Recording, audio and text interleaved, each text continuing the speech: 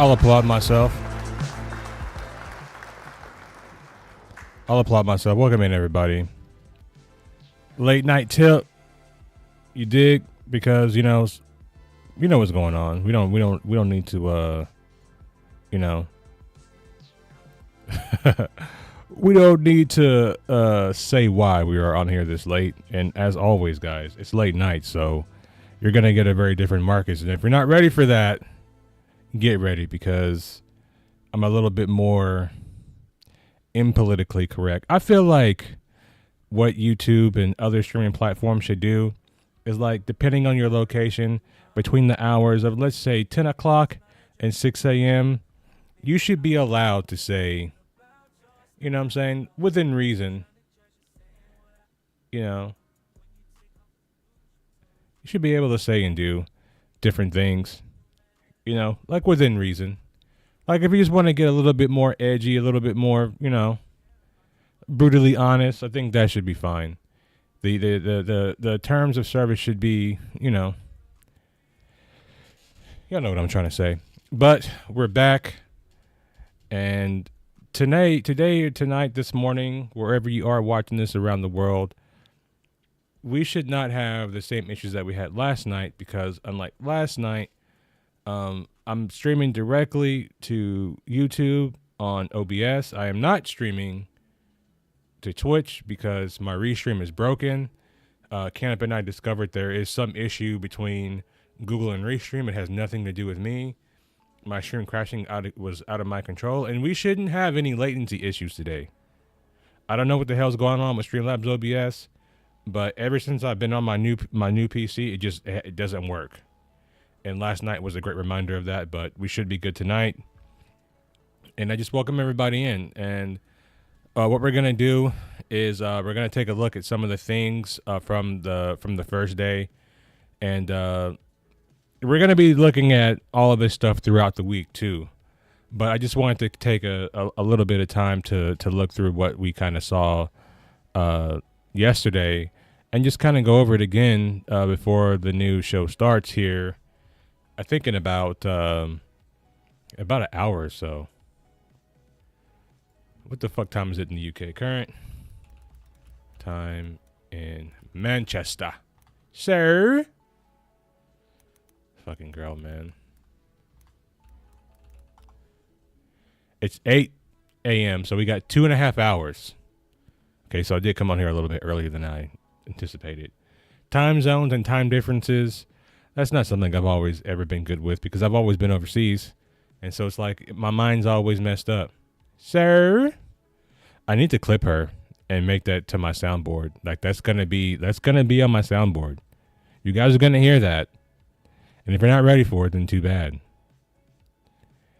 That's too bad, Jack. I just think it's hilarious.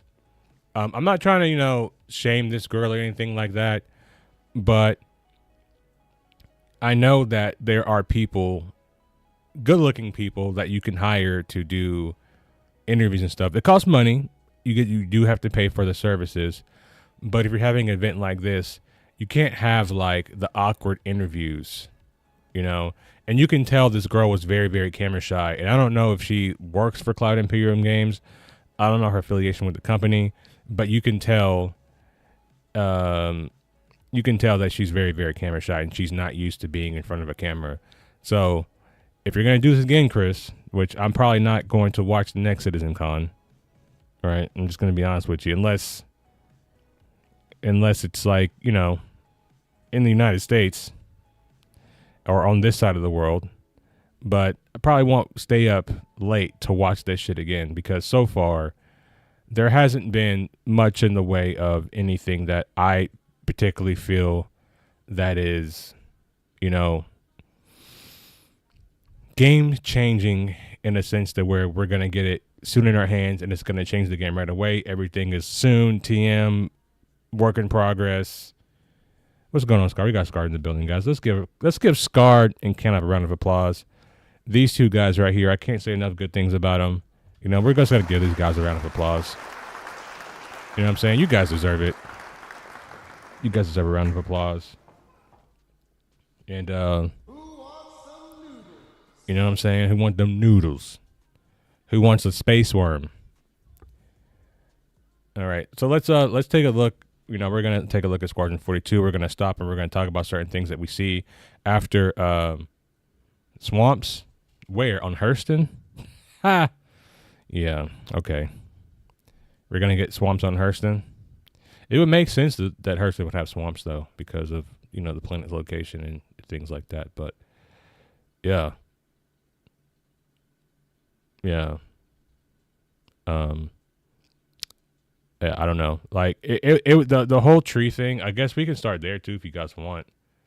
We can look at the whole tree stuff, and we can kind of talk about it because this is why I like YouTube because you can actually scroll through and see. Let me see. Here we go. Swamps. We got the swamps. Swamp thing. Swamp ass. If you're familiar with NMR planets, we've taken off all the assets so you can see the issue. And now how it looks, you don't see those lines going at all. You can still see some tiling, though. I still see it. I can still see tiling. Crash 42 in 2026. Right? You can't wait for the swamp ass. With the terrain data cached on the GPU, like Ali said, we can perform the scattering there too. So now, pretty much you're gonna need a fucking you're gonna need a 4090. What's going on, Brian? Guys, I'm in a much better mood today. Everybody who's coming in the chat, we're gonna give them a round of applause. We're just gonna give everybody a round of applause because we deserve it. We the backers of Star Citizen Squadron 42. We deserve all of the round of applause. We deserve everything. Okay, you know, share the stream out and let's and let's get some more people up in here. This is the no shield stream. I was thinking about what to title this stream because there's a lot of people out there shilling for what they saw. Like, I've already been seeing it. Everybody's so amazed by the Squadron 42 demo. I'm just like, man, you guys weren't paying attention. But we're going to talk about it. We have a lot of things that we can talk about over the next 2.5 hours. Those first bits can run there without being more expensive on your CPU. And it also means the results are directly there on the GPU. We can render straight from them. That allows us to have dramatic...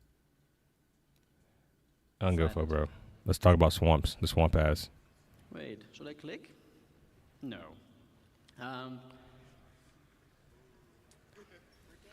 No, I should click. Yeah, click. Oh, there we go. So, our goal of the content is to provide the content that the system needs to populate every corner of every planet with realistic environments. And this content is what this phase of Genesis is all about. Cosmic, in the words of a wise man named Grumpy, shit's fucked. For our first everything is fucked. It's almost a shame Will left because it's about moisture. But let's look at very high moisture and medium to high temperature. So these are the swamps. And I'm thinking, like, what planets on could potentially have these? And this just looks like I went to Louisiana, you know what I'm saying? I'm in, like, lower Louisiana, that lower Mississippi, you know what I'm saying? That's what this looks like. You know, this doesn't look... Of course, you know, they could change it. They can make the swamp a little bit more vibrant. But if it's an alien swamp, give us a little bit of vibrance. Give us a little bit of contrast. This just looks like, you know... It looks like they just try to copy Unreal as much as they could. Chris came on stage and was the only one who spoke any truth. That's true.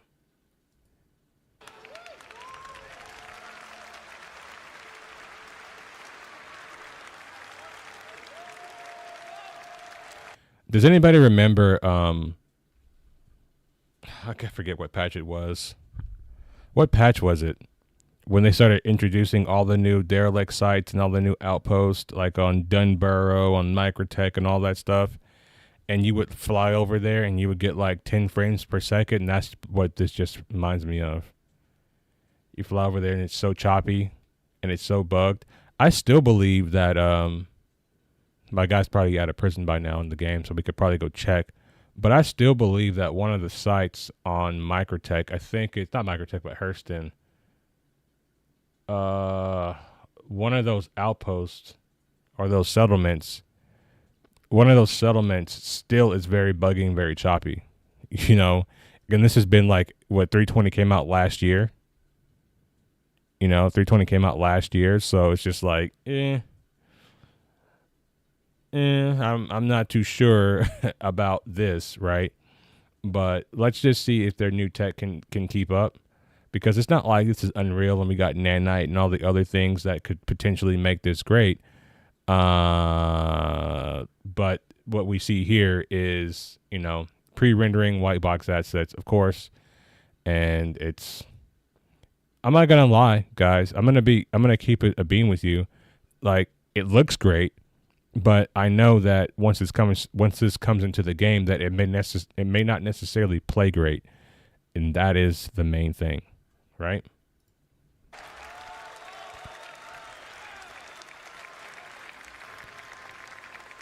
I was actually supposed to do like my own thoughts about not Squadron 42, but my thoughts about day one. But I slept. I've been sleeping on and off all day, and I just like, you know what? It's almost time for day two already, so I'll probably just do like my overall thoughts on CitizenCon instead of doing a day one, day two video, because I I kind of slept because, you know, I tend to prioritize sleep over everything. So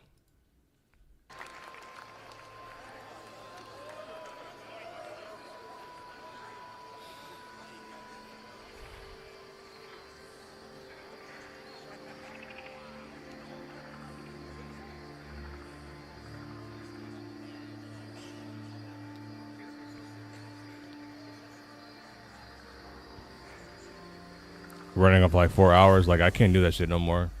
I've been doing that shit for so long, it's shit's starting to bring me down, bro. I need my rest, and I'm gonna get it.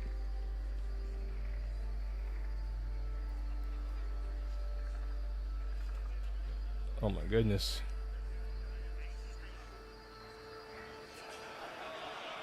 Like, how do you, like, you know what I'm saying? Like, how did this thing get in there, bro? Like, you stuck it in there.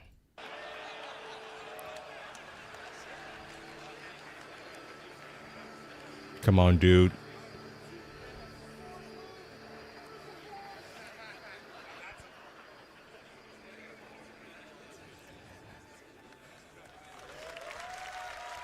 So there's a Scarred Swamp Ass. But what I really wanted to talk about was the Squadron stuff. Because it is a mess. That I have, the team has, and you guys have.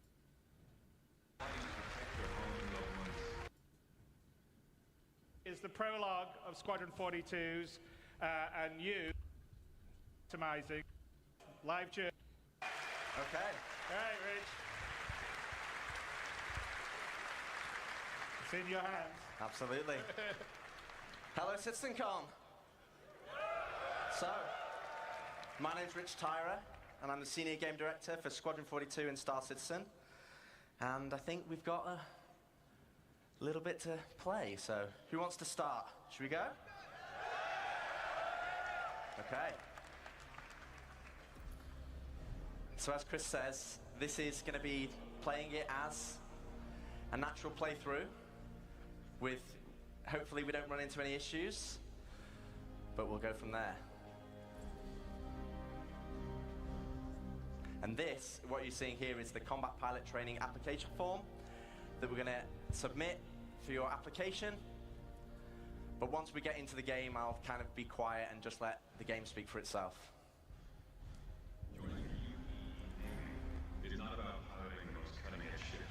I wonder how much they paid Henry Cavill to do this little thing for Squadron 42. It can't be cheap. I mean, this dude played Superman. So, like, you can't, you know what I'm saying? You can't think that Henry Cavill was cheap. You know, like, Agent Scully, the other guy, and Sir Davos from Game of Thrones. Like, those guys, those are in, like, I would say Sir Davos is probably an A-list actor. I think he's pretty beloved in the community, but for sure Henry Cavill's an A-list actor, right? You know, so they probably paid him a lot of money to come do this. Yeah, and I know Henry Cavill, like, I know that he's a gamer, or at least, like, he says he's a gamer. I don't know how true that is, but even though he loves games, supposedly, this still couldn't have been cheap. You know what I'm saying? Back to work. Have a good one at work, bro.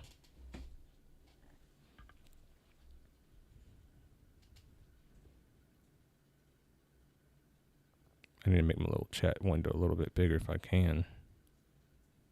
Let me... Oh, I can't squeeze that no more. There we go. They were paid a month of the actors' wages, I believe.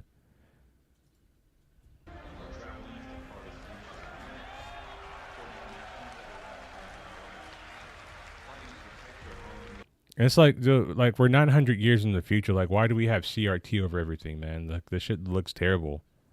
Like, we don't have OLEDs in the future. Like, what is this? Even learning what you're truly capable of. Those are just the first. I'm Commander Ryan Wright. I fly Navy.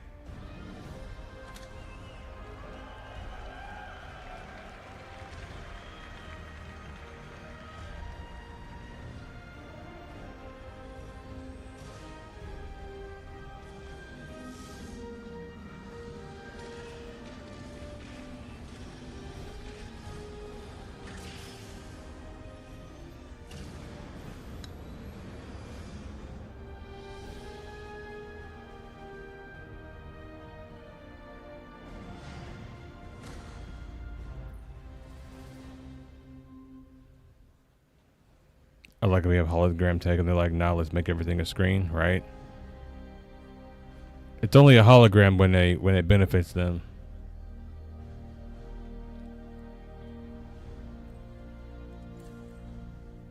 So should we go rookie? So people were saying right here, shit, I gotta sneeze. So people were saying right here, like some of the interactions didn't match what the input was. So let's see. No, Legatus. Which one? Yeah, let's do it. So he clicked over here, and then it clicked Legatus. Let's see if we can rewind that just to here.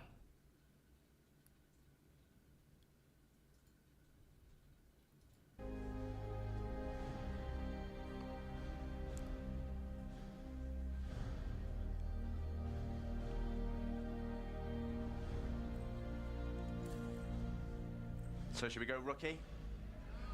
No, Legatus. It's gonna select Ace, and it's gonna click Legatus. Yeah, let's do it. Did you guys see that? Tell me you guys saw that. Tell me you saw that. That's crazy, right? That's literally crazy. Let's continue though.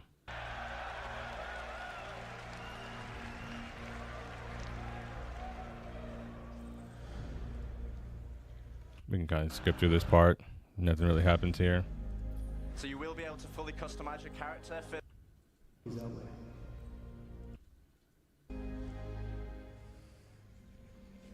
An interactive Blender movie.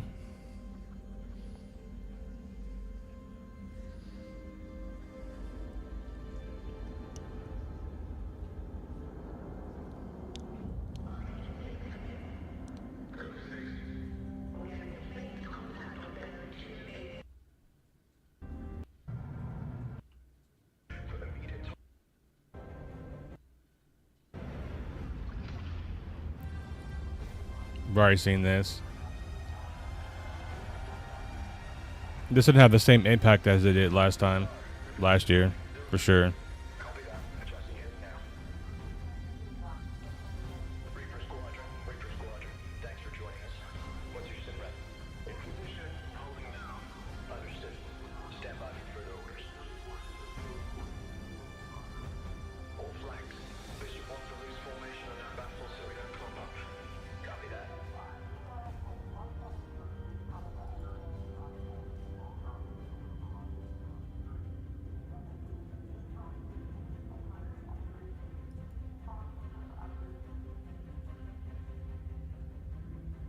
This part's important because I'm going to show you guys something here. I'm going to reiterate this point as much as I can.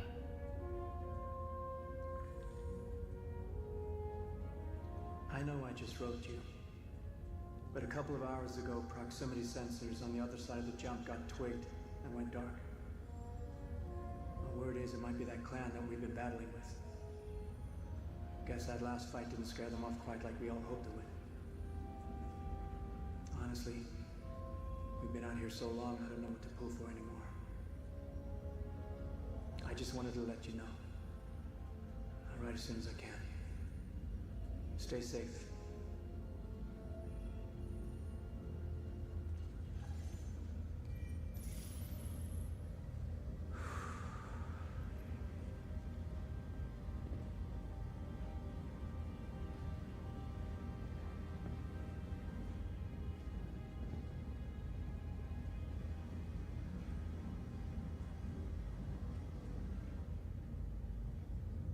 Never gets old, does it? Sir. It is. I used to do the same thing when I was first coming up. Post up to the flight deck whenever I could to watch the launches.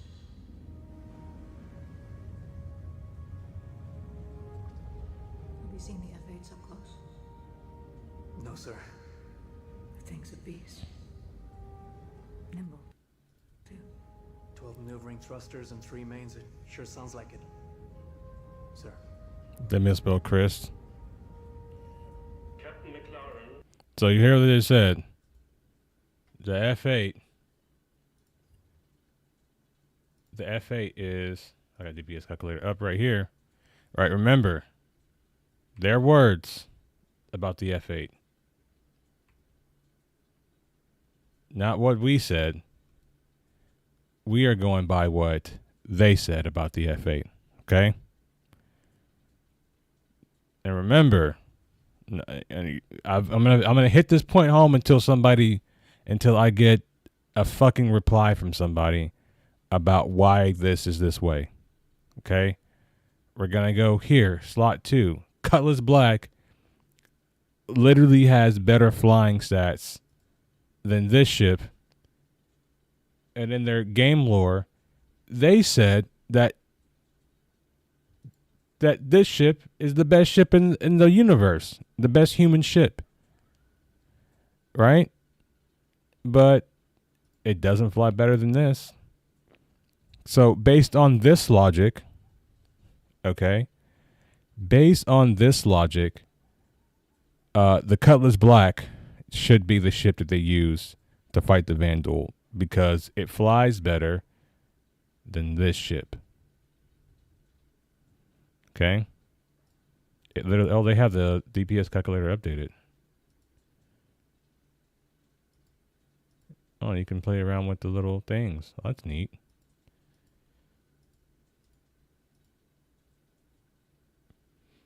That's cute. But anyway, yeah. Just keep that in mind. And not to mention, I'm using the live one. I'm not using the one they uploaded. I'm using the live one because the one they uploaded, I think, is not even a real gameplay. I think it's just, a video clip. To the bridge. Captain McLaren, to the bridge.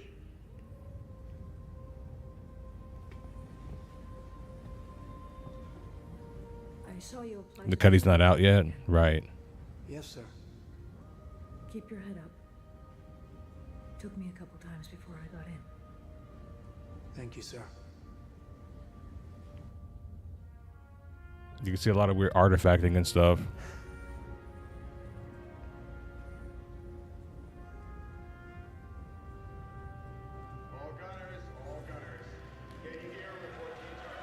You can see screen tearing as they move around. Like, I don't know if the screen tearing is... Yes, this is a live. I really hate when YouTube does this frosted thing. Famous last words. But you can see a lot of the screen tearing when he moves quickly.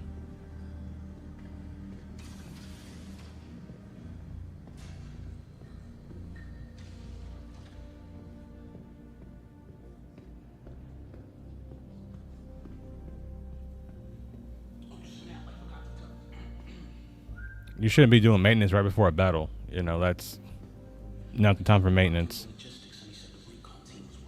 Really? Then why are we sitting here? Vandal aren't stupid. If they know we know, they would have hit us by now. Hey, they can take as much time as they want. The longer they wait, more of a chance for 42 to get there. Well, they can hit whenever. Hey, there you are. Hey. Where's your helmet? Can't gun without it. Some more screen tearing. Rookie mistake. More screen tearing. Gotta get to my turret. Got to go up.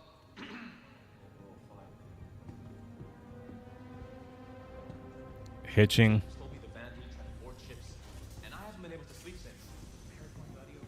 More screen tearing.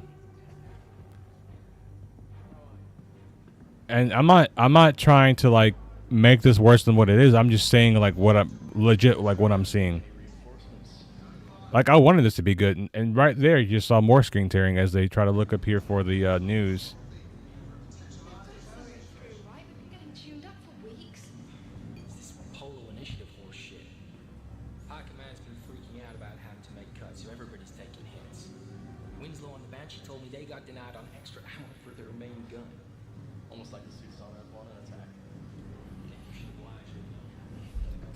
Yeah, most of the time you do repairs in port, I mean, we do tag outs and stuff.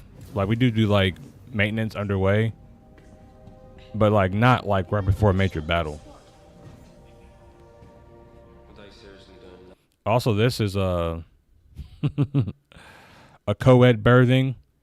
nothing could ever go wrong with this. No one would ever get pregnant, right? Like a male and a female in the same birthing. Like, I could just see, bro. I was in an integrated division in boot camp, and people were having sex. You know what I'm saying? So it's like when you see certain things, like you want it to be believable, and this is not believable, bro.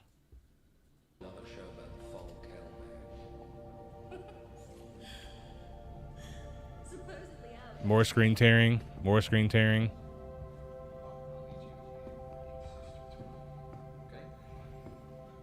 Take him to Lake Perrin. He's old enough. Teach him what I taught you. And do me a favor. Yeah, she'd be down his bunk, giving me some top. You know what I'm saying? A lot more screen tearing. Screen tearing is like awful. A bunk bunny.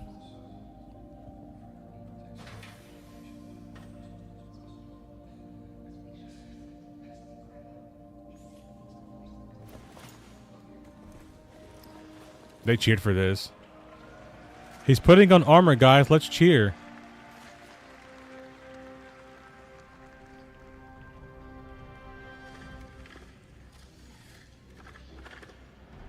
The helmet animates, guys. Let's cheer.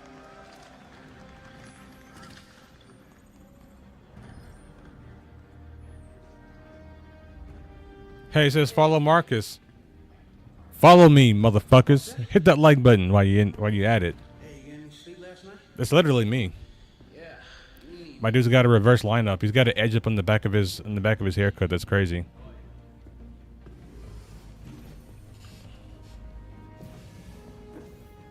It's like a fade, but it's like also a lineup with a taper. That must be a space haircut. More screen tearing. It's a little bit of hitching.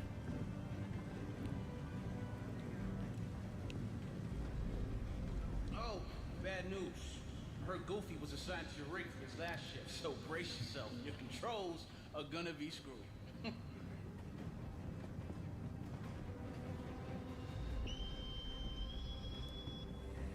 So if you guys don't know what that whistle is, that's a bosun whistle. And that just brings back terrible memories, hearing that fucking whistle. But anyway, I digress. I'm going to continue. This is Captain McLaren. Sitcon upgraded to orange. All reserve personnel get to your stations. Looks like this could be it. In the Navy and the regular Navy would say all men to your battle stations. So basically they just call battle stations. Good luck. See you up there.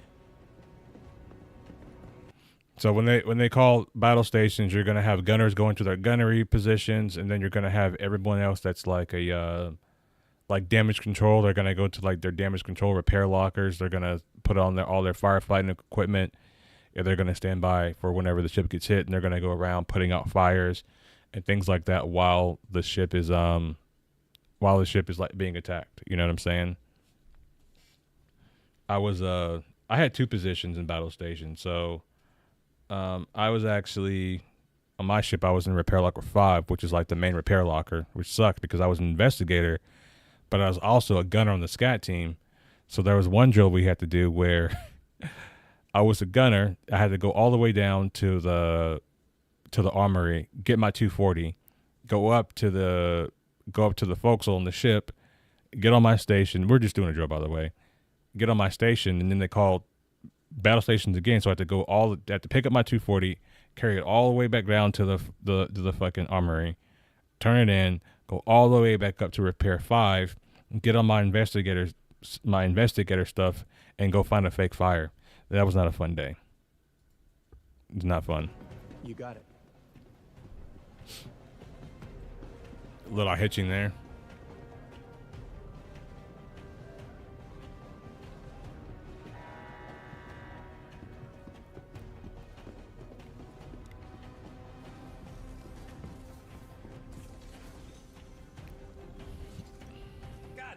Goofy, get the hell out of there!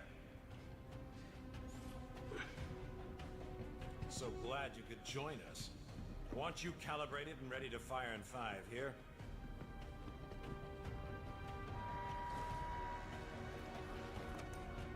what I don't understand about that, and I know they have to like make a tutorial, but realistically, they could just make it to where like once you get into the seat, like you have some type of like your Moby glass just remembers your settings and it just loads it into the turret, and then you don't have to do any of that. But you know, that's just me being efficient.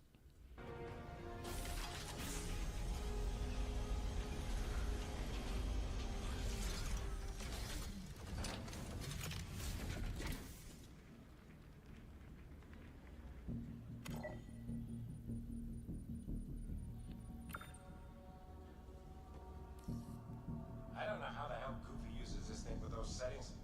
I'm just going to do a full reset so you can get operational. Just follow the on-screen instructions for the calibration program. Stand by. We'll start with tracking. Since we're out here hunting a Vandal clan, I'll load up one of their ships for you to follow. I love how they have all these tutorials in in Squadron, but none of this shit exists in the fucking game, in the main game. And you can see down here, and this is why this might be a not what do they call it? What do they call this shit? This is the dev naming shit right here. Forget what they call this, but this is, you know, not the correct UI element.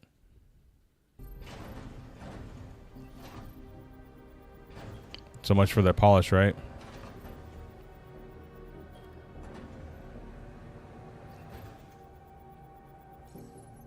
All right.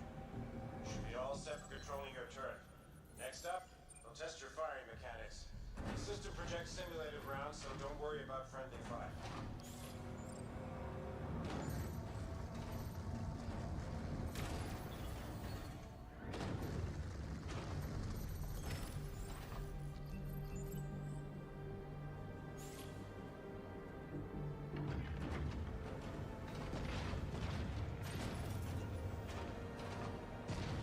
Looking good.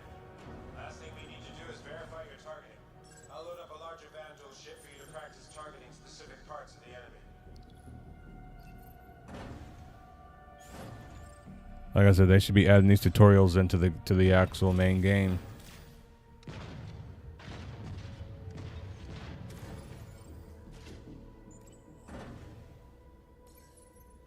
Okay, your targeting is tracking solid, so that should do it. Check any other If this is if this is Legatus, I'm gonna breeze through this fucking game. Marcus, test your tilt. System says it's sticky. Moving now, sir. Seems fine to me. Good. All right, people. Eyes open, mouths shut. Any idea what's happening, sir? You covering your sector and staying off comms. At least that's what should be happening. My money's still on the drill. Yeah, you see that right there? Any idea what's happening, sir? You covering your sector and staying off comms. At least that's what should be happening. My money. There's no guy. There's nobody here. Buggy mess, man. I'm telling you. When you go back and you actually look at it objectively, and we take our emotions out of what we're seeing, and we're honest about what we're seeing, we can clearly see that this has a lot of issues still. And like, if they spent a year polishing this, like this part of it, and they knew they wanted to show this part because, you know, they've had meetings and they've sat down for hours and hours and hours and then on the day, talking about what they're going to show at CitizenCon. It's not like they just decided this 2 weeks ago, you know. Like they probably knew last year that they wanted to show this during CitizenCon, so they probably spent the majority of their time trying to polish this in a way that it can be shown, but they still haven't fixed a lot of the they still haven't fixed a lot of the things, and we still like these same bugs that we see here. We see these same bugs in the main game. So Still on the drill. What'd I just say? Sorry, sir.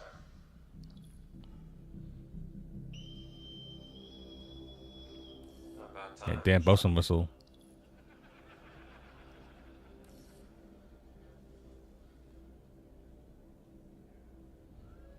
Attention, sir. This is Admiral Bishop. For 6 months now, we have faced an elusive enemy determined to see the Empire burn and every human with it. There have been battles. There have been losses. Each and every one of you has proven yourself time and again, but today I must ask for more. Today, we fight one last battle. My guy's a Polaroid 900 years in the future. Advanced recon indicates the entire Vandal fleet has just entered the system. Oh, did you see that?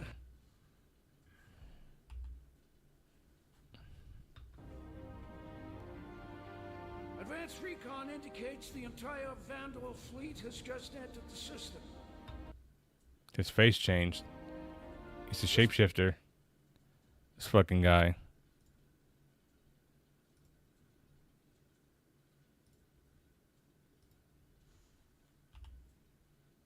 Entire Vandal fleet has just entered the system. This means That guy's fucking Vandal. I knew it.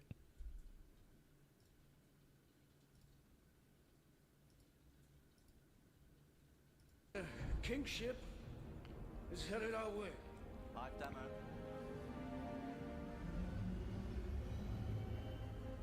Now some of you Had shape-shifting fucking characters and stuff. there will be no time for sorrow. Look at all this artifacting and tearing. Because 2 billion souls in this system. I didn't even see the console. I was looking at the guy's face. There should be no illusions about what we were up against.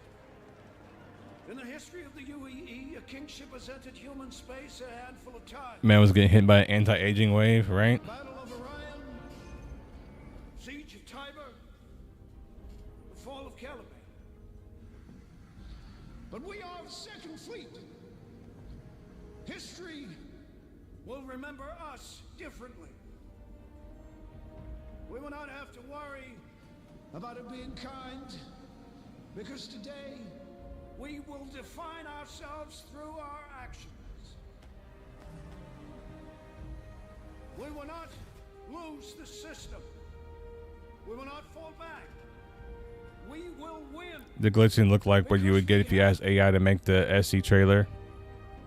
Factuals.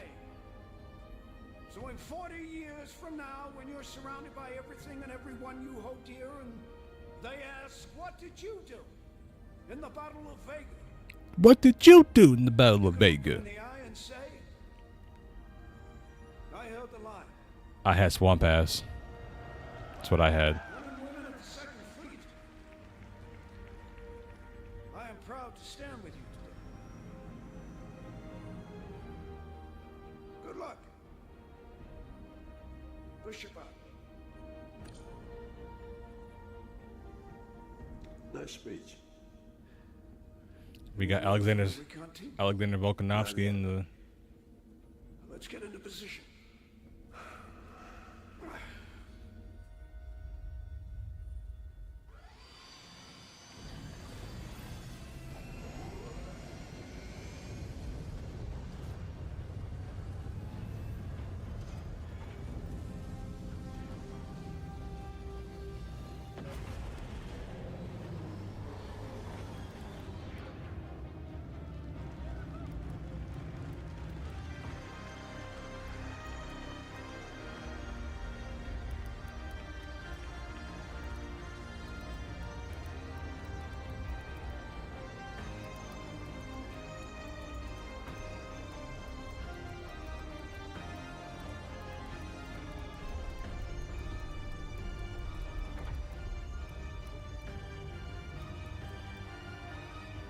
Yeah.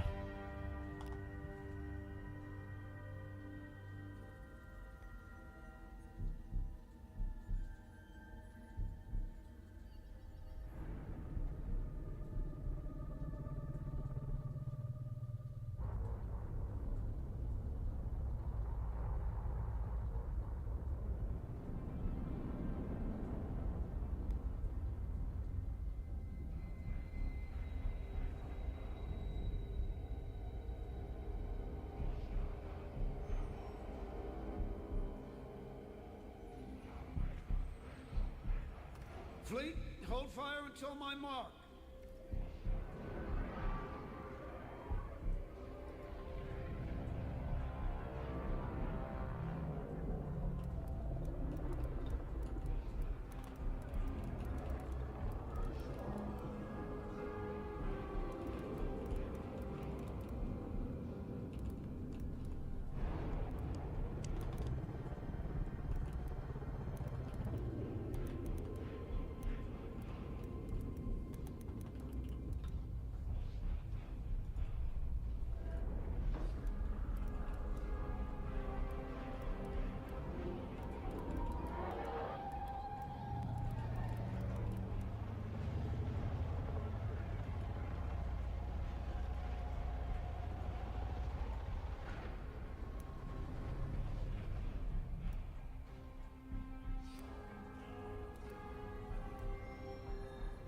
Strip safeties from the Goliath.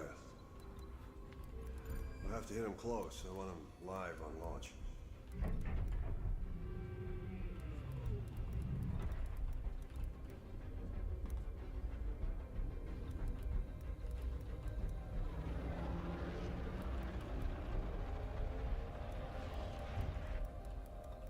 What are they waiting for?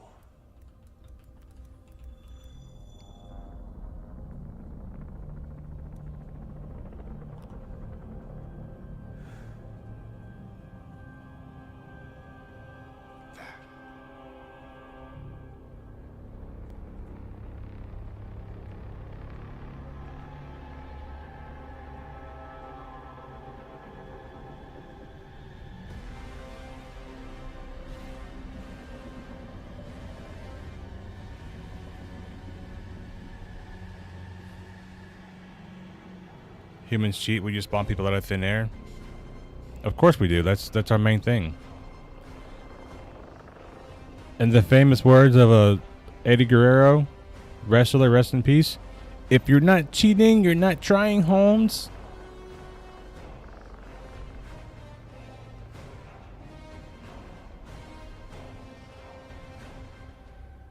I thought he would be bigger. That's what she said. So did I.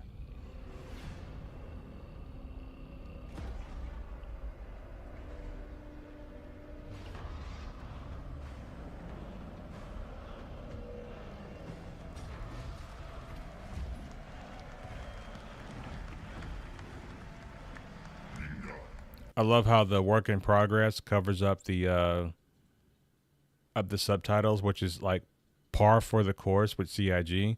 Because if you go into the regular game, right, you can see this like in elevators and things like that, like text covering up other text.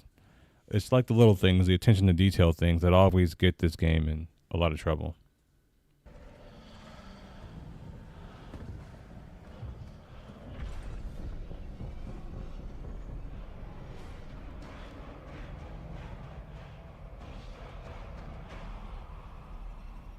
Ship's locked, sir.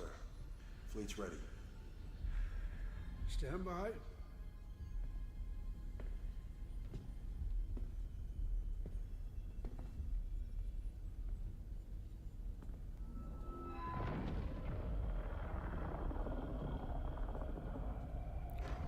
I love how we have all this sound in space. Like if it were me, and I was able to see them launching their fighters, they open up the inside of their ship and they launch fighters, like I would already be shooting them. You know, I hate how this lame ass ship made by a super smart race, and they're like, we make this 99% perfect, and we just let this one out there, and if they hit it, we lose. Yeah. It's kind of like the Independence Day thing, how they flew the ship into their giant lasers. Like, oh yeah, there's nothing wrong with this, but like I said, if I saw this, I'm like, hey, they're releasing their fighters they're opening up their ship. Let's attack it, because their fighters are not in a position to where they can actually fight. Let's go attack that, especially since they already had their fighters launched. Their fighters are literally already launched. You could start attacking them literally right now. This would be the moment to strike. Don't even let them get started. You know what I mean? And this is like, you know, you guys have been on the channel long enough. You guys know that, I kickbox, MMA, like all that stuff. And the thing that you don't want to happen in a fight is you don't want to let your opponent get started. So before they even try to start an offensive attack, I'm shutting that shit down. And so in this situation, I would like, man, we got rail guns. Start shooting that shit. Pause, but blow these holes wide open. What's going on, Benj? Let's give Benj a round of applause, guys.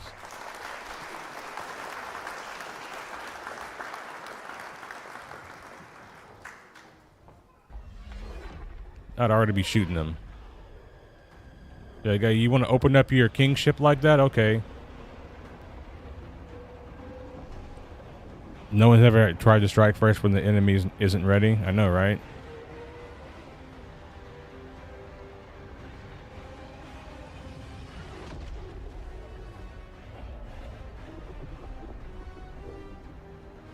It's like, yeah, we're gonna wait until they get close. Like, no, fuck that. Shoot them while that thing is open.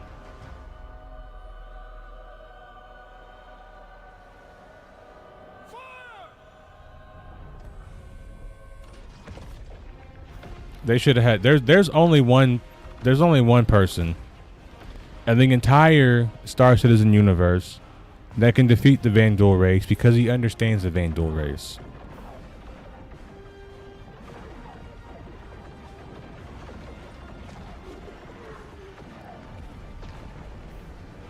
Turns out he wasn't trying to fight back. Exactly.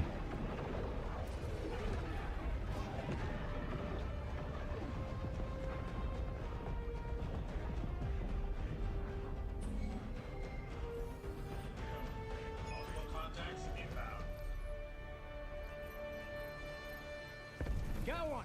I got one.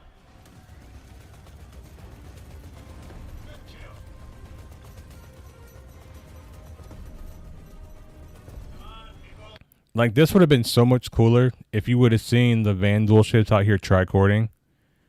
Yeah, we're talking about that, Canop. If you would have seen the Vandal ships out here like tricording, like avoiding your fire, and you had to like, actually track them, you know what I'm saying? Like, that would have made this infinitely better, but they don't. So it looks, like they're flying on rails. It's like, oh, fly here, just shoot me.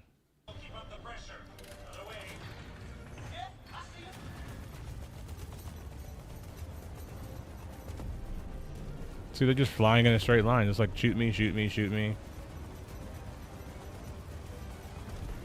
This guy has terrible aim.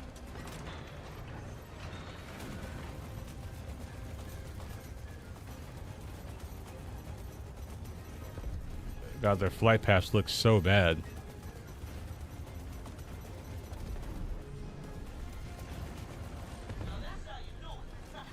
That last one, he didn't even finish shooting it and he just blew up anyway.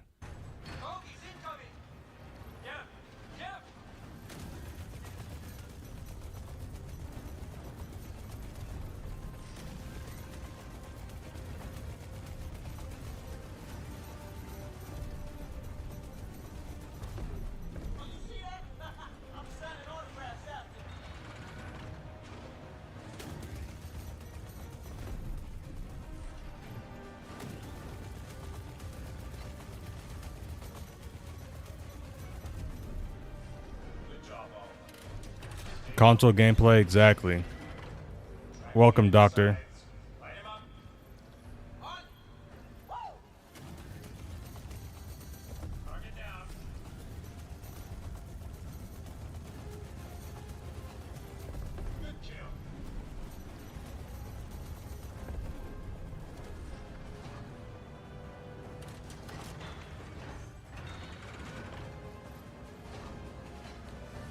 Smart TV gameplay, I know. Here comes the first crash coming in here shortly.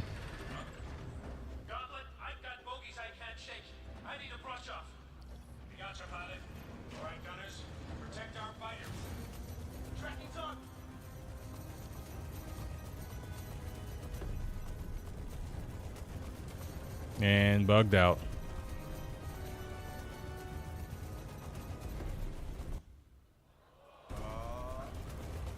We all know that sound.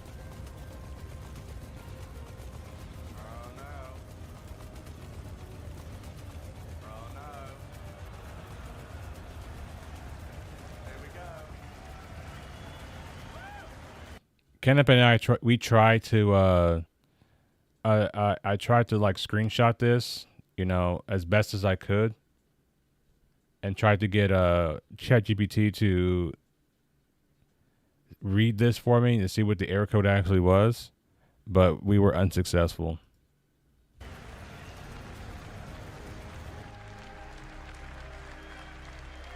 And if you look here, it looks like they have the different scenes that they can play, you know? So it's not like they launched it, you know, how we go in and we launch the game from the launcher, right? They have these specific files that they open and that they play. So this stuff is not even put together in an actual game yet. These are individual chapters that they play on their own, from what it looks like.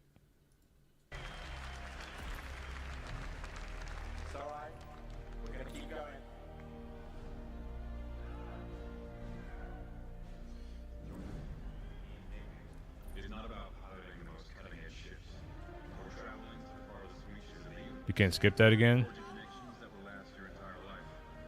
Fighting to protect your home and loved ones, or even learning what you're truly capable of. Those are just the perks. Right. I'm Commander. Ah, so let's go to... So they showed it. If I can rewind real quick. Those are just the perks. Right. I'm Commander. Ah, so let's go to... Right there. Boom.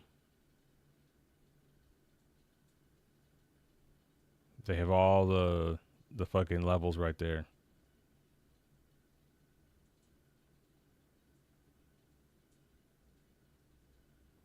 Just like all their back end stuff where they can just skip through the levels and shit like that.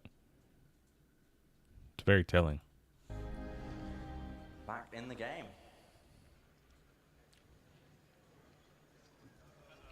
Star Engine will be Star Engine. Facts. Factuals.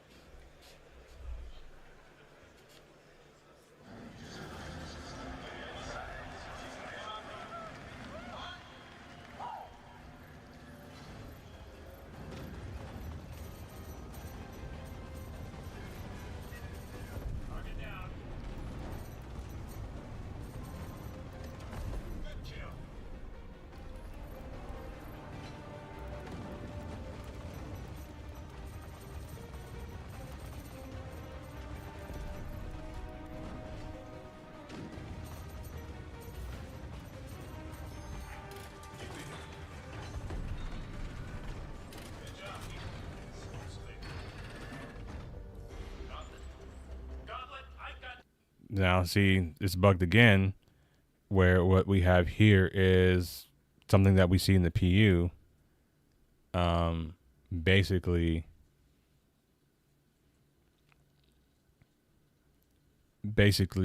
a ghost talking to you. How many times have we seen this before? Bogies I can't shake. I need a brush off. You got your pilot. All right, gunners. Protect our fighters. Tracking's on. The talking chair, right? I should have meant like a bug counter. Can't hold out much longer. Damn it, gunners, take out those duel.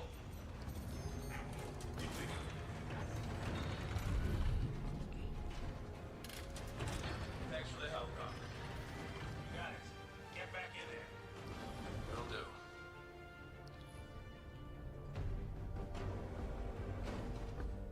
Hold on. I need to make my notes.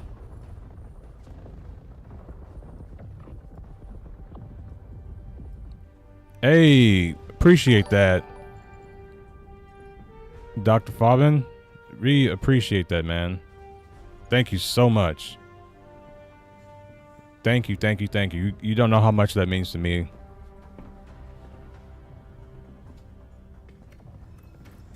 August, shift your position back and drift 8 degrees off x-axis. That should bring that Moiler into your field of fire. Corvus, redirect to fill the gap and take those gunboats off integrity.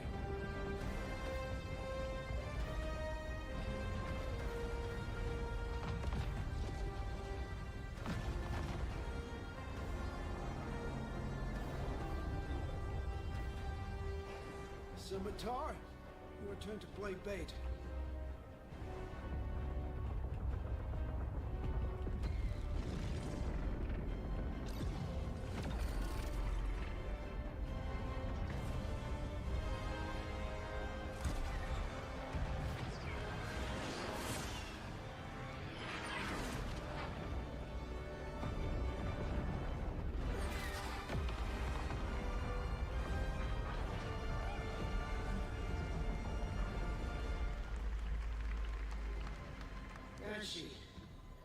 Push forward. Let's see how strong that line is.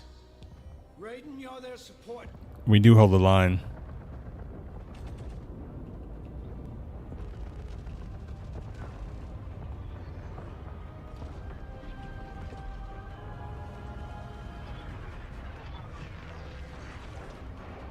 For better or for worse, right?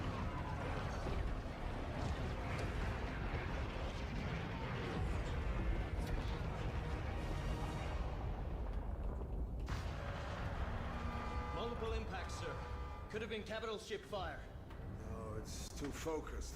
It's more like heavy fighters. Do we have a line on them? Turrets have been taken out, sir. Gauntlet, come in. We need you to sweep up some fighters on us.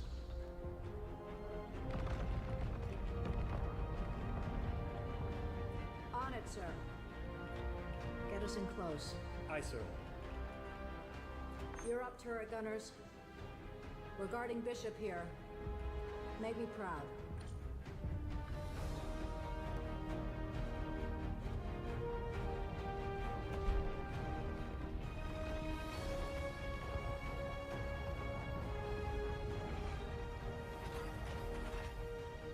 And how long was that? That was like maybe 10 minutes of straight cutscene.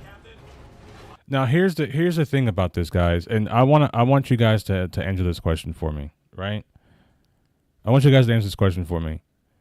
How do you think these cutscenes are going to be with this new TikTok generation? Because ultimately they want to advertise this game to as many people as possible. However, I think it's going to be difficult for them to do just due to the fact that this younger generation doesn't have the attention span to sit through an interactive movie, you know? RSICAG has all the money, the fan base, the tech, they must deliver. They don't have a choice. Like, what people don't understand is, I think some people understand it. I understand it. But I look at this as the future of this game is riding on the success of Squadron 42. And I'm a little bit worried because, like, they told us last year this thing was feature complete, they're polishing, and their vertical slice demo. And if anyone's been following my channel for a long time, you'll know that I've been saying that what they really needed to do this year during CitizenCon was to have a playable demo, not for us to watch, but for us to actually play. Like, if we could have played this, just this part of it, and got to experience it and all that stuff, I think it would have created a lot more hype, because then you would have people like your Asmongold's and your Summit 1Gs being able to play this and giving their feedback on it. You know what I'm saying? But they didn't do that, and probably for good reason, because it's very, very buggy, you know?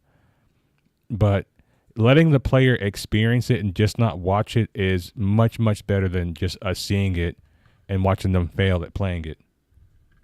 On those dual ships, fried and crispy. Copy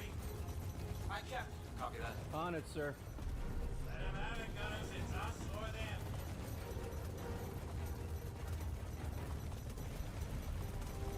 Good kill. I think at best they sell 4 times the 1.5 million pre-orders. With the cost of Squadron 42, they need to sell 3 times what I expect for it to go down in history as one of the top 100 selling games. You know, I think you know, they do have the 1.2 million pre-orders, which is good. But I do think that I don't see them selling more. I don't see it being more than 4 million copies. And I hope I'm wrong about that. You know, if they can do 4 million, that's great. But they're not going to, this game is not going to outpace something like a GTA 6 or a Call of Duty or a Battlefield or anything like that. Because realistically, there's no other game that you can kind of compare this to that has like these kind of like the cinematic. We haven't seen a game like this in a very long time. It is very slow. It's so slow. And one of the things that I was saying earlier, Doctor, I don't know if you're here for that, but it would have been much better to see these NPCs out here tricording, and then you actually have to try and hit them and not just be like, oh, they're flying in this kind of straight line and they're listing lazily to the left and we can just easily hit them. If it wasn't like in a position to where we actually could, you know, or we actually had to try to hit them, it would have been significantly better than what we have here.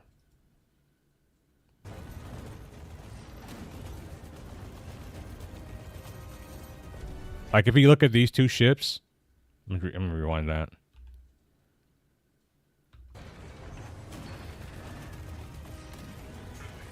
So watch, I think it's these 2 ships right here. They're going to do the exact same movement. Watch these 2 ships.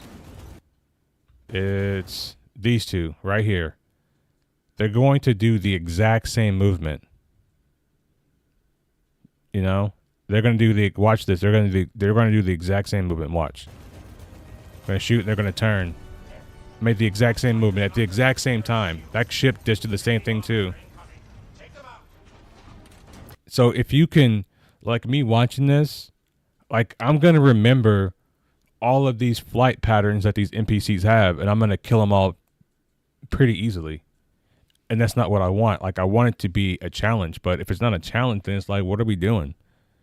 You know, it's almost like fighting the brain dead NPCs in the live version, how like you shoot them and they try to run away from you. So they give you their tail. And it's just like we don't do that in the live version of the game. At least before we didn't do it. We kind of have to now. Like it's become a, you know, we shoot and then your shields go down and you joust and you try to turn around and stuff. But, you know.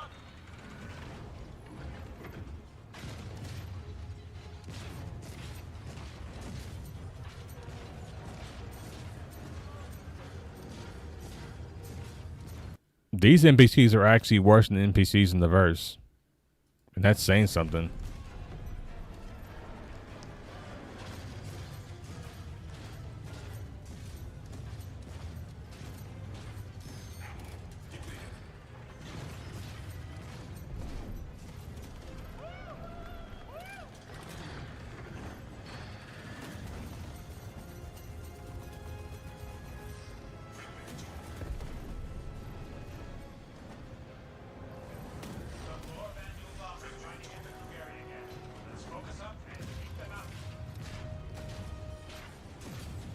I know, man. I've stood silently by this game for many years, but now I will stand with those who know better than I. Yeah, I mean, I'm not gonna say I'm an expert, but like, essentially, what it is this is, I started playing this game like right at 3.16 and 3.17, probably 2 of the best patch cycles in the persistent universe, right? So with that being said, I kind of understand where the game was when it wasn't like in a more decent state versus where it is now. And I remember the 3.18 cycle and the 3.19 cycle and the promises that were broken during that time. And that kind of removed the rose-colored glasses for me. I remember when our ships were constantly being wiped. I remember when people were having account issues. And I remember they told us that every ship that we bought in game, they would return to us, and they never did it. They never returned those ships to us, and it's been one of the things that stuck with me during this entire time, because it told me that, you know, CIG doesn't keep their promises. They didn't keep their promises, and people were locked out of the game for an entire patch cycle and having their accounts wiped over and over and over again. And then, you know, when you say you want to reset the economy and you make ships really expensive, but then you lower the mission payouts so players have to play longer, and then you make flights slower. So it's like, you know, when you go to like a bounty mission, for instance, that you have to slow fly to, you know, unless you're flying an interceptor, a light fighter interceptor that can go 1,400 meters per second, you know, those little things add up over time, and you're just like, is this worth continuing to play?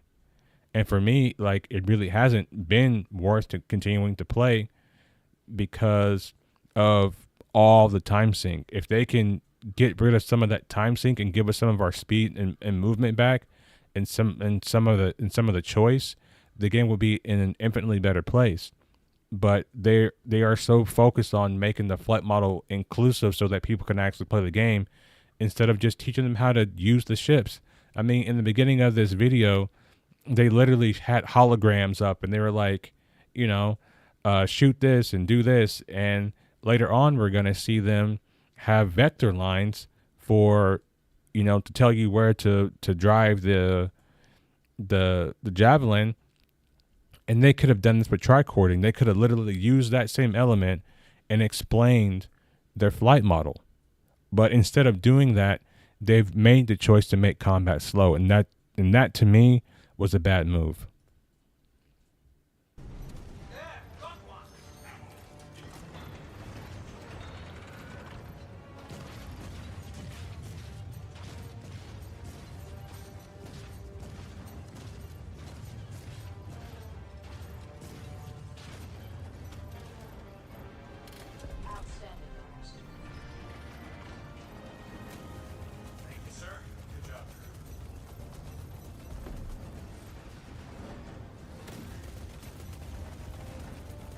God, his aim is terrible.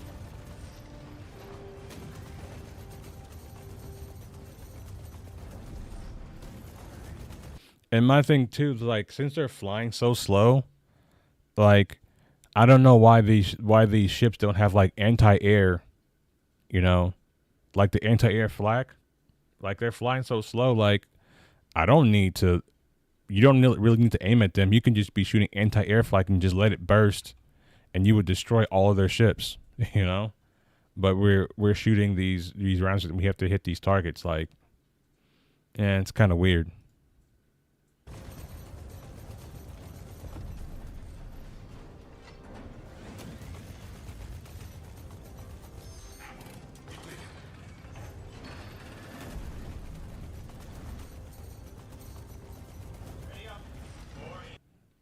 Do you think I'm nitpicking? Do you think I'm nitpicking? Is that what you come here to ask me? You come to my stream and ask me what I'm doing? Whiskey? Because, like, this conversation that you think that you're going to have with me is not going to go the way you think it is going to go. I can guarantee you that. So choose your next words very carefully.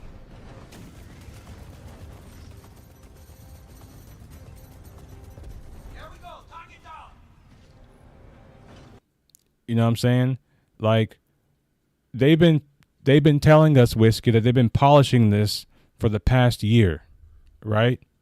They say they've been polishing this for the past year, and we can clearly see bugs in the game. Like, we've gone through this. I've been streaming this for over an hour right now, and we're just going through, and we can clearly see the bugs. Some of the same bugs that currently exist in the PU. So we're not nitpicking. What I'm saying is, we need to understand that this is not ready for prime time yet. And what I'm also advocating for is this should have been a playable demo for the entire player base. You know what I'm saying? Brian, like it's true though, right? They could have flags. Flags in this situation make more sense. They make way more sense in this situation to have flags, especially when they're flying so slow. You know? And maybe that's something we can probably tell CIG that could be a good idea. For bigger ships like your Idrises, your Polarises, your Javelins, to have anti-fighter flak. That way, it's a little bit better for these bigger multi-crew ships to defend themselves. Imagine asking a question worded in that way, than saying why defensive. Just asking a question, what a dick. Yeah, that's what people do, you know.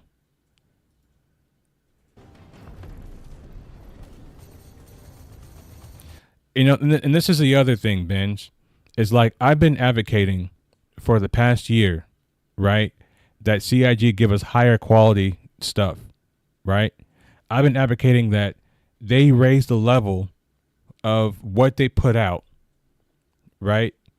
Because if we get a game that has minimal bugs, like that's better for everybody. It's better for CIG and it's better for the player base, right? But it seems that when I point out CIG's poor quality, people have issues with it. It's like, oh, you just want to come here and nitpick? Like, it's not nitpicking. Nitpicking is like when everything is like working fine and you're just going through just trying to find something wrong. I'm not going through and trying to find anything wrong. I can clearly see it. The chat can clearly see it. Anybody with a brain that's not trying to shield for CIG can clearly see it. $700 million in like 2 decades, and this is what they have to show. They deserve any criticism. Most people paid to dev the game, and it's worse than Concord. Like, we can clearly see what's wrong with it. Benj has been playing this game a lot longer than me. Okay? And he hasn't played since the last flight model was out because he understands that the game is not in a good place. I agree the game is buggy and a mess, and we should have demand more considering what many of us has paid. Exactly. So I'm not here trying to nitpick. Like, I literally showed earlier, if I could rewind it, where the guy's face was literally glitching back and forth.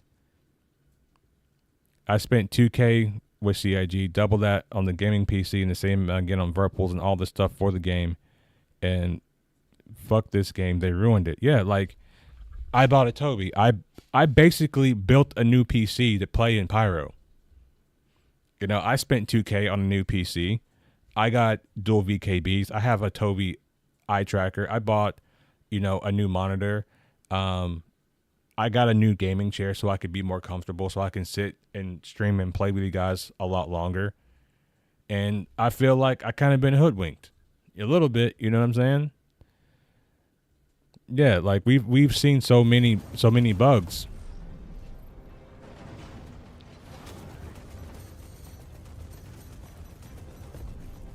Like, it's not a nitpick. It's something they said they had in Squadron 42 as well as plasma and other types of ammo. But where are they? Flak would make a whole lot of sense in this situation based on how the flight model is, right? If we have this slow flight model, like, just shoot flak because you're gonna probably get 100% hit rate.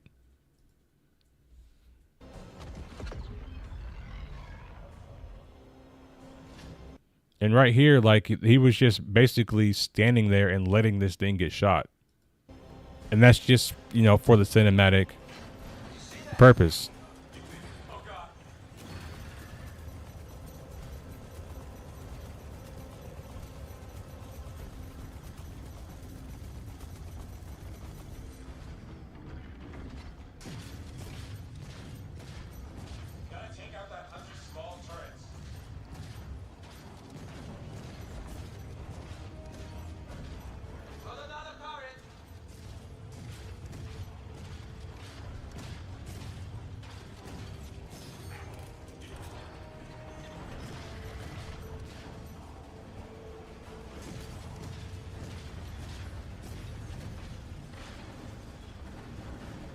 You know what I'm saying? And we're not saying like the spaceships are not high fidelity and they don't look good and they're not beautiful or anything like that. What we're saying is the gameplay is not good.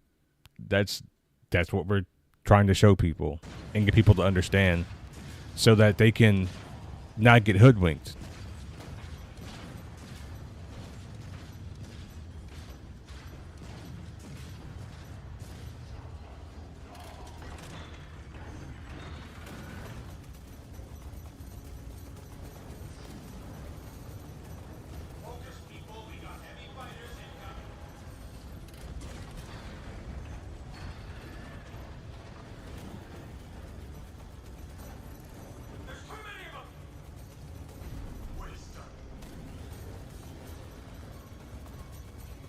See, they're all just flying and like the flying is just so unrealistic. Like they didn't pitch, they didn't roll. They did pitch. They just turned their ship. They didn't roll. They didn't do any flight movement. Like no one would ever turn like this in a real fight. It's like they almost stopped, came to a stop, turned, and then continued to fly on the same path. Keep up that fire.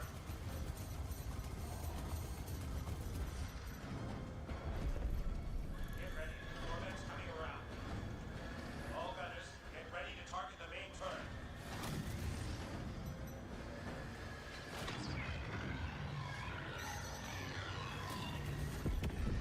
Marcus!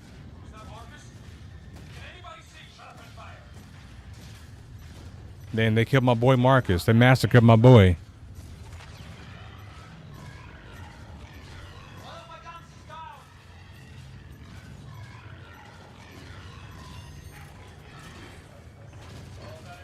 Take out that turret.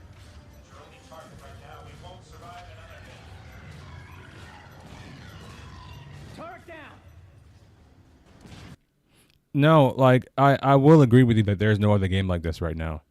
But there are other games in development. There's a game in development called For the Stars, which is trying to be another high fidelity exploration style game. But it's not going to be like Star Citizen where it's like an interactive movie, But just because there's no other game like this doesn't mean we should accept what CIG puts out, because we have no other option, right?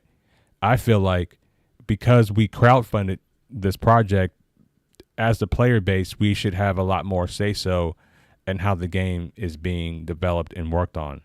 Like if the vast majority of the player base watch what we're watching and has the perspective to say, okay, well, this flight combat is on rails and doesn't look very good, and we would want a little bit more difficult experience, and we want to see these Vandal ships tricorded. We want them to actually be hard to hit. It would be better, but because it's already super, super slow and the flight mechanics that the NPCs are using is they're on rails and they're not doing anything that would be remotely realistic, right? Because if you're trying to convince me that those are real alien ships, right? If we're going to suspend reality and believe that those are alien ships, and they're not doing alien ship things, it's just like, what are we doing? Let it do some alien ship stuff. Like let it have weird, unorthodox movement. Let it tricord. That's all I'm asking for. I'm not asking them to scrap the project and start over. I'm asking for them to do something realistic. You can go into ChatGPT, Whiskey, and ask it about 6 degrees of freedom, ask it about tricording. It would tell you that tricording would be a real thing that you can do in 6 degrees of freedom. If you had maneuvering thrusters, you could literally tricord, and it would tell you that you can also avoid shots with it, right? That's all we're saying. That's all we're saying here. I'm not saying that it's not beautiful. I'm not saying that it doesn't look good. But what we're saying is it looking good is not enough. It needs to look good and it needs to play good if they're going to go for that. That's all we're saying here.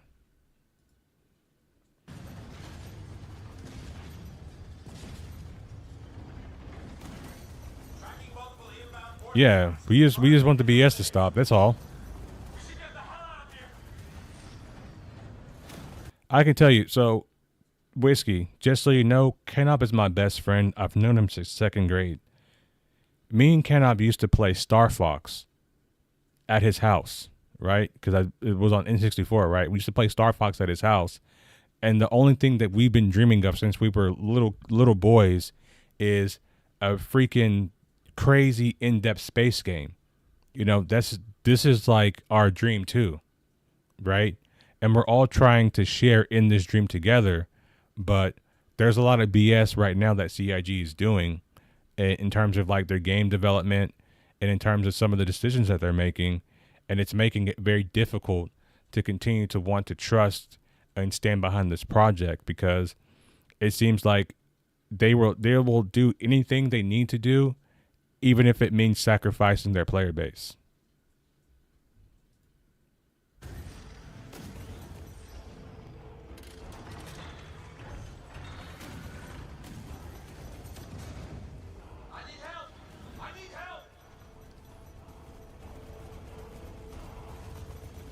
And like, I wouldn't, like, if the gameplay was actually like good, like I'm gonna be honest with you guys, right? If the gameplay was actually like really good, right? I wouldn't mind this cinematic movie part, because growing up, like, we used to play games that had like a lot of cutscenes in them, right? So I don't mind the cutscenes.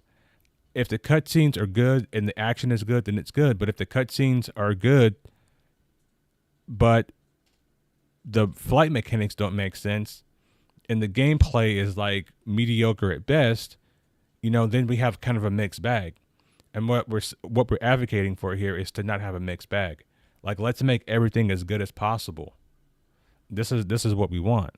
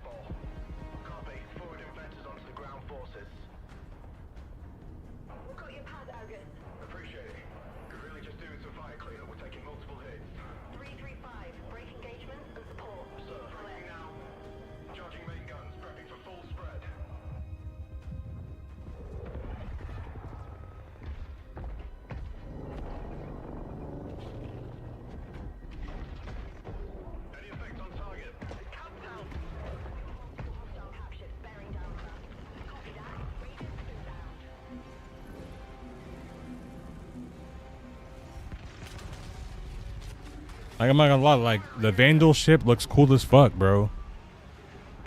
Like, the King ship is badass. Like, I'm not gonna lie, bro. Like, it's really fucking cool looking. But let's let all this play good. Like, it should all play good.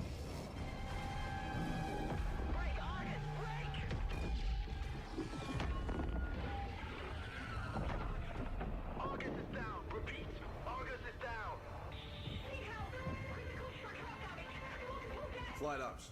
Scramble any available support ships to pick up survivors. Right. Chewing us up, sir. Break engagement with this destroyer. Align for a run on the King ship.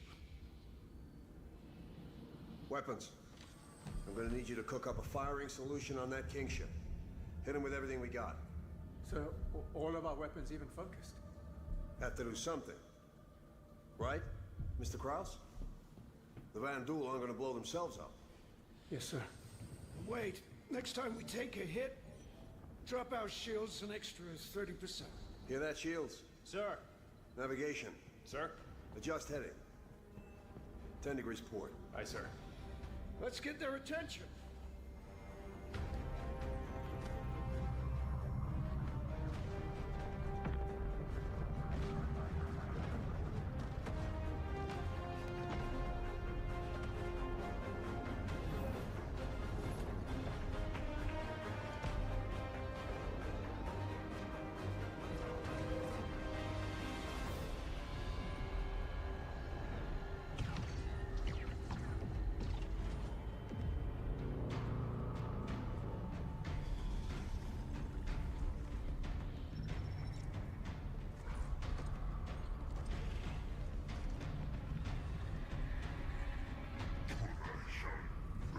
telling you guys, there's only one hero that can save us from the Vandal threat.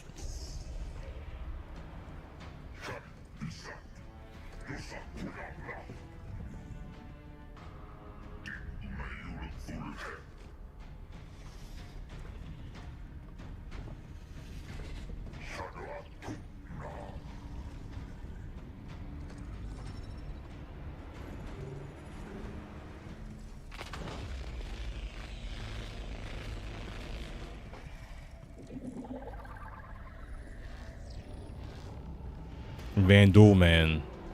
Exactly. Y'all know who it is.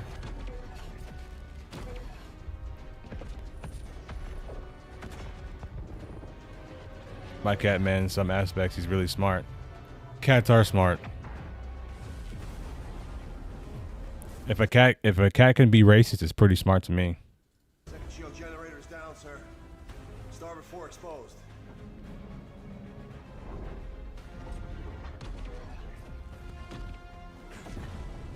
Sir. Hit them again. Waiting on you, Mr. Krause. They're gonna kill us. Ha! That's a cat being a cat.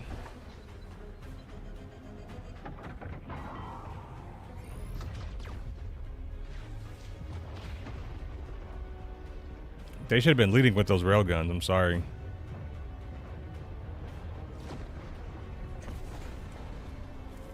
Getting power spikes. And charging up the main gun. Yeah. Can't have had a racist cat.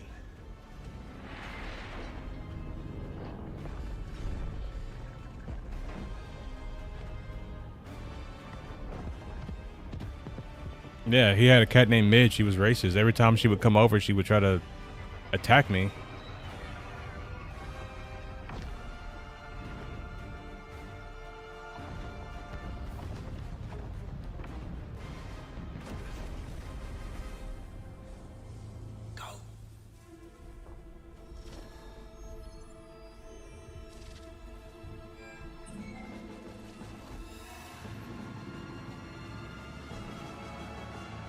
All right, people.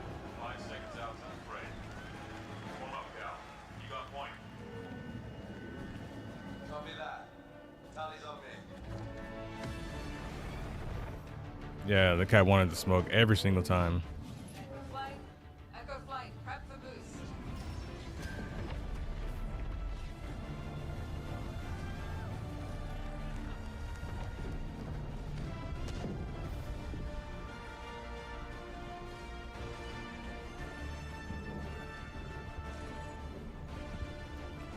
She really was.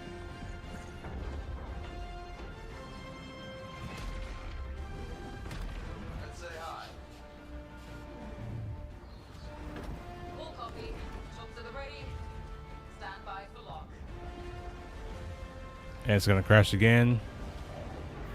5, 4, 3, 2. Copy, Doug. You can cover. I can make a run at that shield, Jenny. Copy. Hey, Roker, take Charlie and Delta and screen up those fighters. Fatal, Bug, you're at main. They can run a double switchback. Copy that. Tally's maintain vector. I'll clear you a shot. I emerge a little bit more staff from CitizenCon each year, and that I see the future. Yeah. I think last year was like their peak hype. I think this year, I don't know if it's the UK crowd, but this year the crowd has not been as... The crowd hasn't been as receptive.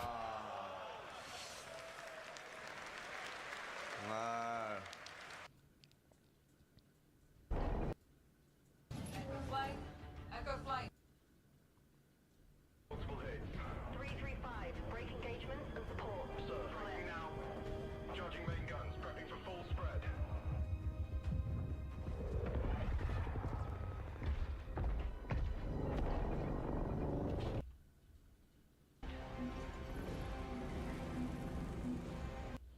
Oh, I went back too far.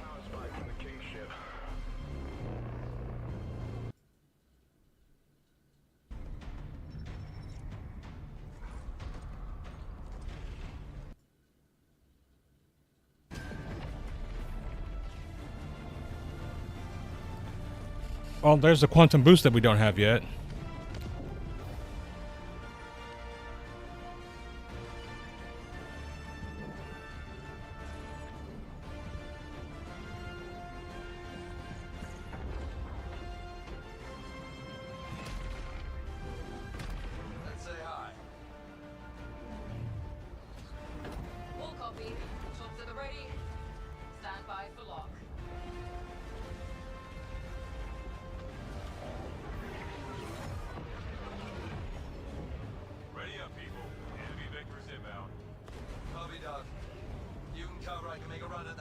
Jenny.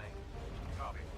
Penny, Rover, take Charlie and Delta. Screen up those. Some of that's definitely going to create crowd, but also not enough gameplay. I think people expected they were going to release Squadron 42 or let some old people play it there or something. Yeah, I was saying earlier that they should have definitely had a playable version of Squadron like this right here. You know, I 100% agree. Yeah, if they just had like this right here, if we could play this, I think they would have created much more hype. I would thought they have the Pyro Playground out again too, out for all backers. Like Citizen Con would have been a smash hit if we would got Pyro Playground tech preview with server meshing, jumping back and forth between Snet and Pyro, and they just left it up all weekend for Citizen Con. And if we would have got a Squadron 42 playable demo, this would have been a smash hit. Instant hype, crazy hype. Everybody opening up their wallets and buying more ships. And, you know, I probably would have been hitting the copium too. I'm not going to lie. Like, if we had all those things, I'm not going to lie. I would have been like, you know what? Maybe this shit ain't so bad, right? But because we don't have any of that, you know, and we just get another vertical / we get another video to watch, and most backers didn't get the opportunity to play Pyro with the server meshing and all that stuff. It's just, it feels very, very dull.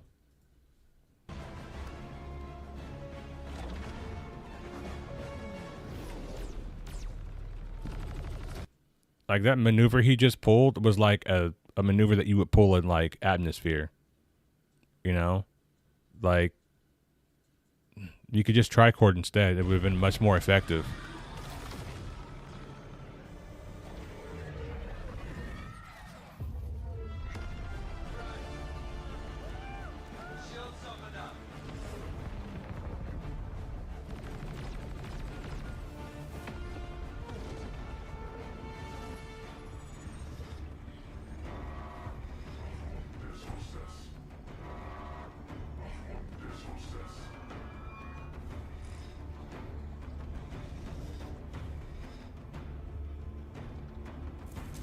Shields up!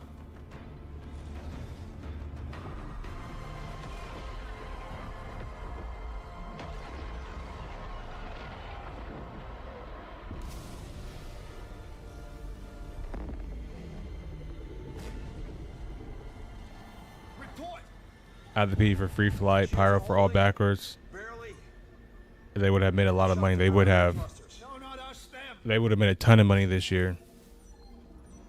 The kingship shields are down. Yes! We don't celebrate until they're dead.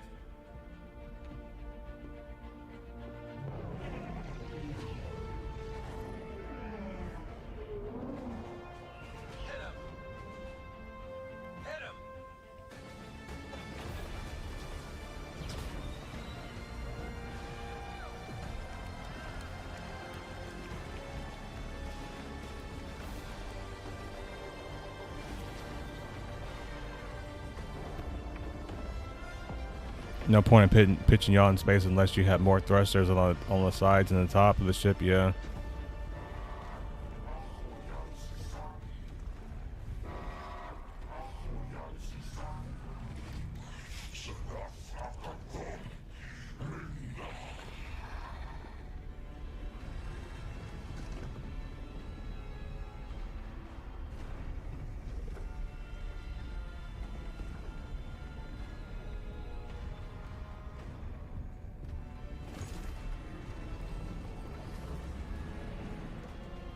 The Vandal armor is sick though. That looks badass.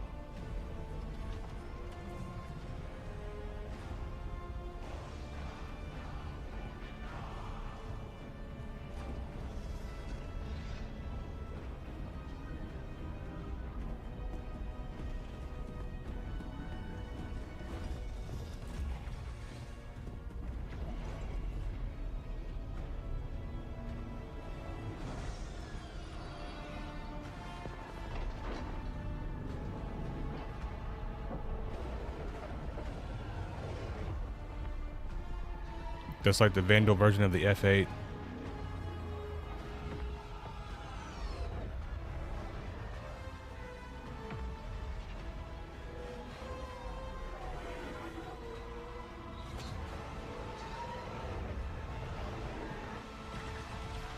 I don't know how no one saw that ship.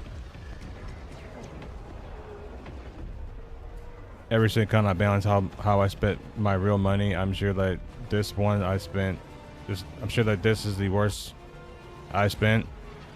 I'm actually surprised that they haven't. I mean, they're gonna probably do it today, but I'm surprised yesterday they didn't show any ships for us to buy. Not us, but you know, people that actually have money to do that. Sir, King ship's headed right for us. Can we evade? Shot took out the main thruster, sir. I'm trying to get that. Really sneaky roll, yeah. Rapid increase in the King ship's energy signature. Looks like they're trying to go critical. Even if we dodge, we won't get clear of the blast range on auxiliary alone. Attention fleet. This is Admiral Bishop. You are ordered to immediately withdraw. I repeat, withdraw. All non-essential personnel are dismissed to abandon ship. If you want to volunteer to stay, we could sure use your help. All right. Tell the gunners to concentrate all the power they've got. Maybe we can take out this King ship before it hits us. Yes, sir. Logistics. I want every ounce of juice pumped into those guns. If we don't need it to breathe or shoot, I don't want it.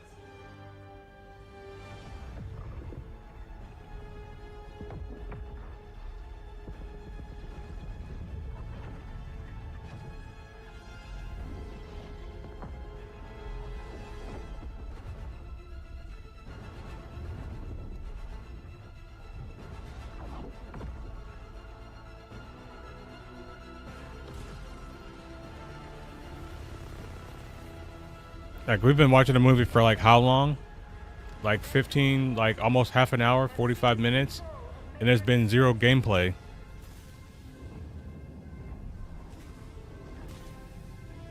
And his visor was actually cracked in the last thing. So I wonder how he gets out into space. Is this visor like covering his entire face? Like, how does he EVA and all that stuff?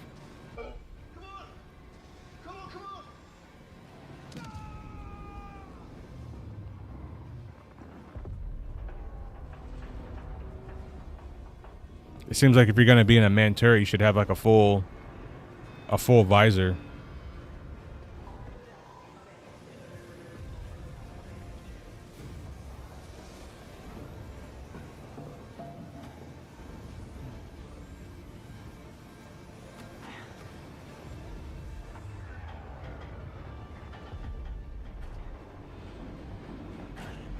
That's what I think, man.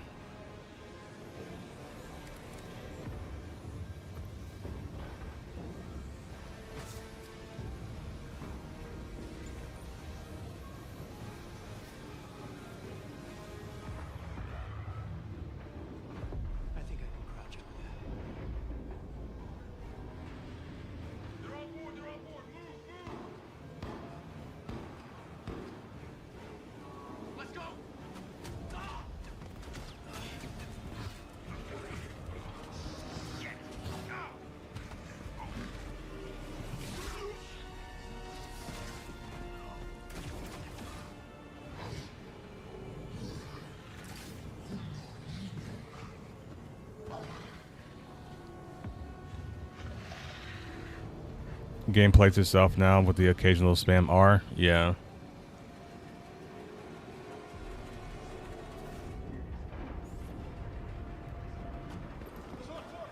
Hey, hold the door!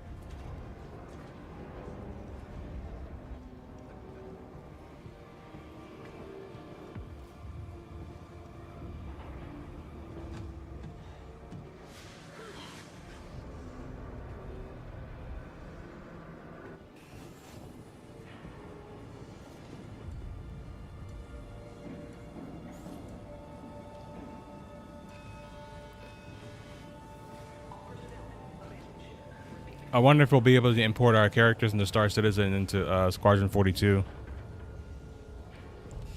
If we can do that, I'll be happy because, you know, Vandal Man will be there to save the EVE from the Vandal threat.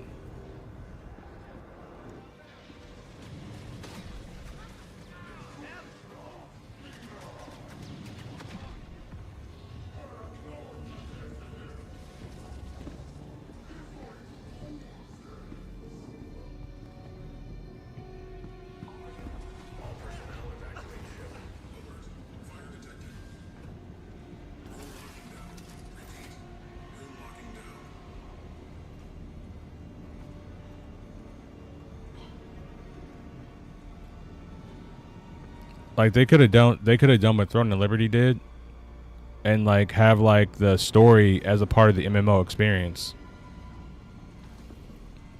Like this would basically be like your introduction to the game, and then after you complete like Squadron 42, then you get into the MMO aspect of the game after you do all that first 30 hours. You know what I mean?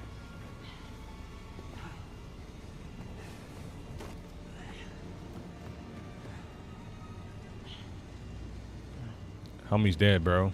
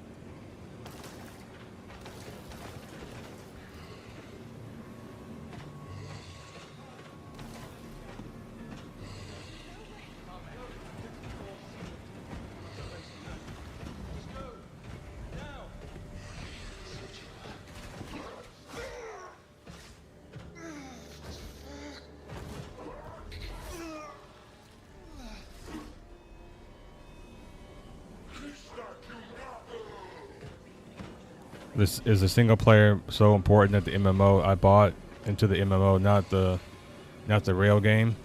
Yeah, I agree. But I'm just saying, like this, like what Throne and Liberty did. Like Throne and Liberty has like a narrative story to it, right? But you can either follow that narrative experience, or you can just kind of just go out and do your own thing at your own pace, you know. And I think that that's. Yeah, like both games, yeah. But here, it's like Star Citizen takes place after Squadron 42.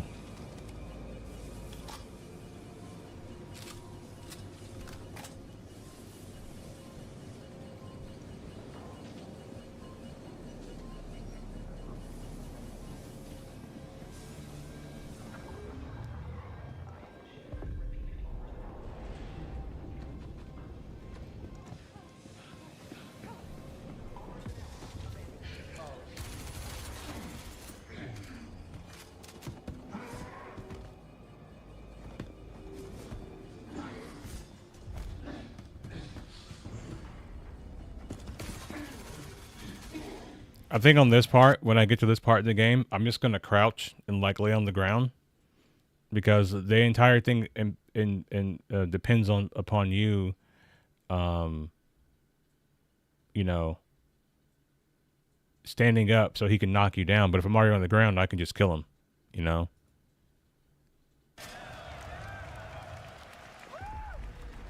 I'm turning that stupid crosshair off too.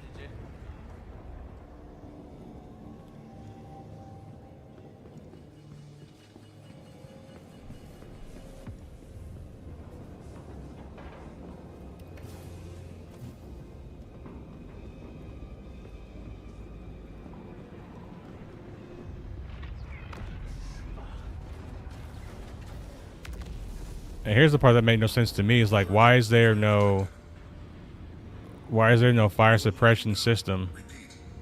You gotta pick up a fucking...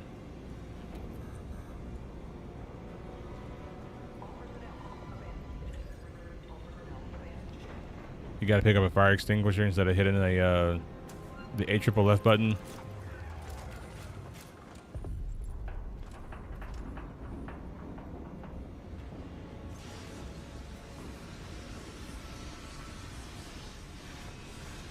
Not needed for a console game or a game that's from the past.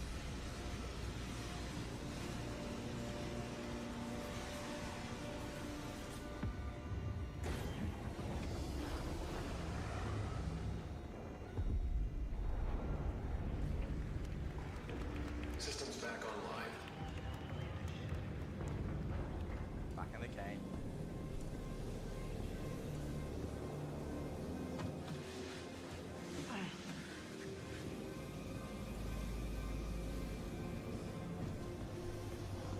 Like this doesn't appear to be too difficult, like at all.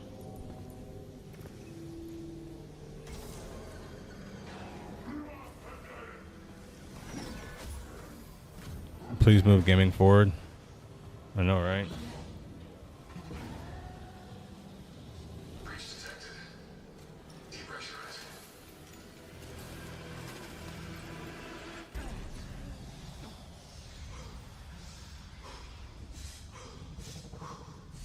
Like how is he? Like he's in space right now, right? But we saw his helmet doesn't cover his entire face. So how is he in 0G right now? He should be dead. Unless I missed something.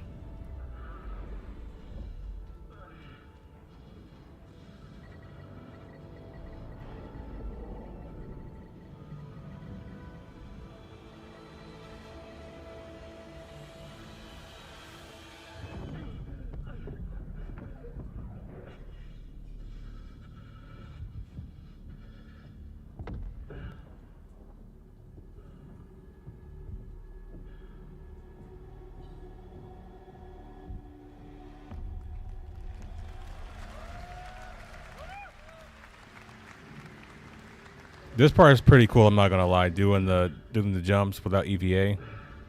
This part's pretty cool.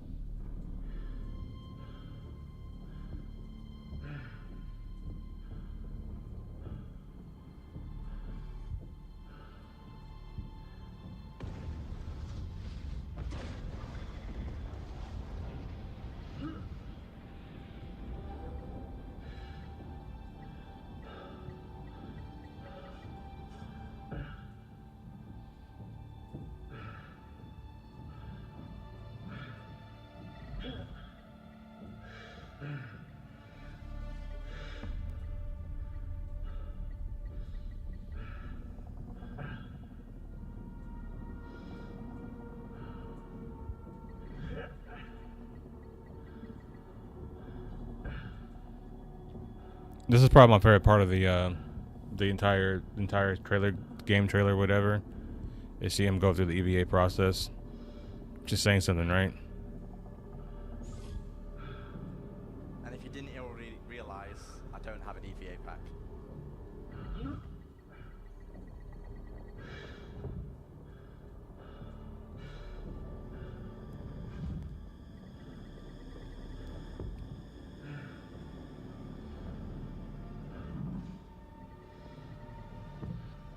If this is like actual Star Citizen right now, you'd be dying of thirst as this happens.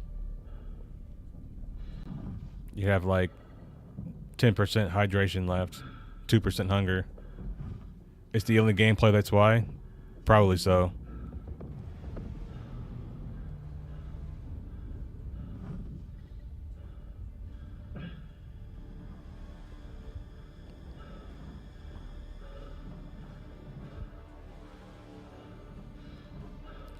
I don't know if there's different paths or not. I'm not entirely sure. But when this come out, like, I'm not the kind of guy that speed runs anything. So I'll definitely be checking for different paths, even if I have to die multiple times to do so.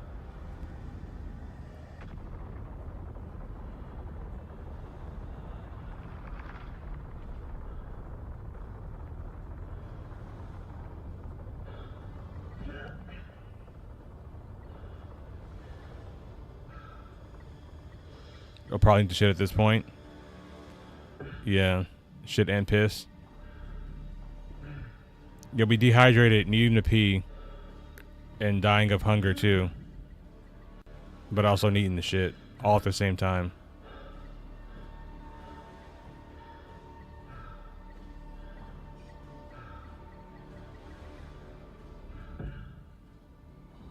You know what's really going to happen is you're going to be trying to do this EVA stuff, and you're going to be clipping into shit instead of like hitting the little panels and stuff. You're just going to clip right through them. That'd be the Star Citizen we know and love.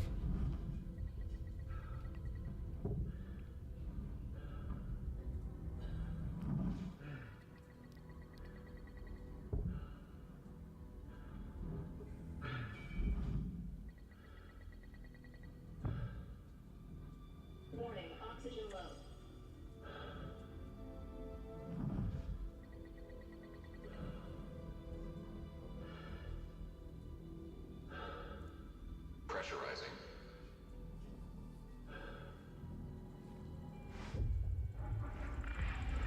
Pressurized. Gravity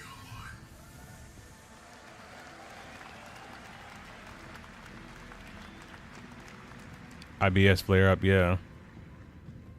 Your gout's gonna flare up.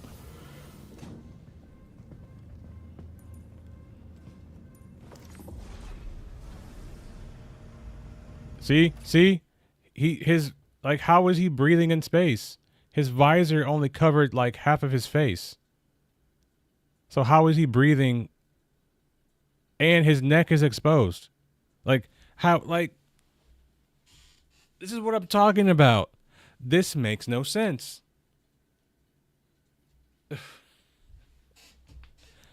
This literally makes no sense. I'll probably need to do an entire video on this because this entire scene where he's going through the EVA thing,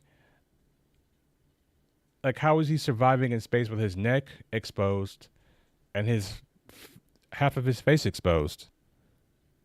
Did anybody catch that? And if I say anything about it, be like, bro, it's work in progress. I'm like, bro, like, they would have to literally go back and change the entire fucking thing, adding to months and months and months of more work. It's exactly what I'm talking about. Like, how? This guy's the Rift Man right here. Fuck Henry Cavill. He's Clark Kent. Thought I was the only one left. She should be saying, like, how the fuck do you survive in space with your face exposed? So did I. Look, I need your help with something. Follow me. We're running low on power, so I have to reroute our energy from our shields to our thrusters to change direction. Take a seat. I need you to steer the ship. Time for your first piloting lesson.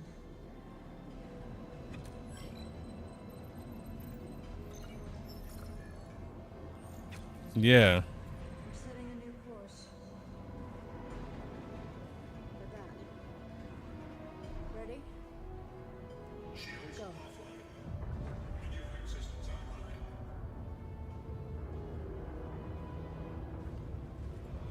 All right, Binge. You're going to like the take that I have right here. Right? You can take a deep breath because this is going to be a rant.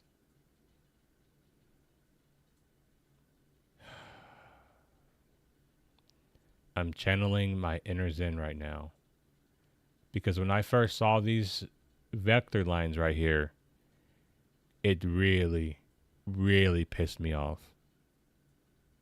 And I'm going to explain exactly why it pissed me off. If I could. If you guys don't mind.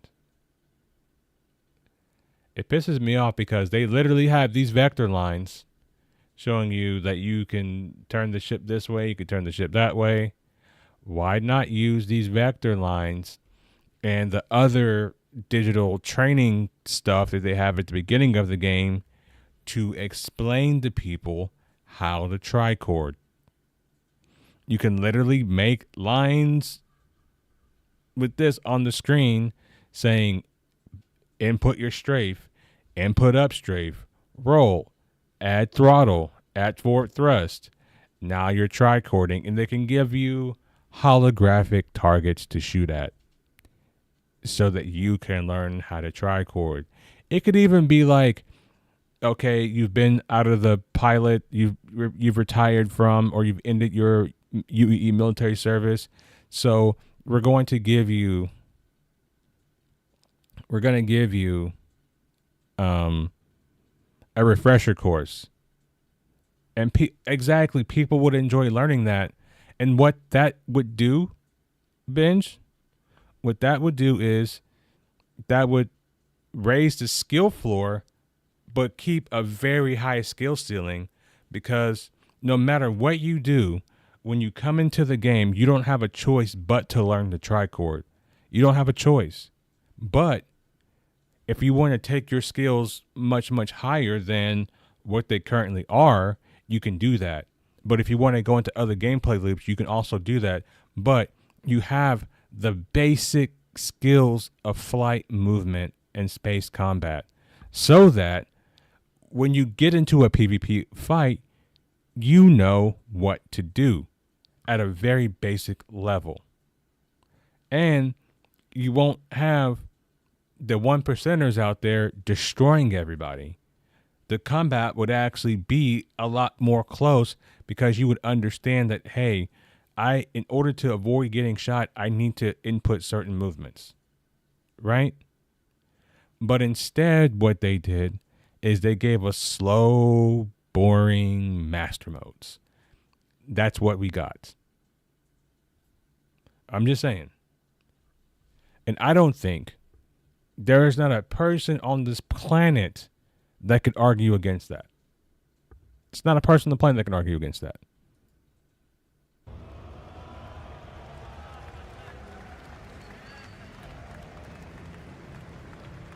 It's much better because you're using gameplay to explain your freaking game. You're literally using gameplay to explain your game, and it's much better for everybody.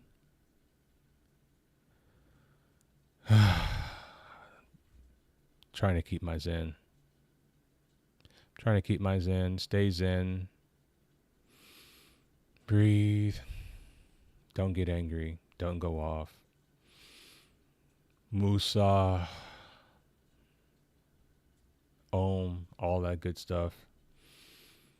Breathe deeply and don't lose your mind, because you can clearly see the assets that CIG has to make a cohesive flight model, but they're actively choosing not to, which is why I made a video about them having cognitive dissonance. And people were in that video talking crazy to me, and then this comes out and I feel vindicated.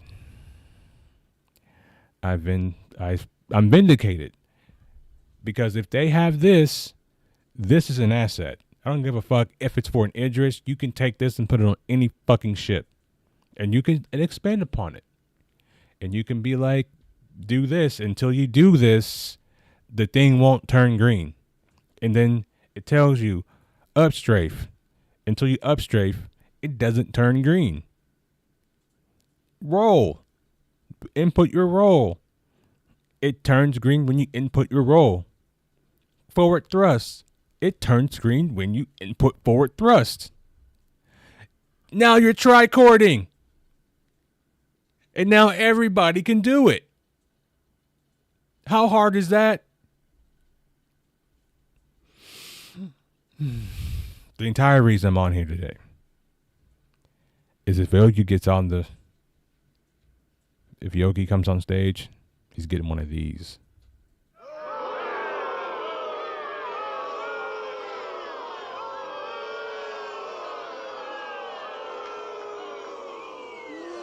You suck. Because this exists. It exists. I don't care if it's a Squadron 42 asset. It fucking exists. You can use it. You can make flight great again. Let me just finish this video. It's almost time for this thing to start. I will be making a video on this, a separate video, by the way. Probably with the same kind of animated frustrations.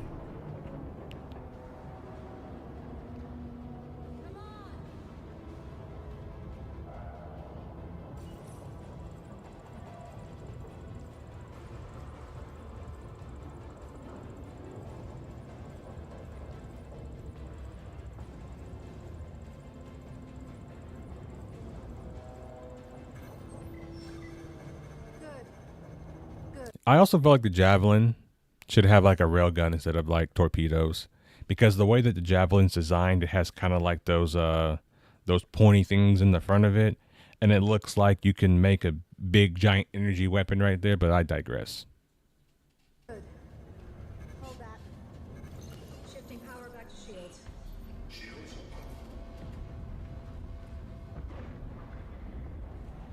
Engaging autopilot. Cordless! I ordered you to fall back! Can't do that. You're dead in the water and we can help.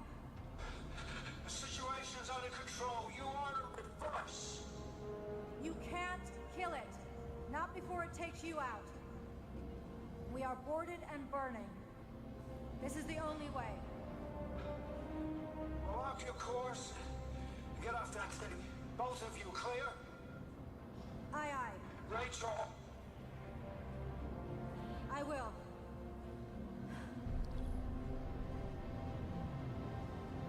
Damn it.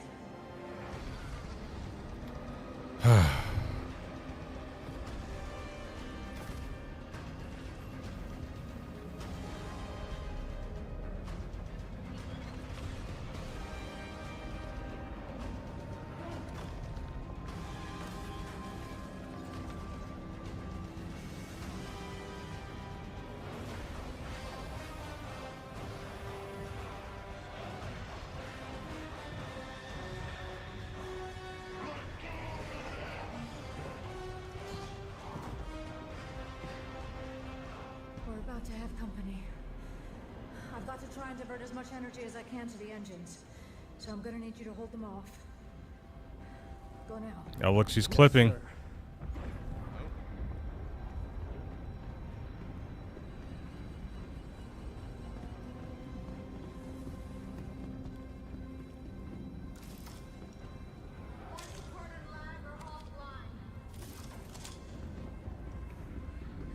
Disabling safeties on the reactor to boost some extra juice. Here they come!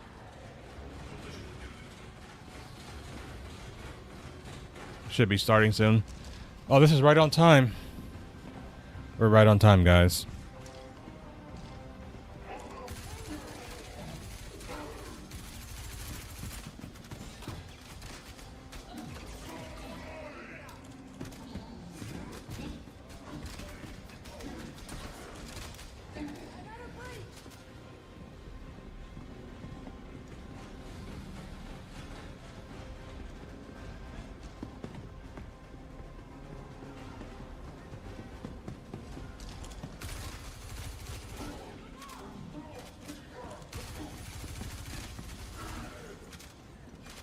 So when you fight the Vandal, shoot it there. Shoot him here. Don't aim here. Aim here. They're already talking about targeting for 2025. Is that what you mean?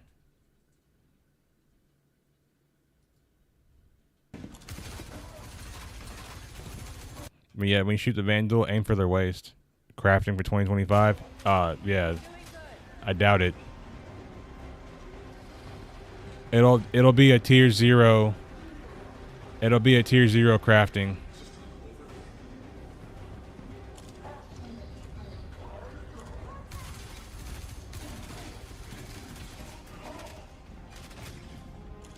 Oh, you're good. You're good. You're good. I got you. I got you. I got you.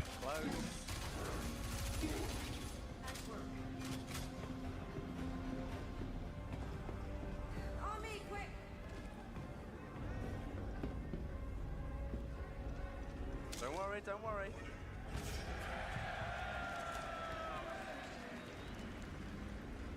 Ejection system offline. The escape pod door is jacked. I need you to manually override the door.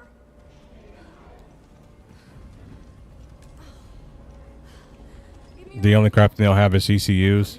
True. Gives the rifle. She disappears. Invisible gun.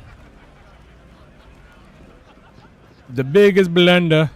Jared, I think you can roll the next bit.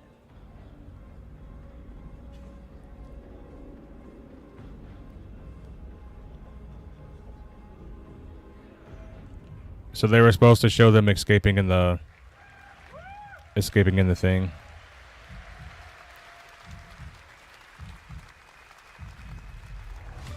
Are they live yet? I do solemnly pledge. Yeah, they're live. Examples would be the damage and fire rate of a gun, the wear resistance of a ship component, or even the satiation provided by eating a hot dog. We're a little bit behind. They said 2:30. They started early. So, as I said, the quality of materials will directly affect the item stats, such that higher quality results in better stats. Most items require multiple different materials to make, which may each influence different stats. And in many cases, you'll have a choice of materials to use, which lets you decide which stats to focus on to tailor your items to your playstyle. I'll be right back. I'm going to grab something to drink while they talk about this. Here we see I'm making a gun with high-quality aluminium, giving me a nice bonus to integrity and weight. But someone sold me low-quality copper, so I don't get as much fire rate bonus as I could have. To go even further, researching your fabrication blueprints allows you to build higher tiers of an item with improved base stats. So a higher tier item will be better than a lower tier item that was made with materials of the same quality. Making high tier items requires more advanced materials, but is also how you access greater choice as to which stats to improve. This means that your high tier items can not only be better overall, but also more specialized in the areas that are important to you. Most items will have tiers 1 to 3, with tier 1 being the most basic version of the item, and tier 3 being a highly advanced version made with appropriately impressive materials. But you can also craft vehicles.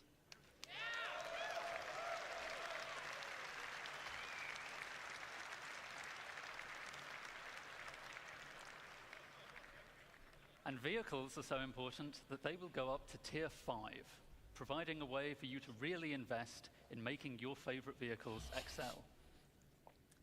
Of course, many of you have already bought your favorite vehicles, so you don't really need to make them from scratch, right? Or maybe you've pirated, salvaged, or otherwise commandeered a vehicle. Not to worry, you can still benefit from crafting by using an upgrade blueprint to increase the tier of an existing vehicle, including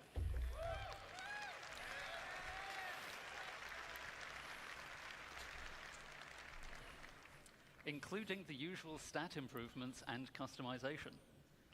Upgrading a vehicle can save a lot of time over crafting it from scratch, so is a convenient way for established vehicle owners to bring the benefits of item stats to their fleet. Let's take a look in-game at the difference it makes to have high-tier equipment made from high-quality materials. See how the recoil is reduced on our high-tier gun. The spooling is faster on a high-tier quantum drive.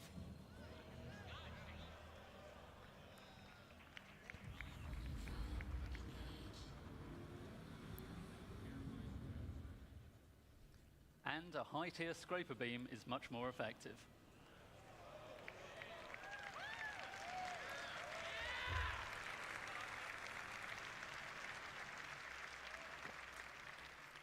So, that's an overview of crafting's key game mechanics. I'll now hand over to Torsten to walk you through the full crafting process. Thank you, and have a good day.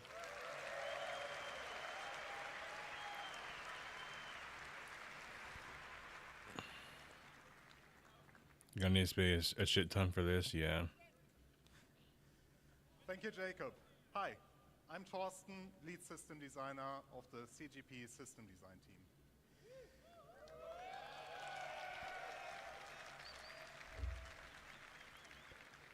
We now saw all elements of crafting looked at individually.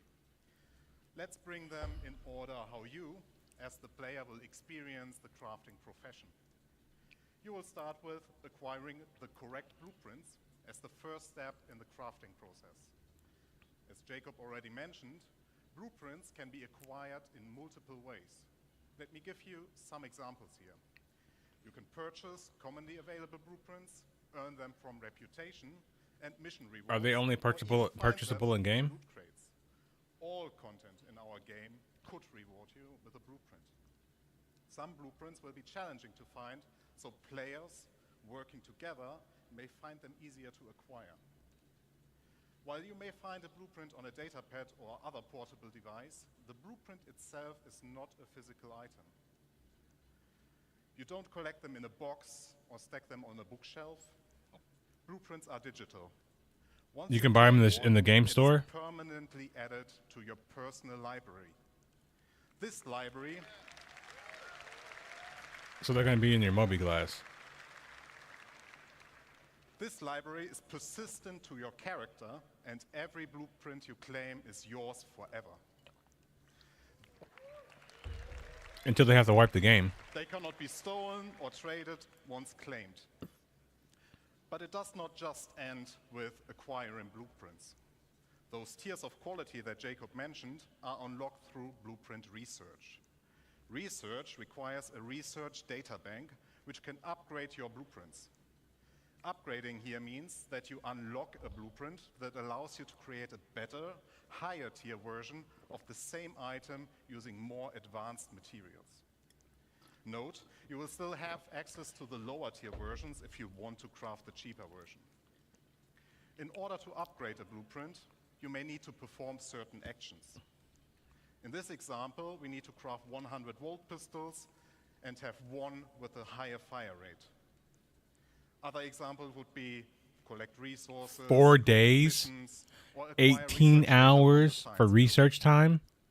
Holy fucking shit! Intensive, in addition to the actual. It will take time for the research data bank to process your research data and unlock the upgrade. You are also limited Yeah, the data in bank how would be the many money research item. projects you can pursue at once. Now that you have your blueprint and you decided what to craft, you also know what resources to look for.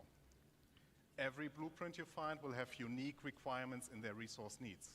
It will not just be you need iron. It's all good, man. I appreciate you joining the channel for becoming a member. Means a lot to me. Involve them in the crafting process. Especially for the more advanced blueprints, you can expect that it will require materials from multiple sources. And, as already mentioned, 4 days apparently. Pay attention to the quality. If you want to have the perfect item, you also need the best quality. Here, the best way to find the best resources is to get out and explore the worst. If you want to find the best hidden materials, then you get yourself a top quality radar. Once you collected the raw materials, the next step is refining them. Refining, like crafting, requires blueprints. Refining blueprints take primary, secondary, and catalyst materials and produce refined materials. I appreciate you, Doctor. The rule is very simple. The quality of the primary raw material defines the quality of the refined material. The secondary material you put in has an impact on the quantity and the time the refining process will take. An optional catalyst can speed up the process further. Let me give you a simple example. If you want high quality steel, you need to put in the best iron you have in the primary slot. You can put any quality coal in the secondary slot without affecting the quality of the steel. But the quality of the coal will influence how much of it you need to produce steel. As an example, if you put in low quality coal, you might require 4 SCU. Probably so. Coal versus high quality coal that only requires 2 SCU. This is one of the important use cases for low quality materials that Jacob mentioned. You can use refining stations in the world as they will be converted to this new process. You can build your own refineries for yourself, you can get your org to help you out, or you can simply trade for the materials that you need on the open market. Now, we are reaching the final step. You got the blueprints, you gathered resources, and refined materials. Now you can create the item you want. And this item can be anything. You will be able to craft anything from FPS equipment to vehicle components, even entire vehicles and buildings. You just need access to the relevant crafting machine.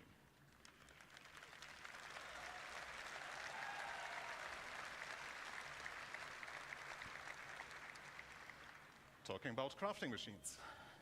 We will have a variety for you that differ in what process they can support, like a refinery or a dedicated vehicle crafting machine. You spend time, a few hours looking for a rock, then to refine it for 72 hours. Ones like the station refineries you already know. You can buy a license so you can research additional jobs for $9.99 a month, right? As all that we have talked about just now, these crafting machines. Let us see it in action. Here, the tiers will affect how well those machines do their job. You will not only progress in the products you produce, but also in the infrastructure to produce your wares. Just to give you an idea what you will encounter, here are some examples of the crafting machines. There is the nutrition fabricator, the chemical fabricator, an item fabricator, and even fabricators of a much larger scale we will talk about later.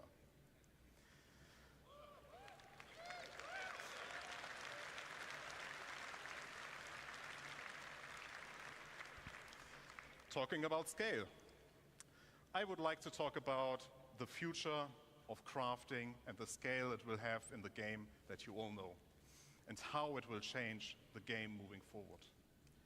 As you all know, we have a lot of items in the game, and they all require their own unique blueprints. That means our aim is to have more than 1,000 blueprints that include the creation and the refining blueprints. And each of those can be researched to unlock tier upgrades up to tier 3 or tier 5. That's a lot of blueprints. And it will surely take a lot of time to unlock everything. So I, personally, recommend that you, as the crafter you are, focus on a specific field first and extend your knowledge from there. Collaborate and coordinate with your friends and fellow players. If you're part of a group, we invite you to share responsibilities with your org mates.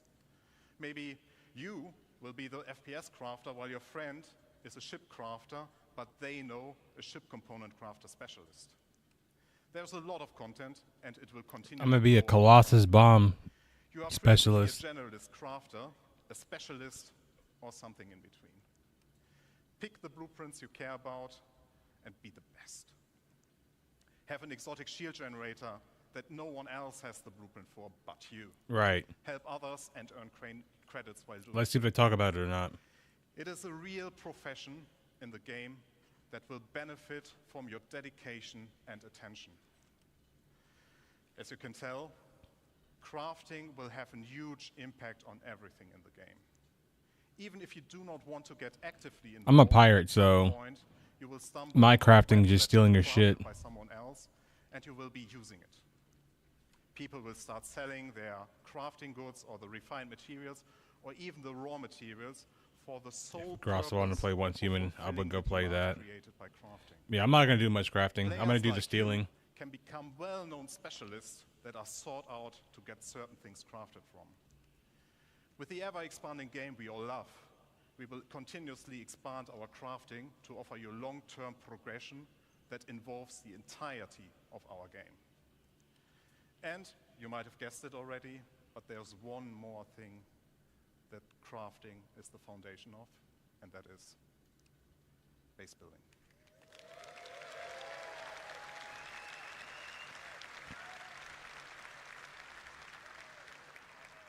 I will now hand over to Luke. Enjoy the second part of this presentation. Thank you very much.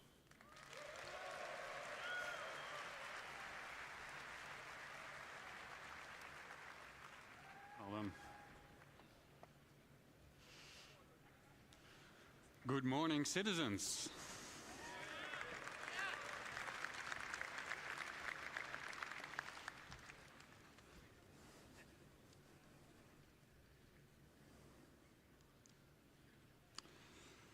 Who is excited to start talking about this next topic? I actually can't wait for base building. I just can't wait to blow up some bases. My name is Luke Gijsbertse. I'm the lead environment artist on base building structures. Now that we have an understanding of the fundamentals of crafting, thanks to Jacob and Thorsten, we can explore how crafting is the foundation of base building. Up until now, everything in the game we made for you.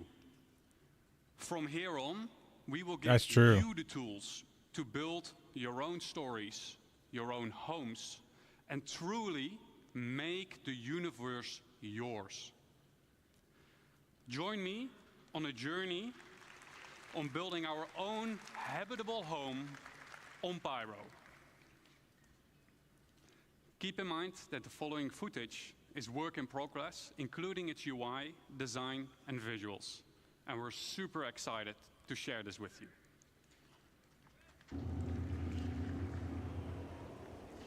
We found a beautiful location by a lake.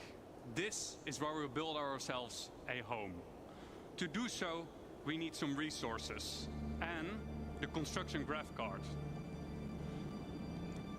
The construction graph card allows us to survey the land, claim the land in a lawful system, and it allows us to build structures. As we've already found the location and don't need to claim land in lawless Pyro, we can straight dive into building our base. Keep in mind, the following UI is work in progress.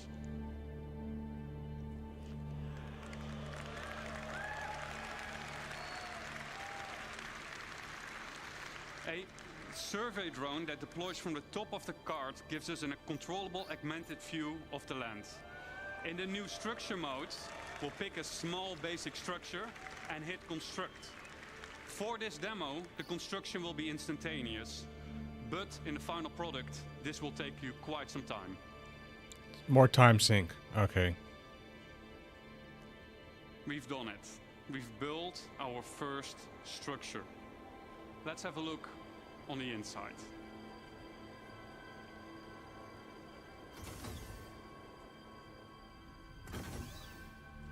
As we walk into the small basic structure, we see an empty interior that is dimly lit. It's up to us to define what we will use this space for. In our case, we will want to make it into a home. We can see that the lights are still off, and that is a problem, because no lights means no atmosphere, no breathable atmosphere. So it's not ideal to live in. So how do we solve this issue?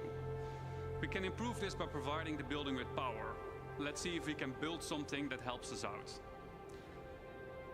But before we dive into if you like base building, I guess it's exciting, Wobbly Bear. Enjoy the freedom that the survey drone provides us with and admire the aesthetics of our first structure. And I wonder what Declan was up doing there.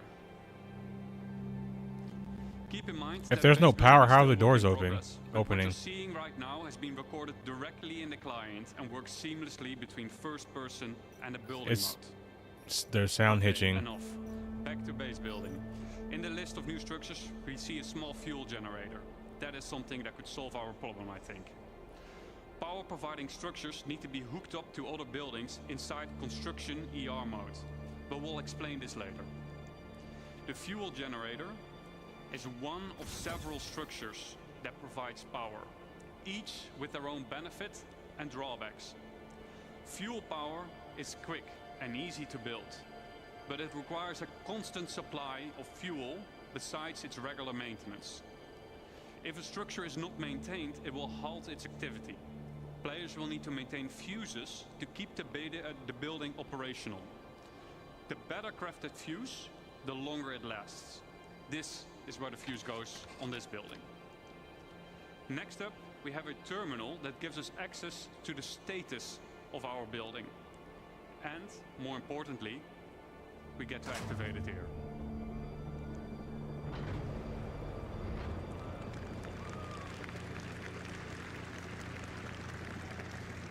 That should do it. Let's see if we got power in the building now. As you notice, some of the crates in the background have disappeared, as their content has been consumed during the construction process of the buildings. I want to be 60 by release and And 80 it looks by like my Declan research is base now hooking finishes. up The power to the building. I wonder what he was up to earlier, though.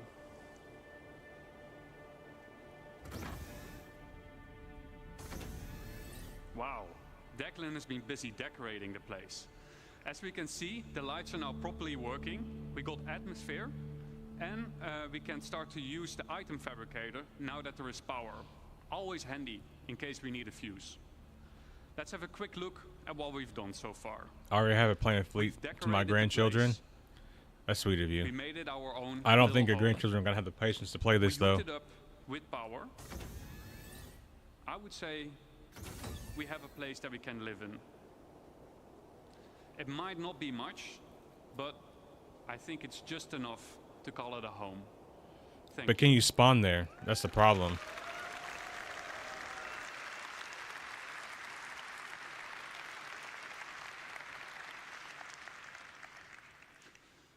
Now that we have a rough understanding of how base building works, let's dive into some of the specifics of what we just saw. The construction graph card is one of 4 devices used for base building. The graph card is a mobile device that lets you construct a variety of small structures and has been designed specifically to fit into the smallest ships, like the Drake cutter. The graph card allows us to survey the land, to find a good location, to claim the land with credits when we're in a lawful system like Stanton, and most importantly, it lets us build structures. To use the graph card, we will first need to deploy it. So Once this is deployed, going to like lock you we into see shards. 2 small construction domes inside the card, and the interactive screen gets revealed to us. From here, we One can would hope deploy the Marcus survey more drone than from the extended top part of more the than card. the coat from CitizenCon, yeah. This survey drone gives us a bird's-eye view of the surrounding area using augmented reality mode, ER mode for short. Let's have a look at some UI concepts ER of mode? how this Wouldn't it be augmented AR reality mode? will look like. Here's a concept of construction ER. From here, we get a more detailed view of the land. Where can and can't I settle? For an example, inside a nature reserve, construction will be prohibited. A nearby Yeah, I don't like that. areas flat enough to place The point structures of a on. space exploration game is Are to there be in any space. underground extraction deposits nearby? And if so, what are their quality and quantity? Let's say we found a good place to start building. I'm waiting our for the base. CID Ingram program so I Then can, next up, on we my need to find deathbed, a I good can place for our first structure. neural net and I can On the improve the left-hand side, AI, you can right? see that we're now in structure creation mode. Underneath that, there is a list of structures that we can build. Once you have chosen a structure, you'll drag it onto the terrain, that will be shown then as a physicalized hologram. From here, you can move and rotate to find the perfect position for your structure. Now that we have chosen a position for our structure, we will need to supply it with crafting materials. Just like the crafting interface that we saw earlier, this is where you choose the materials, and the better materials you choose will result in a better structure. Once you're ready, we'll hit the craft button on the right bottom to send the construction drones printing to the buildings. The automated construction drones will take off from the construction graph card. We have automated fly to construction nearby drones, but we don't have drones to load our fill cargo. their internal storage, and then fly over to Bullshit. the construction site to print the building until their internal storage has been depleted. The construction drone then repeats the loop by filling its internal storage again by nearby resources. Printing buildings will take some time. Keep the construction supplied so that you don't delay the process any further. Let's say our building did just finish printing, then what? Then we need power. We need to power the building. All structures will have a unpowered and a powered state that we can manage inside the resource manager. I see a landing pad there. Looks like some type of hangar. To provide structures with power, we can easily link generators to structures that need power in the resource management menu within Construction ER. We can also link multiple buildings together. And we can assess the power consumption and shortage of, inside this resource management screen. Keep in mind that operational structures, like power generators, require maintenance of their fuses and sometimes need supplies coming in and going out to be managed. Now that we have a structure and power, what can we do next?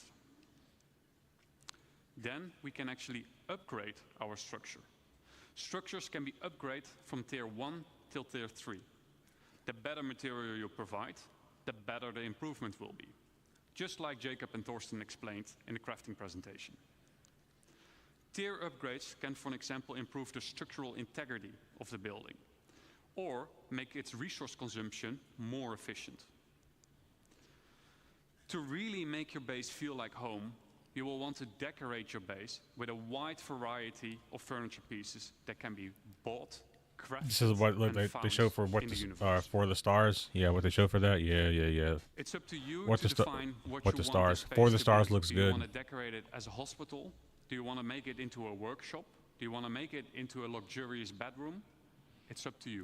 Well, I say the hospital be the best Furniture one can because you could easily respawn. be placed and moved using decorative ER mode as an hologram. This is so your furniture can easily fit through doors. This feature is accessible through nearby construction devices, allowing you to place down Appreciate furniture that. pieces or even crafting machines that otherwise wouldn't fit through the door. And you get to place them directly from your local inventory. The less trusted among you, or anyone settling in Pyro for that matter, may want to mag-lock their furniture into place so that only you and your friends get to rearrange your decorations. And best of all, decorative ER is not exclusive to base building and can also be used for personal hangars and ships.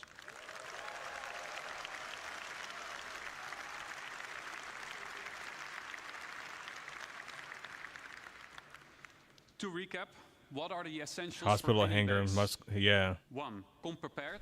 Bring the right resources and a construction DMU? device with you. 2.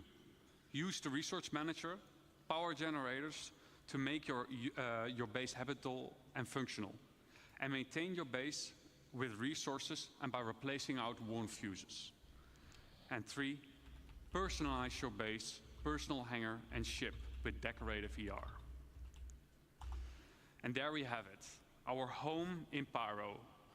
Now that we have an understanding of the basics of base building, we'll explore how you can go and make more than just a home. But before I hand you over to Declan, the designer behind base building, I'd like to say a quick thank you for those who made this presentation possible. So a quick thank you to Eddie, Brandon, Jack, Dan, Mark, Xiao, Stefan C, Dom, Stefan T, Carl, Joel, and Rob for your efforts and dedication. I think the base building is good, but I don't think that's the type of gameplay that I'll be doing. Now give me a I like killing stuff. For Declan. This is not my playstyle. I just want to go pew pew. Nice one, James. Pew pew pew. All right. Thank you, Luke. Good morning, everyone. Morning. I DM'd you my name is on Dave. Discord. I am the My system designer behind crafting my the base in-game building, name. and we've just seen a My nice Discord little name is my base, in-game name, That's good Starboy89. for cabin in the woods. Maybe you want to place it down next to big redwoods, go and explore, or a place to stash some loot you perhaps shouldn't have. But do you want to see a big base? Good, because we're going to industrialize. So we're going to set ourselves They killed the base before we stuff. do a video, and we're going to create a base that's capable of crafting something that's bigger than the item fabricator can handle. It's been a bit of a spoiler already as to what it's going to be. So to kick us off, called in the help of a friend who has a specialized, not yet revealed base building vehicle, and he's built as this. It is the construction hub. This has 4 automated drones compared to the GravCarts 2. They can build small, medium, and large buildings. So far, we've only seen small. Automated drones are capable of building 1 structure each simultaneously, so 4 is quite a big advantage.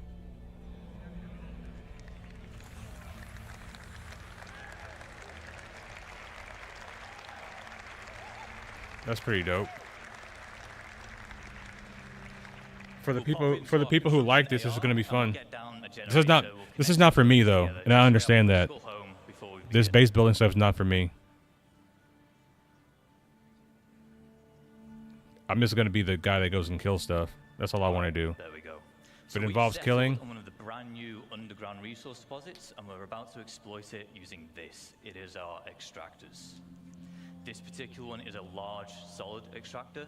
We'll also have yeah, the Galaxy. gas, depending on which type of deposit that you've settled on. It's the Galaxy.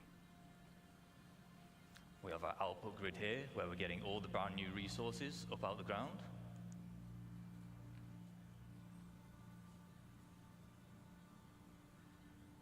And it is important to note that Yeah, a lot has these things are changed. set up, it's not a case of just free resources forever. On key structures like this, there are fuses which will occasionally need replaced, as well as environmental wear which can be fixed using crafting materials.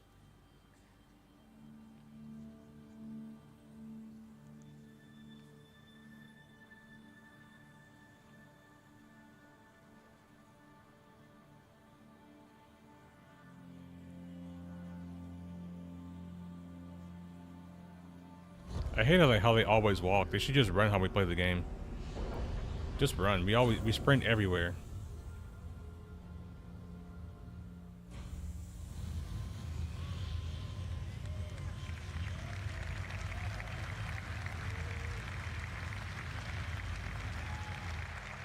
All right, now we want to turn those raw resources into the more valuable refined materials we saw the process talked about earlier with Thorsten. Of course, we want this. It is our refinery. Once again, there are multiple types here. This Pretty one is much. a large, That's why I don't want a solid base. refinery. We have I want to liquid be in gas space again, going as pew well as pew. biological, depending on the type of materials that you're using and want to produce. Now you have shills Refineries who put and output grids for input, as you might expect. the It's SC of resources the which go to company. consume, and then the You don't know how the output players is see it. Yeah. resulting refined goods. This is determined where you select which blueprint you want. I don't to know when use, it's coming, but I know therefore this is not which for type of me. So, refining method you want. like, I understand that. I'm not gonna sit here and pretend like, you know, base building's for me because I've already said multiple times that base building is not something I'm planning on doing.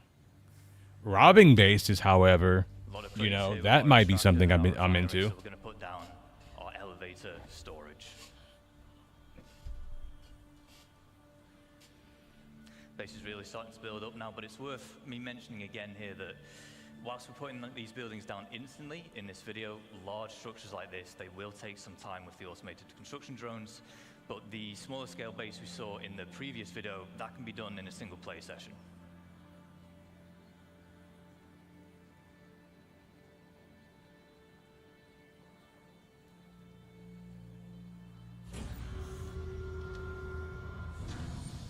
Yeah, cargo elevator.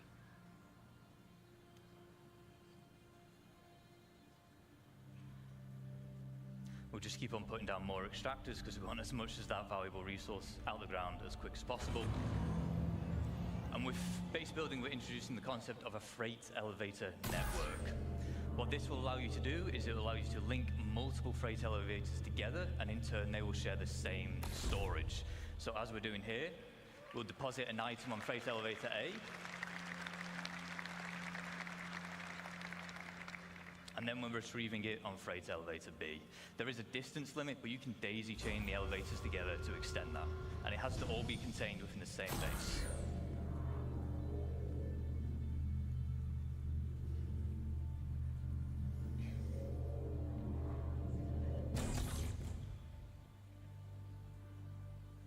As we expand, we might want to invite more people to join us. This is easy to do. There will be permissions that we can set up, granting people access to our base, and they can even build their own structures if they wish. We can also give them access to existing structures, which is how you can form your org storage using those freight elevators.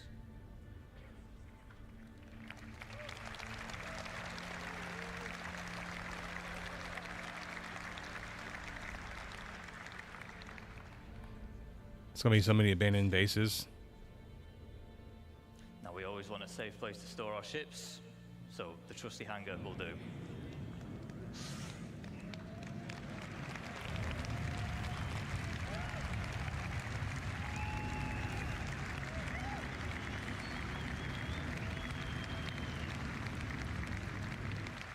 See, it has this large, we call it a foundation tile. It's quite special in that it can actually deform the terrain around it, making it easy to place such a huge structure like this. You can also place other buildings on it, so it's easy for making large, sprawling bases. However, there is one final piece of the puzzle that we need to achieve our goal, and it is this, our very own fabrication hangar.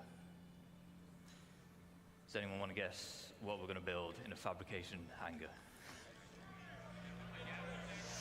An Idris, maybe not an Idris, if I'm honest. We'll have a drive around, we'll go to the entrance and we'll see what's in store for us.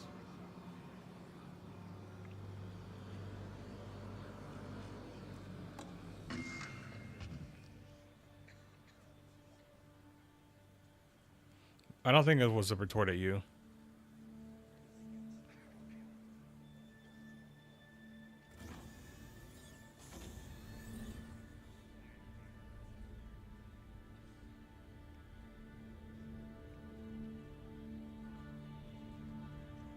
Looks like whatever it is, it's just about finished crafting.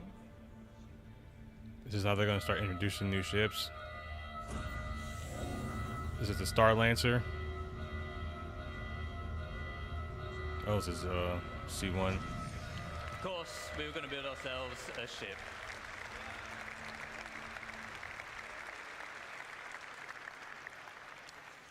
So, quick recaps of the gains from industrializing. We've tapped into the brand new resources and we've made use of them by turning into the more valuable refined materials. We've introduced freight elevator networks, which are great for logistics and hauling. And then we've created our fabrication hangar, which allows us to craft big valuable items such as ships. Now, ships are valuable because you can fly them, you can play content with them, but because they are a crafted item, they can also be sold to other players.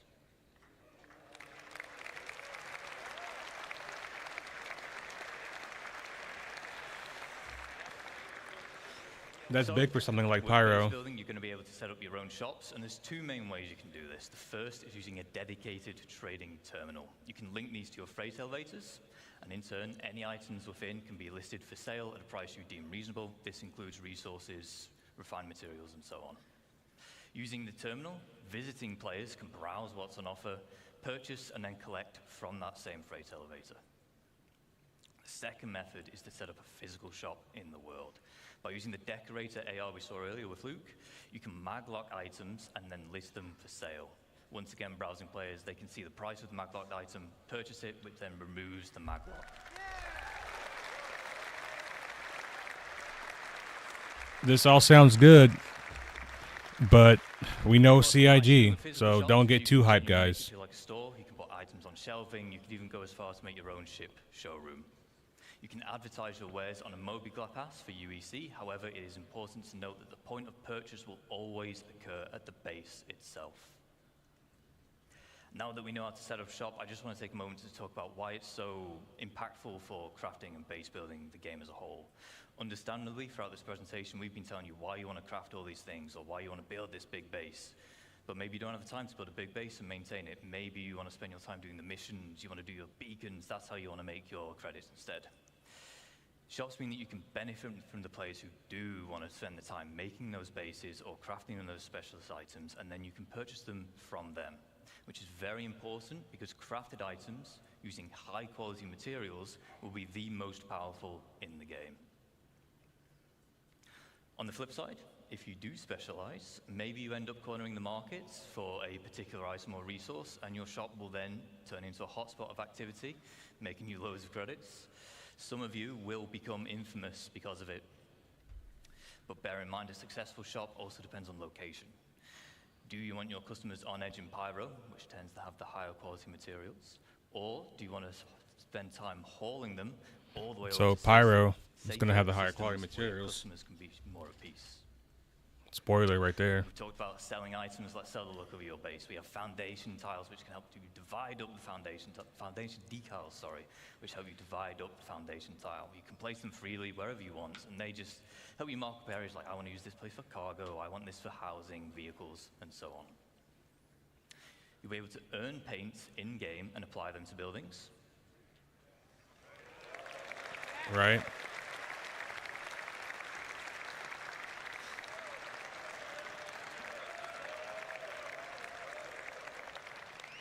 As well as add your own custom text. So if you're part of Salty Mike creamed himself when they said crafted items would be the best in game. We have some forms of base building which are either still in the design phase or early white box, but we want to share some details. First up, we have farming and ranching. Farming, it comes in two general types. We have our low-tech farming and then high-tech. Low-tech consists of you acquiring the seeds, planting them in the appropriate environment. If you remember back to yesterday. It seems like it. It seems like Pyro's going to have all the high quality materials. As well as supplying them with nutrients and then just harvesting them when they're grown. High-tech. I'll take a working Stanton. Me too. I'll take a working anything at this point. But in return, you'll be able to grow exclusive strains of plants. Ranching will allow you to keep herds of animals. You'll have to provide them with feed, water, and shelter, but in return, they will provide you with produce. Not every animal can be ranched. I don't really see a sandworm ranch anytime soon, but the quasi-grazer will, of course, will. Not yet. Maybe. No.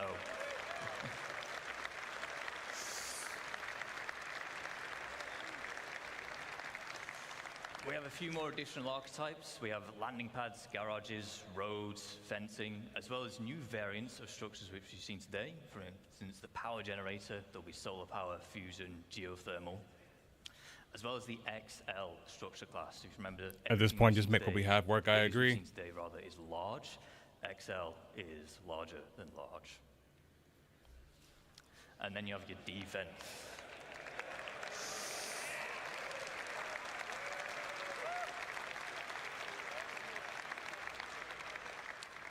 So, in lawful areas, you have varying levels of security provided for you. With max security, you are protected by planetary shield tech. However, in lawless, Pyro and the likes, you'll have to provide your own defenses. These come in the form of perimeter walls, shielding, which prevents aerial bombardments, and then a range of automated turrets, such as PDC to shoot down missiles, anti-air, anti-vehicle, and anti-personnel. To round up, whilst we spent this entire time talking about how you can expand a single base, you can, of course, have multiple. These can be across a single planet, moons, across multiple systems. There are advantages and disadvantages of locations and base types. For example, in lawful areas, you'll need to buy your land for UEC, pay a tax to be able to build, and then you'll gain protection in return. In lawless, no cost. Higher chance of better quality materials, but no security to fall back on. A small cabin in the woods can be great to set up in a single play session with short build times. However, the large base we just saw will take days, weeks, or even months, depending on how big you want to go. Months? Bro. You might want to embark on this endeavor as a team or an org. You can set up a base as an org and own it as the org. For this, there will be permissions available, and you can assign roles and tasks. Ultimately, base building can be your Bro, that's going to be... or a supplementary one, depending on what it is that you value. Oh man, they're trying to turn SE into a full-time fucking job at this point. Yeah, miss me on that. I'm not doing any base building. I'll rob them though. If y'all want to get together and go rob some bases, like I'm down for that. But owning a base, nah.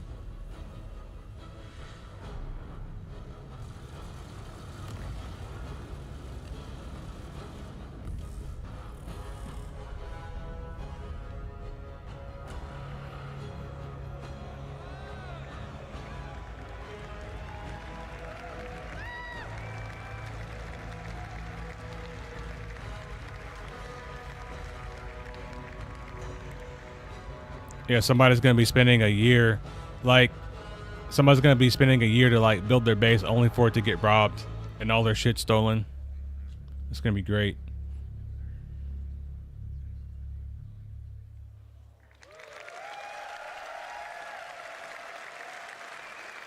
Thank you. I'd just like to say thank you especially to Kian and Zheng Shui. They worked very hard on this, and you might see that base again later today. So stick around. Thank you.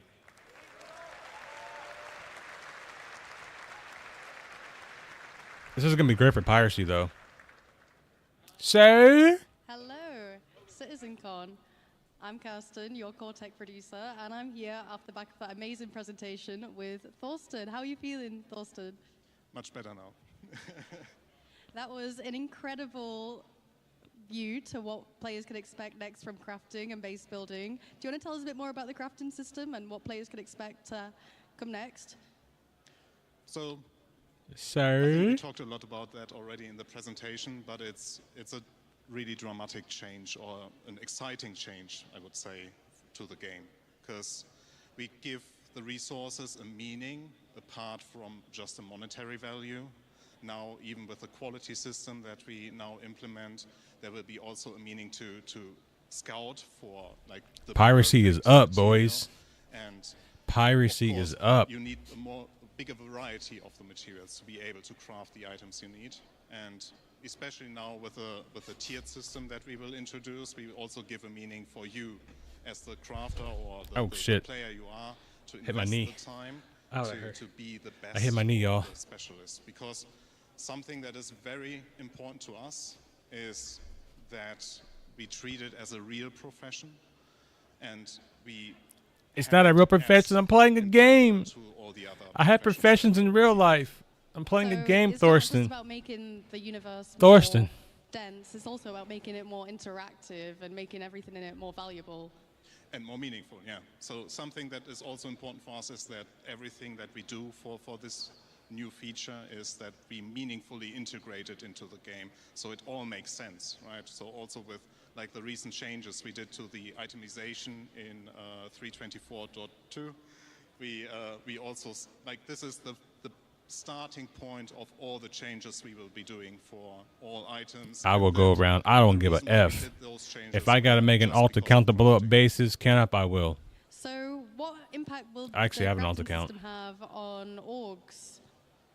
Well, as also mentioned in the presentation, like, we want to see orgs building an empire. I bet it does. Send me some, or Bench. of manufacturing items and being like the get-to point for players to like go to their base and buy in their particular shops the items that they inherit, that they have the best, for example. I'm going to need a lot of alts. True. True. I'm guessing that'll tie in quite well to the biomes we saw yesterday as part of the core I engine appreciate that, presentation, Doctor. Right? Hang out with us. We keep it real over here. What we do for Now get the shadow because ban. it also will give us a good opportunity to spread around resources in more interesting places, like the giant forests you saw, right? For example, if you have a prospector as a miner, it might not be efficient, or you might not even be able at all to go down into the trees to mine anything that is below it. So you need to grab your ROC or your FPS mining gear to actually grab the resources that you can only find in those particular areas. So yeah, we will benefit a lot. That's nice, bro. From this. Super excited. Well, on that note, how has this CitizenCon compared to previous years? You were at LA last year. How is it to be back here in Manchester? It looks a bit smaller, but I got told it's actually bigger. So yeah, so I really like the location, like the theme it has. I like the community area with the cargo crates. So I think it's really nice. Yeah. Is there any specific highlights so far for your CitizenCon today and yesterday? So it's a very subjective take on it, but I really liked our presentation about the orgs and the social stuff, because I'm part of an org myself. So I really looking forward to better tools. Yeah, no one wants to wait forever to have a building and game made. Yeah, nobody wants to wait for that. I agree. Do you want to give a little shout out to your org whilst you're here on camera? Yeah, so shout outs to Aras. Nice one. All right, well, on that note, we're going to throw to Dan. Yeah, she's so awkward on camera. Back to the community booth section here at CitizenCon 2954. We are here back, and we are with some old friends. We are here with Test Squadron. I want to give a quick apology to my good friend O Lefty. Sorry for calling you D Lefty last year. I promise it's not because D is the first letter of my name and I'm a narcissist. Appreciate That's that. Probably why. So apologies for that. But awesome. Chrome Ninja, tell us about Test Squadron and why you guys are back here at CitizenCon. What's Test Squadron all about? Yeah, so Test Squadron, we're the largest gaming org in Star Citizen. We've only got like 3,000 people. I think we just checked it the other day. We're just hitting over 23,100. But we're a casual gaming org, and we're here giving away free stuff. We've got all this stuff on the table. Awesome. There's some cool swag here. We got coasters, we got pins, we got pens. A casual org, huh? Test Squadron. If you guys are looking to join a sort of friendly way to join Star Citizen, Test Squadron is the place to do it. We're going to move on. Thank you so much. I don't know, man. Ninja. We're going to move. They could hire people to do this. Tom Beckhauser. Tom, how's it going? Hi, Dan. So I'm Tom Beckhauser. I'm a real-life racing driver and Star Citizen Twitch streamer. And for this year, Locust69, Pretty Vanilla, and I decided to make a 1 to 200 scale Banu Merchantman made out of resin.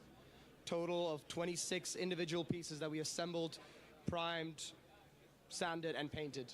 Tom, this thing looks amazing. I mean, in addition to being a badass race car driver, you're also a badass model maker. This guy, there's nothing he can't do. I see you're giving away some Banu Merchantman. They showed us the easy mode. No need to have to get the resources. So if you want a tier 2 building, you need tier 2 iron. That will take tier 2 research blueprint. Sorry, I got this mixed up. Handing out the Defender miniatures and pixel art. Yes, you gave me one the other day. This is awesome. Tom, people can find you at twitch.tv/Tom Beckhauser. If you guys are interested in checking out more of Tom's awesome stuff, go check him out. Tom, thank you so much for being here. I mean, look at that. To take a look one last time at the VMM before we move on. So freaking cool. Thank you, Tom, for coming over. We're going to shoot now over to Sam, who is here at Atlas. Sam, take it away. Oh, hi, guys. I'm here with ADI, and they have something really cool this year. Welcome to the ADI ASOP Vehicle Retrieval System. Again, did I sound like me, or? Not really. Could you give us a quick intro to what you guys are doing here? Yeah, this is the Area 18 ASOP terminal and freight elevator terminal. We have, a fully yeah, it didn't look that great. And the Asian dude yesterday had a much year. better So we have 3D printed ship. Freight manager as well. And this is where you can take, what's this? A hacking card. We have Tiger's Claws that we've been given out. You have to search for them. You put in, and you go through the hack experience. Unfortunately, ADI is an anti-piracy org, and this is a mongrel hacking chip, so we don't want it. Boo, I'll go take it back to Mongrel then. Come on, let's go take it back to those guys. Come on, guys. Crime never pays. Piracy is not a real game. Sorry. We only grief and kill for fun. Amazing. So, right. Thank you. So, what are you guys showing off at your booth today? Well, we are showing off Mongol Squad to begin with, but also our sister orgs, as you can see, where we have the auxiliaries, the pack rats, and the cartel, which run the prison, but also ourselves, the premier pirate org, entirety of Star Citizen. Thanks so much. Thank you. Yeah. Well, we're going to have to move right on to the next guys. Thank you for showing off your booth, and hopefully we'll get to some folks to visit you throughout the day today. So, I think the issue with her hair just looks dirty. this guy again. I'm back. Hi. Awesome. Well, I'll take it from here. Thank you, Sam. And finally, for our last little bit of the community booth, for this segment, we still have a little bit more to go over today. We have Atmo. Now, you guys all know Atmo at this point, creators of the Daymar Rally and a ton of other amazing events. They also have an event here in Manchester after the show. If you guys haven't gotten tickets for that, please go get them right now. They're going to be over at Aviva Studios after the show. Be sure to check them out. We love Atmo. They had an official place here last year. And as you can see, they also have planned out for the 2955 Daymar Rally these awesome trophies that they're going to be mailing to the winner. These things are hefty. These things actually weigh a ton. I will absolutely be trying maybe to go to the Daymar Rally just so I can try them out, although we all saw my playing earlier today. So maybe not, but you guys do some awesome work. Thank you guys. Yeah, that hair ain't been washed in a cool minute. We're excited to see your guys' event later tonight. Be sure to check out Enter Atmosphere at Aviva Studios later tonight if you're here in Manchester, or check it out on the stream. Well, I think that's it for us for right now. We'll be checking out the rest of the community booths later. Sam, anything else to add? Nope, just straight over back to you guys. Awesome. Thanks, guys. All right. Guys, crafting and base building fundamentally change all life in the persistent universe. Just a little bit, right? There's more. He's limping because later today, by the way. His hamstring's still pulled. Before I get to my deep honor to introduce two of my favorite people, I do want to call out these lovely little note cards here. You've seen many of our presenters and our hosts carrying them here. I have not been carrying mine, and I probably should have. This one just says, "Don't run." This one says, "Thank Kat and Mandy, but also Tyler and Leah." Guys, can we get a round of applause for Tyler and Leah, please? Now, Tyler, you probably know, is our director. He's still limping. His hamstring is fucked now. Internally as a product owner, he is the product owner for CitizenCon. So everything that you see here at this event this year is touched in one way, shape, or form by Tyler Wicken. So please give a round of applause for Tyler Wicken.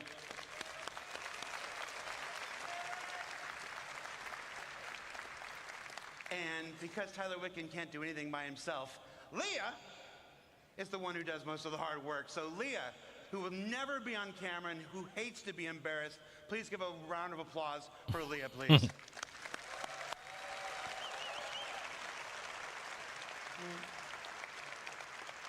This one just says, "Learn to stretch." This one says, "Don't let the intrusive thoughts out." He's going to be the first one to go. I almost lost it with that rabbit weasel thing yesterday. This one says, "Hi, Dad." Hi, Dad. And this one says, "Don't run," crossed out, "Don't roll on the stage, dummy." All right. So that's enough for me. Guys, our next presentation is our annual ships presentation, this year titled Captains of Industry, being presented to you by two people who almost certainly need no introduction, but I'm going to do it anyway. Ben Curtis was born in Manchester. No, I'm just. Vehicle art director Ben Curtis, and gosh. Oh, I was going to do something really embarrassing. All right. John Crew, you're saved. Come on out, John Crew. Lies incoming, round two. Haru, welcome back. They didn't wait. You're lucky they didn't wait. Cheers, man. Hi, everybody. It's good to see you all again. Time to open your wallets, guys. Love you too. Excited to be here. In case you don't know me and you weren't listening to Jared there, which I do quite a lot, my name's John Crew. I'm the vehicle director. My name's Ben Curtis. I'm the vehicle art director.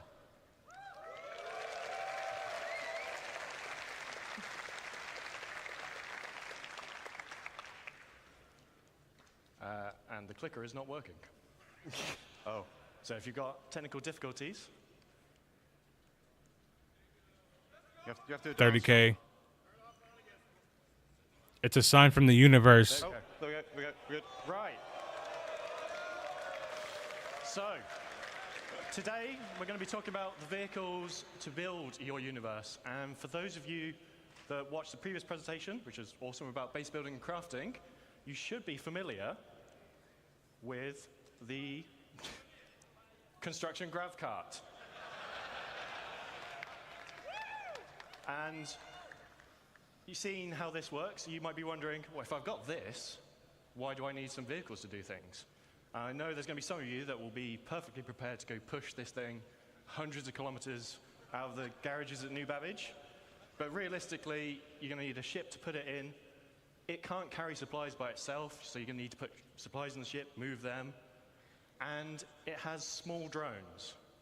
And that's the key aspect there. It has 2 small drones on board. And drones will have sizes. Okay, so, yeah, basically everything you're going to be building in Star Citizen has its size class. A lot of you are familiar with how we class our ships and a lot of other things in our game. So it ranges from small all the way up to large and extra Why large. do I do this to myself year after year? Into those classes as well. We all do it to ourselves year after year. It's for the promise. Small drone, what's a large drone, what's a larger than large, and extra But they don't large, respect and us. so on. And basically, a medium drone, for example, can build any structure up to a medium size. So it can build smalls, mediums, and it will be able to build small structures faster than what a small drone would. So the size makes difference depending on how big you want to go. But the drones also scale in numbers. In the one drone can only make one structure at a time.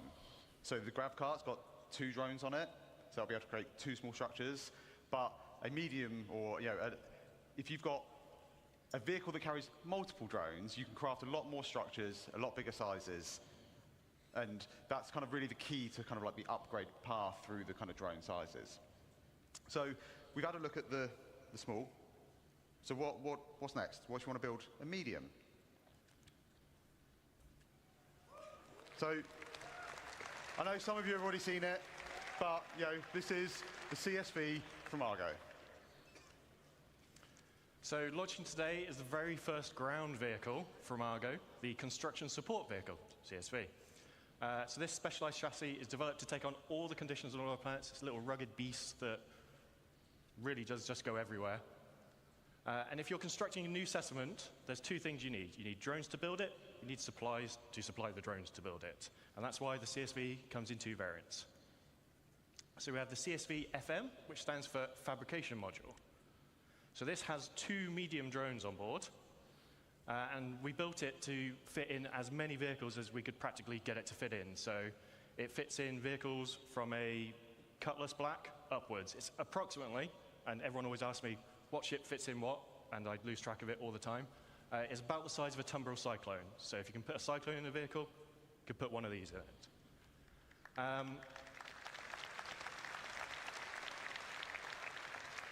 Obviously, 2 medium drones on board, and then it has an internal storage tank for resources. So it has a very small version of a freight elevator built into the back of it. So you feed it 1 SCU crates, it absorbs them into the holding tank on board, and then the drones will come Should I boo this, guys? to refill. And it also has a side Should I boo this? on board for a bit of added protection. I feel like What it's happens when okay. you run out of resources? It's not for me, though. This is You where know. the CSV SM for supply model comes in. So the second CSV-based vehicle in the game, and this has a traditional 4 SCU cargo grid on the back. So 4 1 SCU boxes, 2 2 SCU boxes, 1 4 SCU box. Depending on what you buy, you can use this to bring it and move it around. So this is the perfect companion vehicle to the CSV FM. Said that. Shield generator as well. Moves about 28 meters a second. My brain is fried. I can't remember what that is in miles per hour or kilometers per hour. And it is available right now to drive in SC Alpha 324.2. Available at playerc.csv.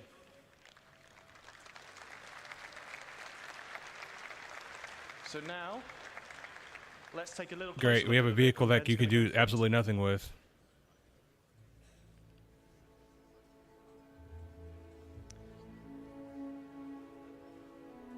Okay, so what we're seeing here is the in-game version of the CSV.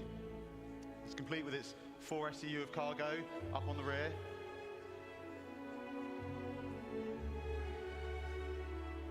And I think the CSV kind of really builds on what Argo is known for as a manufacturer. It's got those kind of like really kind of hard industrial looks, and I think it helps it kind of feel at home on any build site. All of its components are easily accessible. And I think the exterior is like real dominating factor. It's those kind of large all-terrain wheels, and then that's kind of backed up by just simple, smooth, sleek lines. We've got the front-loaded cab that puts all the controls kind of right in the kind of where the player needs them, and I think that's one of the keys to the ship as a whole, or the vehicle as a whole. Sorry, is it's simple, it's purposeful, it's functional, and I think that just kind of just helps it to kind of feel part of that Argo family.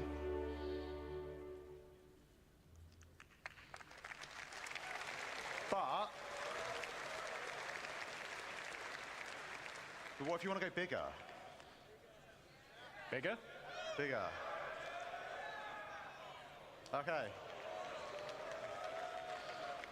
So, introducing the STAR-Lancer family. So,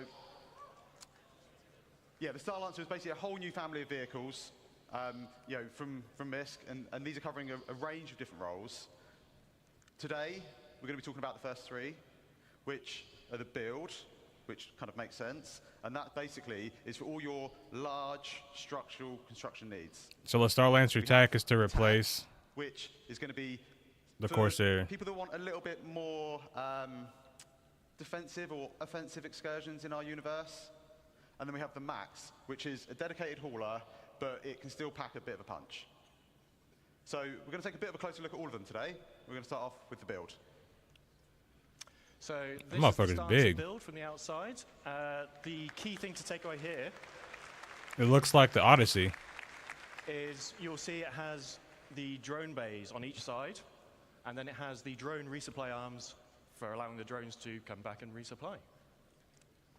Inside that room, They got you have two the drone woos. control center. So you have a single station inside, and this is where you control all your drones from, much like Luke showed you in the previous presentation. So there are 2 large drones held on each side of the room, so 4 large drones in total. And then there are 2 filler stations right at the front here, and these each hold 16 SCU of capacity, which can then go and load the internal resource tank to feed the drones. F your starter, whatever. Given Drones life from will then Pioneer. be deployed out of their little secret garages, and they go off and do what you've asked them to do. When they need to resupply, they will come back, sit on these arms, suck up their resources that they need, carry on their day. That's the really important thing here, is that all these base building vehicles have enough storage on board to supply your drones. Obviously, if you're going to build 1 million things on your base, you're going to run out. But we want you to be able to have these vehicles and have knowledge that you're not going to be doing endless cargo runs initially to build your foundation, your base. You'll be able to build your base and have storage on that eventually, but these all get you going. Harry, they're saying F your Pioneer, buy a STAR-Lancer. So, let's have a quick go over the stats. It holds 4 large construction drones. It's 83 meters long, 52 meters wide, 15 tall. Saw lots of rumors and chatters that people thought this was freelancer size. It is not. It is significantly larger than the Constellation and Corsair. It's almost 600i in size, so it is a big ship. 2 S4 guns for the pilots, 16 missiles, remote turrets, and then 128 SU of cargo capacity in the build specifically. But what if you don't want to build stuff? What if, like me, you just want to burn stuff and destroy stuff? So introducing the STAR-Lancer attack. So like I say, this is designed to be a bit more aggression into the verse. So I think the first thing you're going to notice is the kind of the dual man size 5 turrets. Now these give much better kind of broadside coverage from any of the other variants. And then on top, we also have like a dedicated hangar that has been specifically designed to fit a Mirai Fury inside. And I'm sure we will see plenty of other ships try to be fitted inside. Successful, yeah. not. They got one move this time. And, I think John's going to run you through the interior now. So yeah, let's have a look over the tack from outside to in. So This is the TAC in its default paint, so sort of military drab grey. Then internally, obviously Ben talked about the size 5 turrets. Then we have some drop seats behind, and these are on a deployable ramp, so you can do some ground assault. They will drop out, down. If you're doing a bit of ground assault, chances are someone's probably going to get injured, so there is an onboard medical facility directly behind there with 2 Tier 3 medical beds.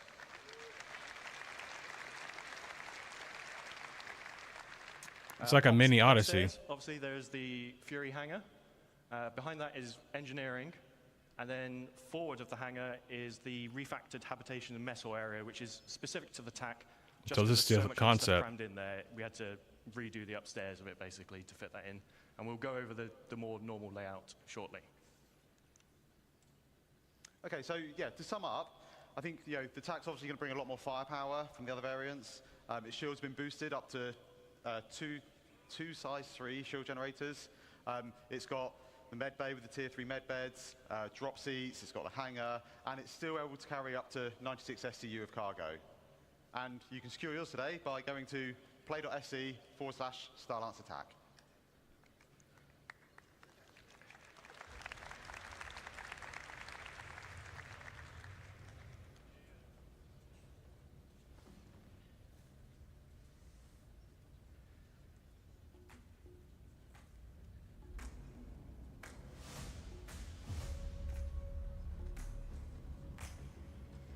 Pretty much.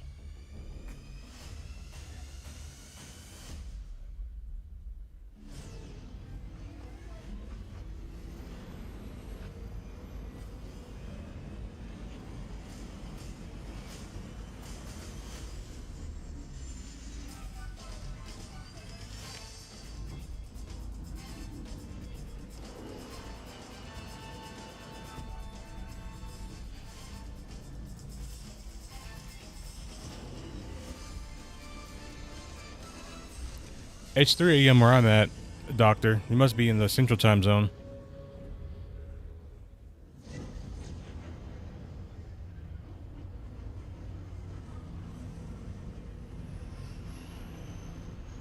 Let's go to Levesky.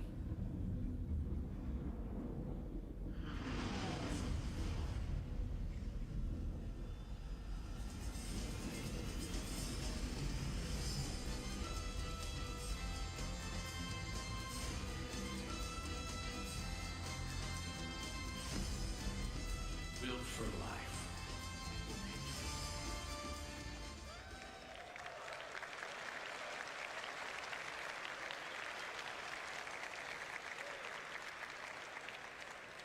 Okay, so I think you kind of hopefully agree that was a pretty great kind of trailer for the STAR-LLVH Max. And as you can kind of see, we're just putting the finishing touches on that now. So yeah, we're just getting it all done, all ready for its launch at IAE. We will take a little bit of a closer look at it now.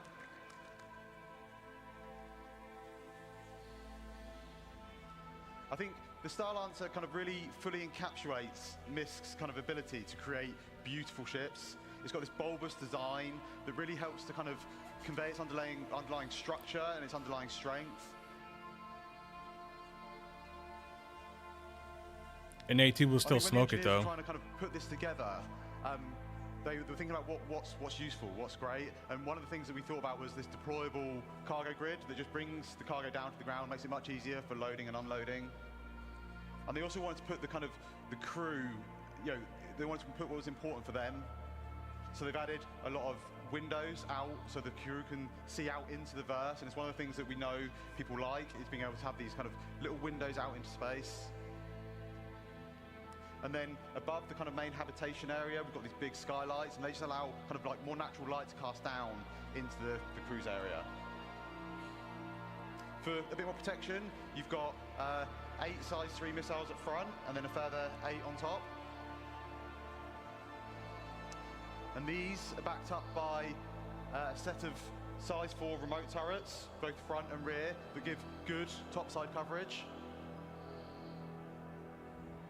And then finally, when we get to the front, you'll see we have a further set of size 4 gimbal weapons. And again, these just kind of help to fill in those blind spots.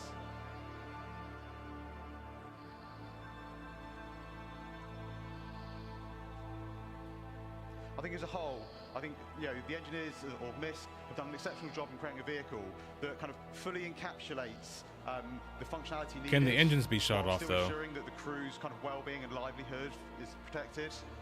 It's all in a package that kind of really dominates the sky, and I think it really shows off MISC's ability to deliver kind of quite beautiful ships.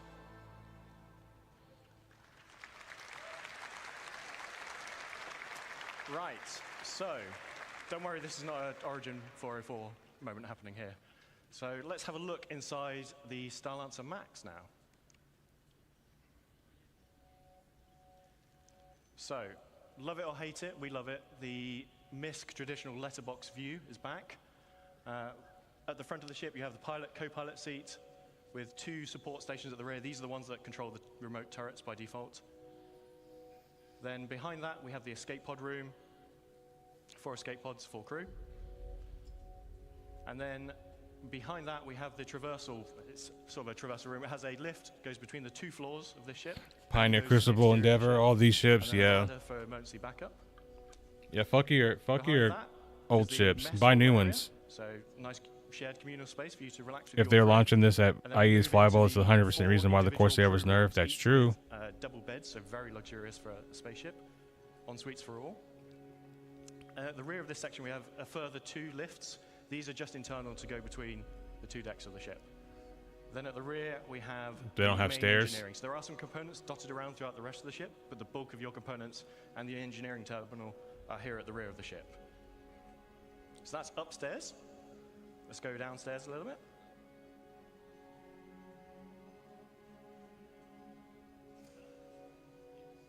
We have the main vehicle entrance and cargo entrance for the rear section.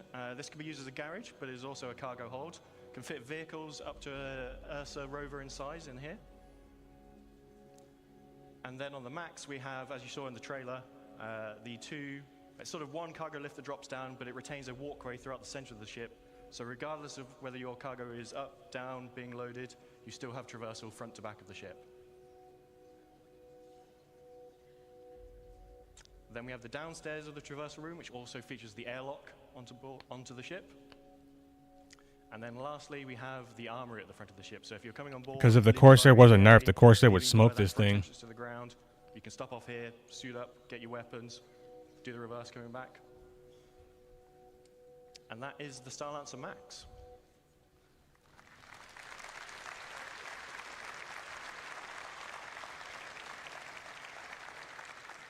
So we'll quickly recap the stats. 224 SU of cargo, 128 on that ventral drop platform, 96 in the rear cargo area. It has 6 extra VTOL thrusters for all that extra mass that it's hauling. And it is available to pre-order now and will be flyable this IE at play.se STAR-LLVH Max. And if you pre-order now before IE, you will get this exclusive... It's getting hard to justify the cost. Yeah. Super cool in my opinion. So, It looks like a humpback whale. we have talked small drones, medium drones, large drones. What about bigger things? So, who can guess what that is? So,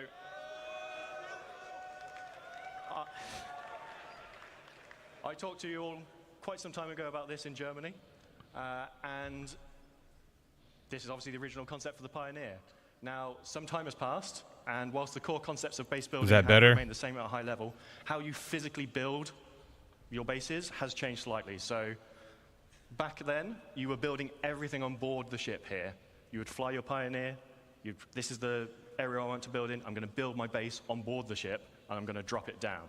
As you've seen, bases are a lot more expansive now. This doesn't work anymore. So, we need to do a little bit of some reconcepting. Okay, so one of the first things we really wanted to kind of solve was the arm. We know a lot more about how we're going to be constructing these structures now, and kind of the arm didn't really make a lot of sense anymore. All it really did was it made the space you need to land the ship almost twice as big as what it's kind of needed. And we're not real spaceship engineers. We don't Max we don't make 250, real TAC spaceships. 330. But what we do try and do a lot of the time is we try and take as much reference from kind of real life manufacturing as we possibly can. And I think that's really, it's really key to what I think Star Citizen is as a whole across like all the different departments, in that, you know, we're trying to make a believable universe. And if you think about the ARM, and whilst I can't deny it's a cool idea, I think really from a manufacturing point of view, all it really does is it adds a lot of complication and a lot of manufacturing costs onto what is already a very advanced, very large, very costly ship to make. So that was kind of like one of the kind of real first things we wanted to do. The second thing we wanted to look at was kind of have a little bit of a shift around of kind of like the egress points on the ship. The cargo position has moved, so we needed to kind of update that. We wanted to make sure that the landing pad made sense and had space to kind of come into the ship. And then we also needed a way of getting things out of the ship that we will be crafting. On top of that, we had a few other goals. Like I say, it needs to support all the updated kind of building mechanics. It needs to support all our current metrics, and I don't mean just character metrics, I mean all metrics, because we're going to be creating a lot of things inside this ship. We wanted it to kind of become a true self-sustained mobile base. We wanted it to kind of, you know, be kind of like the cornerstone of your crafting and construction ventures. And to do that, we needed to add a few extra kind of onboard facilities. So, you know, a med bay, like I say, the crafting area. I've been thinking about selling my hangar. Refine, yeah, just hold on to it. Don't sell it yet. So let's have a quick look over the updated interior of the Pioneer. So at the back of the ship, we have the classic bridge, looks out over the expanse of the ship. And then top and bottom of that in this image, we have the escape pod rooms. And then leading off those is the access to the manned turrets that remain. Then going downstairs, we have the cargo area at the top. Doesn't look like a lot. That's 1,000 SEU of cargo now in that space.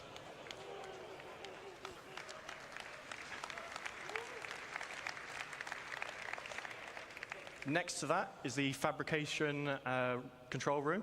This is where you'll be fabricating larger vehicles and ships, as well as smaller fabrication machines next door for. You don't want to use this to build a small FPS weapon. It's a bit overkill, so we have that on board as well. In the center of the ship, we have a small fabrication hangar with roof and ramp egress. So if you're building a small ship on board, so things like a Nomad, you can build on board here. You'll be able to fly out. Nobody will buy it. My account has been up for 1 year. This December for 30% of cost, no interest. Transitions from outside the ship to inside the ship. So cargo. I have an insane number of ships. That Ben's going to talk about. Yeah, I think it's hard to sell your account. Retain the ability to land a ship on top of this ship, move it inside. You'd probably be better off trying to sell your ships individually on the gray market if they're not upgrades. Components all the way around. It was a weird mix of size 3s before. It's now just all capital everything. Then we have the habitation, mess hall, medical area between the hangar and engineering. And then at the front, we have 4 extra large drones in the drone room. But we don't just have some pictures like this to show you. Ben's going to go through this in a bit more detail now. Okay, yeah, so we're going to have a little look at kind of like the concept and where it's at on the interior. We start out on the interior bridge. It's very spacious, or command deck bridge, whatever you want to call it. It gives kind of really nice views out over the front of the ship. And right up front, you've got all the consoles required that you need to kind of control the ship, as well as the kind of additional remote turret access consoles. And then at the rear, we have the main kind of navigation components. So this is still a concept then. Some small engineering consoles. And kind of flanking either side, we've got these 2 corridors, and they lead out to the manned turrets that kind of sit above the bridge. And they also have all the escape pods. This is a ship after Canop's Hot right here, though. For all the bridge crew. Like I say, we want this to kind of be a home away from home, so we have a very large, comfortable habitation area. Each of the crew members, they get their own individual crew pod. And one of the nice things about this is these actually open up and they allow kind of each crew member to kind of decide like how much privacy they actually want. This is the crafting area. We've got the 4 kind of crafting Not even in machines. gray box. Yeah. And these are right next to the cargo bay, the internal cargo bay. And as John says, this holds up to 1,000 SEU of cargo, so it's pretty sizable. To make it a little bit easier, it's got its own dedicated cargo lift at the back. That again, just simplifies that kind of getting cargo in and out of the vehicle. I can't wait to see people out soloing these things. It's gonna be hilarious. Down at the front, we have the drone room. Now these will be 4 extra large drones, so they'll be able to craft our largest structures in game. They exit the ship out through the roof, and they're all. If you have this ship, you basically win the game. Console in this area.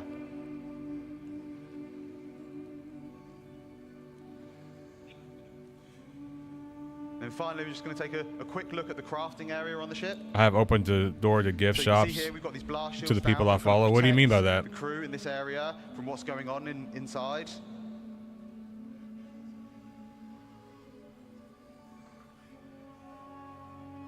And then as these open up, we just finished making a storm. And as we see, there's a ramp that leads out, so you can drive any ground vehicle straight out the front. Between all the landing gear, and you get this really nice kind of like sense of scale as you're driving underneath out the front of the ship. And we've also got the top exit for any flight vehicles. And then finally, we have the landing pad, and this just allows us for any ships that land up on deck, we can just bring them down into the belly of the ship.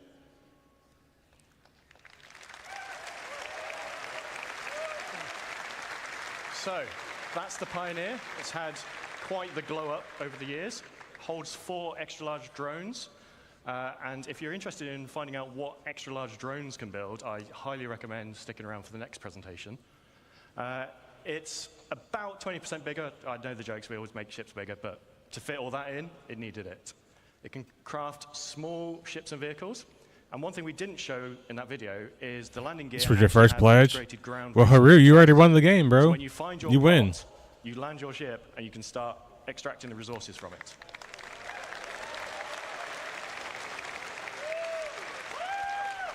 Capital components all round, and now it has 1,000 SU of cargo capacity. Now the bad news. When base building comes out, this will not be there day 1 of it. But we are starting this in the next week or 2, so it is in production very soon.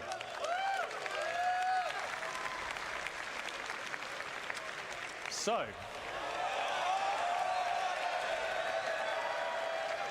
to finish up, we'll do the classic one last thing. CitizenCon is usually about looking forwards, but we'll do some housekeeping and look at the now and a bit. I think I'm out, Marcus. I don't like bad investments. So, oh, sorry, this is Ben. I understand.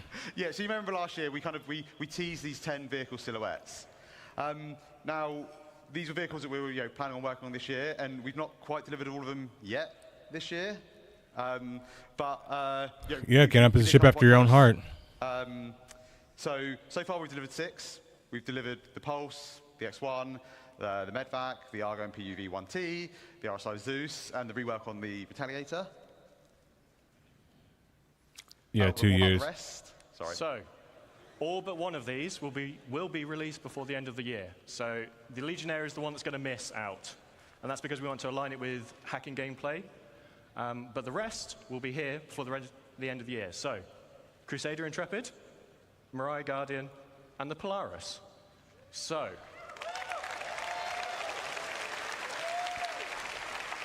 we have a few patches between where I am today standing on stage and the end of the year, but let's start with some things that you're going to see at IEE.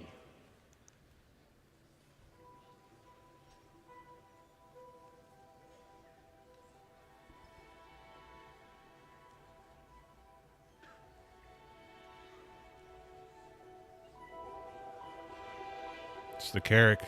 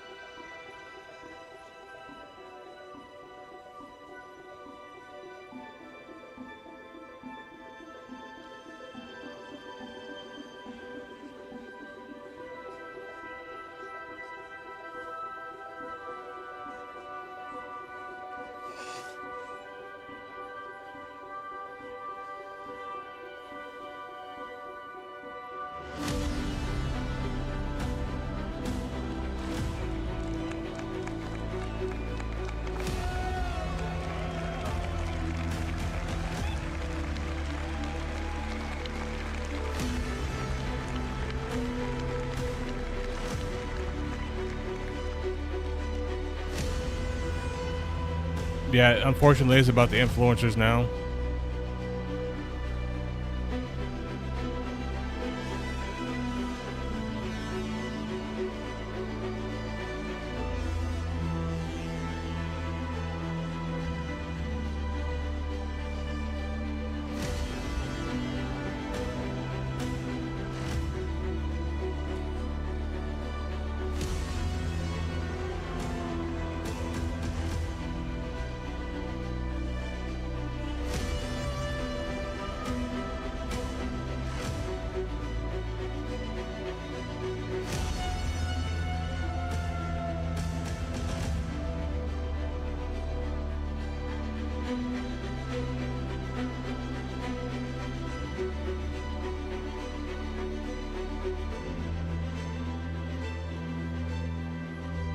This is big as hell.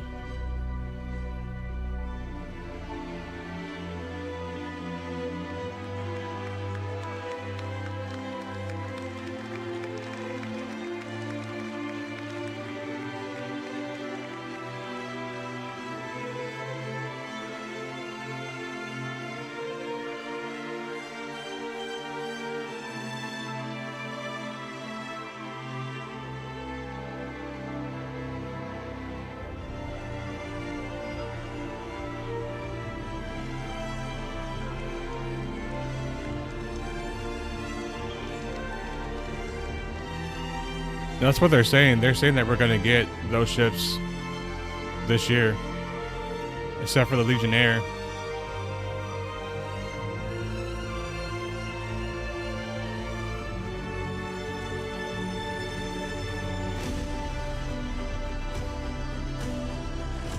Damn, you spent 15K, Haru? No wonder you're disgruntled. I'll be disgruntled too.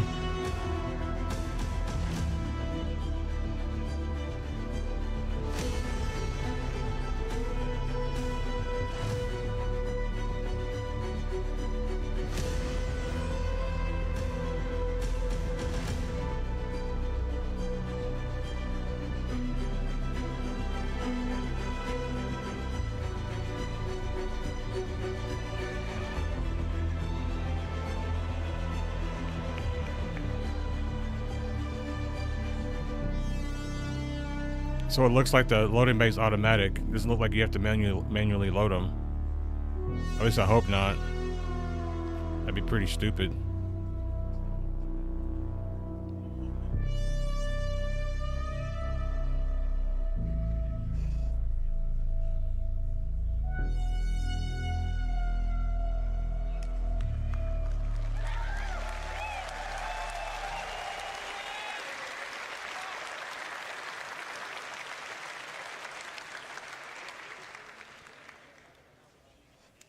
Okay, so on top of those ships we've talked about, we also worked on a number of other ships this year. So we're just going to quickly go through them before we get on to what we're doing next.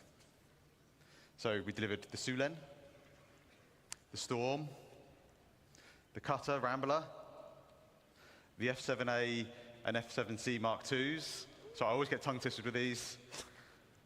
And the F7A Mark Is. They also did the Santok EI, the Sabre Firebird, the Peregrine, and then most recently, the Argo Atlas. So, like last year, where we did a little tease, can't just leave without teasing a little bit more, so let's have a quick look at just some, emphasis on some, of the vehicles that we're working on in the next 12 months.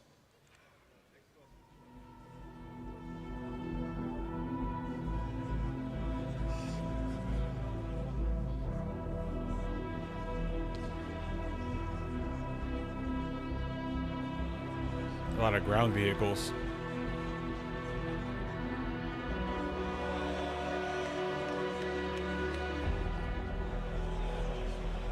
All the Hornets are going to be coming out next year.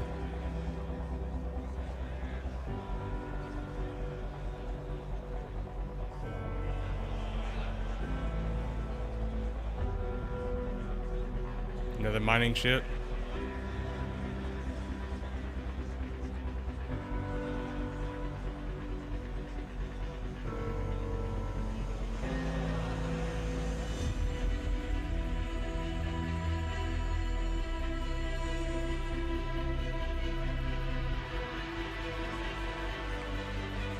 Is that the Odyssey?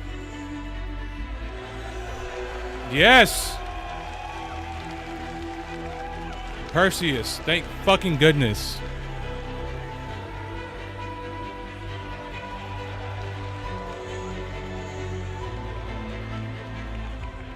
It's the Kraken.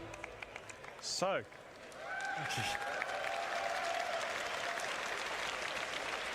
I just want to say a big thank you to all of you, and a big thank you to all the vehicle team in all the studios around the globe.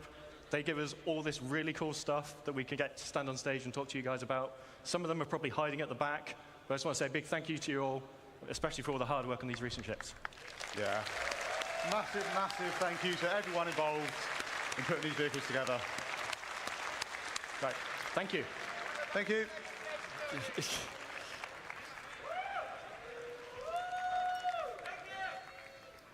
That was awesome, you guys. I swear some of those silhouettes looked a little familiar. Let's give it up one more time for the vehicle team. Let's hear it for the vehicle team, everybody. Woo! Call and response. We'll work on it for next year. Speaking of awesome ships, we are here at the Planet Ring booth here on the show floor at CitizenCon.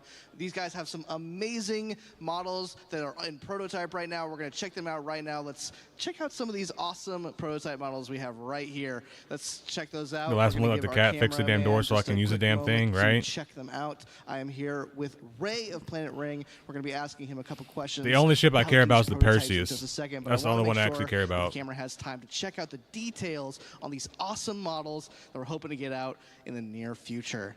Oh, look at that. That is some sexy detail work.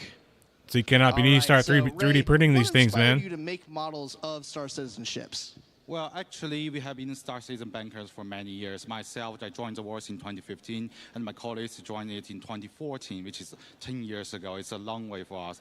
And we've been specialized in sci-fi models. We have been collaborating with other That's true. You're not wrong. The films. You're not wrong. The sci-fi films and animations and games. So we are excited to be One here of those as ships a was the partner Galaxy, of CIG for sure. to bring the citizens in the world with a beautiful ship in affordable price. Yeah.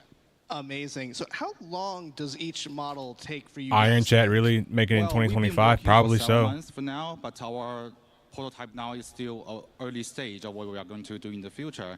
So it's roughly like 5-6 months for now. That's what we have been building for everything you see here in this booth.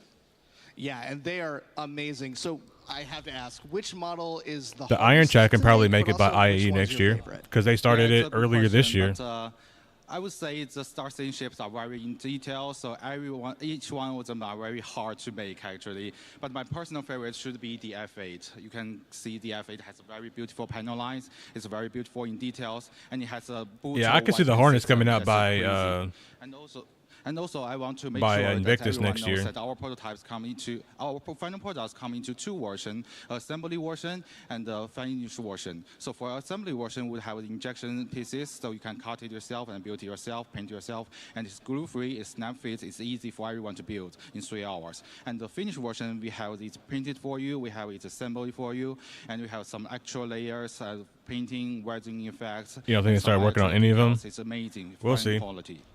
Amazing. And so we're actually going to show these really quick. And as we show these details over, we're going to actually throw it over to Sam. Let's give a quick detail on this. Thank you again, Planet Ring. Jericho. We're really happy to have you guys here. Let's throw it over to Sam back at the community booth. Thank you, Ray, again for having us here. We'll see you guys at the community booth. Hi guys, I'm back at the community booths and I'm over here with Ultima. Could you give us a brief intro for the guys watching at home to what you guys do? Absolutely. I'm Sigelian from Ultima Energy. We're the leading provider of fuel products and services here in the Verse. We do a lot of Starfarer operations. You can find us on our website at ultima.energy, and we have Discord as well, so hit us up there. Amazing. Yeah, I can see a lot of the small ships coming out next year. Let's move right for sure. on over to Medrunner.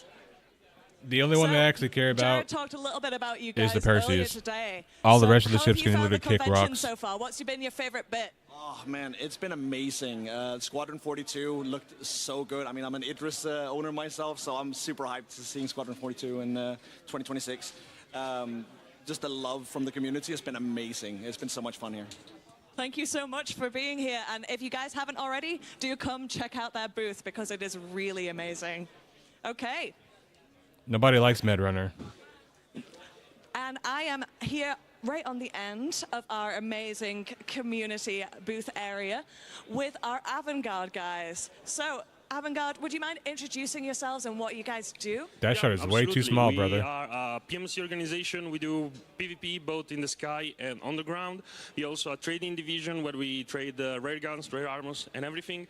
Our goal is to have at least 100 members, but because we value people below quantity. We want to create a legacy altogether. When I create this organization, I don't consider myself the commander of everything. I just planted a seed for a tree. Maybe I will never see the fruit, but I want to create a legacy. People need to have fun, maybe win sometimes also, but especially win. Be a healthy community and having fun altogether.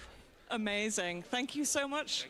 Right, let's move on over to the other side, where I am joined by my partner in crime, Dan. I don't know which camera I'm looking at. That one. That one? 2? 1? Hi. Hi, guys. We're back here at the community section. This mic's not working.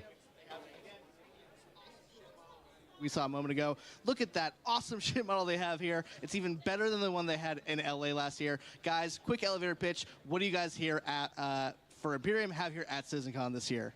Well, at CitizenCon this year, we brought another one of our 1 to 500 scale Bengals. This one is actually in Imperium colors. It's the ISS Sovereign, which was picked as the name for our flagship by our members. And then also over here we have 1 to 2,500 scale Bengal Krugeri Battle Group that was made by one of our members that we're going to be donating to Cloud Imperium and to Chris Roberts. That is amazing. You guys have made some awesome stuff here. We're really happy to have you. That one looks As really always, bad. Imperium creates some awesome showcases. Not hating, here I'm at just saying. CitizenCon. We're going to move on. Thank you guys at Imperium so much, and we're going to move right along. Thanks, guys. Next up, we have Black Star Initiative. If you guys are interested in a private military force with weekly events, Black Star is the place to check out. Guys, again, quick elevator pitch. What is Black Star all about, and what do you guys have here at CitizenCon for us? So, Black Star is all about helping other people in the org, getting to PvP battles, and also doing security and protection. Over here we have got... You ever see the CGI what humans need to look like to survive a car crash? It looks like the first step. We have got our challenge coin, which we provide to other leaders within organizations that we meet out in the verse. Coasters and patches. So if you ever need anyone to do protection for your bases that are coming soon, look to us. No one's better. Yes, and if you want to get good at PvP, we have daily trainings that we can provide to you. We have a lot of stuff to do. We have a civilian division if you're not that much into combat, but even they get trained, combat ready, so you know how to defend yourself. Awesome. Thank you guys at Black Star. We are always happy to have you. We're going to move right along to one more final community booth. This is our last one of the show. We have here, guys, CitizenCon is sometimes a crazy show with lots of cuts, lots of cameras, and no one knows that better than HubNet. HubNet is an awesome news roleplay group, but I think you guys can say it better. Tell us all about HubNet. All right, so HubNet is our attempt at making content for the citizens in the verse in 2954. So not for you players, but for the players' characters. So we make a full feature-length movie like Overclocked. Yeah, we don't. I avoid those people like too. Spades, and our news report, Hubwire. Like I said, my org is like, Events that are it's not even really like an org. We're just a group of guys. And we just do what we do. Yeah, so if you're looking to create a project or get involved in a project, you can join our Discord, sign up as a role. You can be a voice actor, a filmmaker. Whatever your talent is, we can use you. We're effectively Netflix in the verse, so come check us out at HubNet. Awesome. Thank you guys at HubNet. Guys, this is it for me and Sam here at CitizenCon. It has been great being your guys' interstitial hosts. And Sam, do you have any final words? Yep. No, just amazing job, guys. Everything in this community booth, all of the developers that have worked so hard to make CitizenCon happen, you guys are amazing. So hope you have an amazing rest of your CitizenCon. From Dan and Sam here on the show floor, thank you guys, and it's back to you, Jared, on the stage. Goodbye. Goodbye. Okay.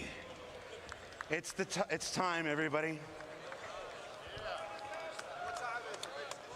It's time. And before we get this started, we're doing a lot of things here. I want to do some personal thanks to myself.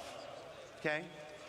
So, first, I want to thank all the developers who took their time to build their presentations and showcase for you their amazing work that they've been doing over the last year for Star Citizen and Squadron 42. So please, Your teeth clenched. a round of applause I feel it, for the bro. developers.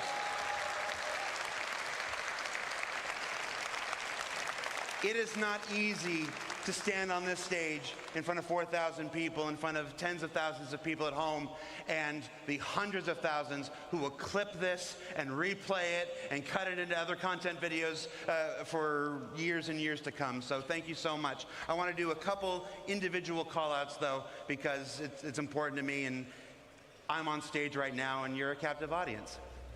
I want to call out Nick Pierce. Nick Pierce from the Characters and Creatures presentation. 10 days ago, we lost our main presenter. He didn't die or anything, he just couldn't make the trip. Nick stepped in with only 10 days to prepare that amazing armor specialization presentation that you saw. So Nick, you're a champion. Thank you so much, stepping at the last minute.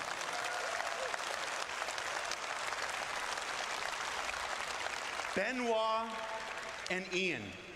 Benoit and Ian took the reins and delivered multiple presentations this year. You may only see them talking in this presentation or this presentation. You're going to see Ian in this one here, like this. But their work behind the scenes, getting all of these presentations up to the standard that they're required, was amazing this year. So Benoit and Ian, you don't have to clap for this one. This is just for me. Thank you so much, Benoit and Ian. All right, you can clap. That's fine. You might have noticed we went on ISC hiatus a couple weeks ago. We went on hiatus a little earlier than normal because we took the ISC gameplay capture team and we dedicated them to the work of CitizenCon for the last almost 6 weeks. Every year at CitizenCon, the devs spend their time creating their footage for you, their showcases for you, and many of them still did. But the amount of work it takes them away Those from the taco work of actually shoes, creating right? the game.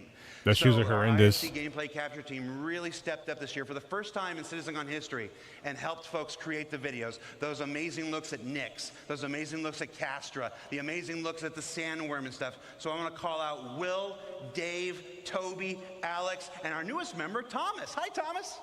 Thank you so much, guys.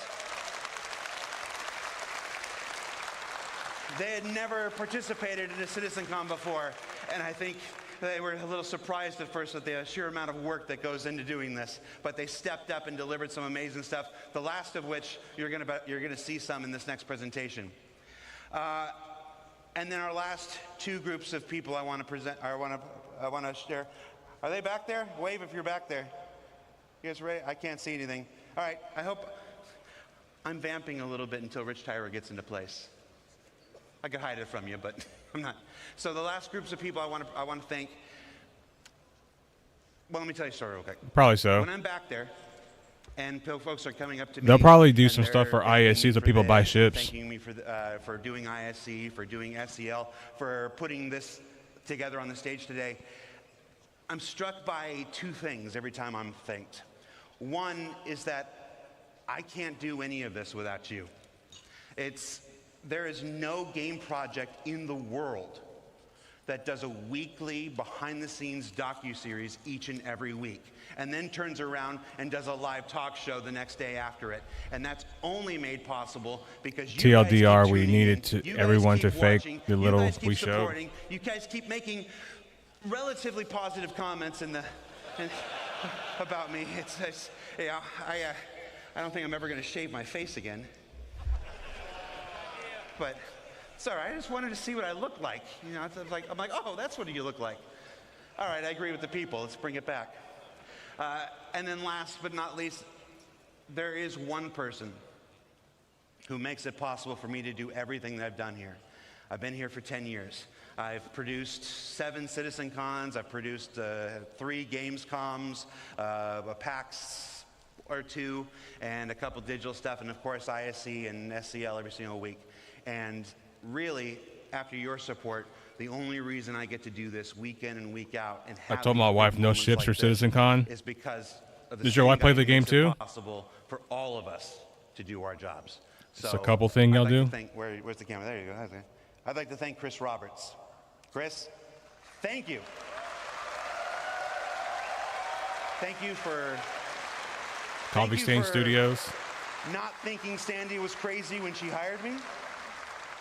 Thank you for saying yes to so many things I want to do, and for not saying no or getting angry when I don't ask. So thank you so much. I do operate a lot on a let's just do it and see if I get in trouble afterwards thing. So is that Chris there? Are you ready? All right. So with that, yes, he's angry now. All right. So without further ado, let's get to our final presentation of the night. The Star is My Destination. Introduced to you by the one and only Chris Roberts.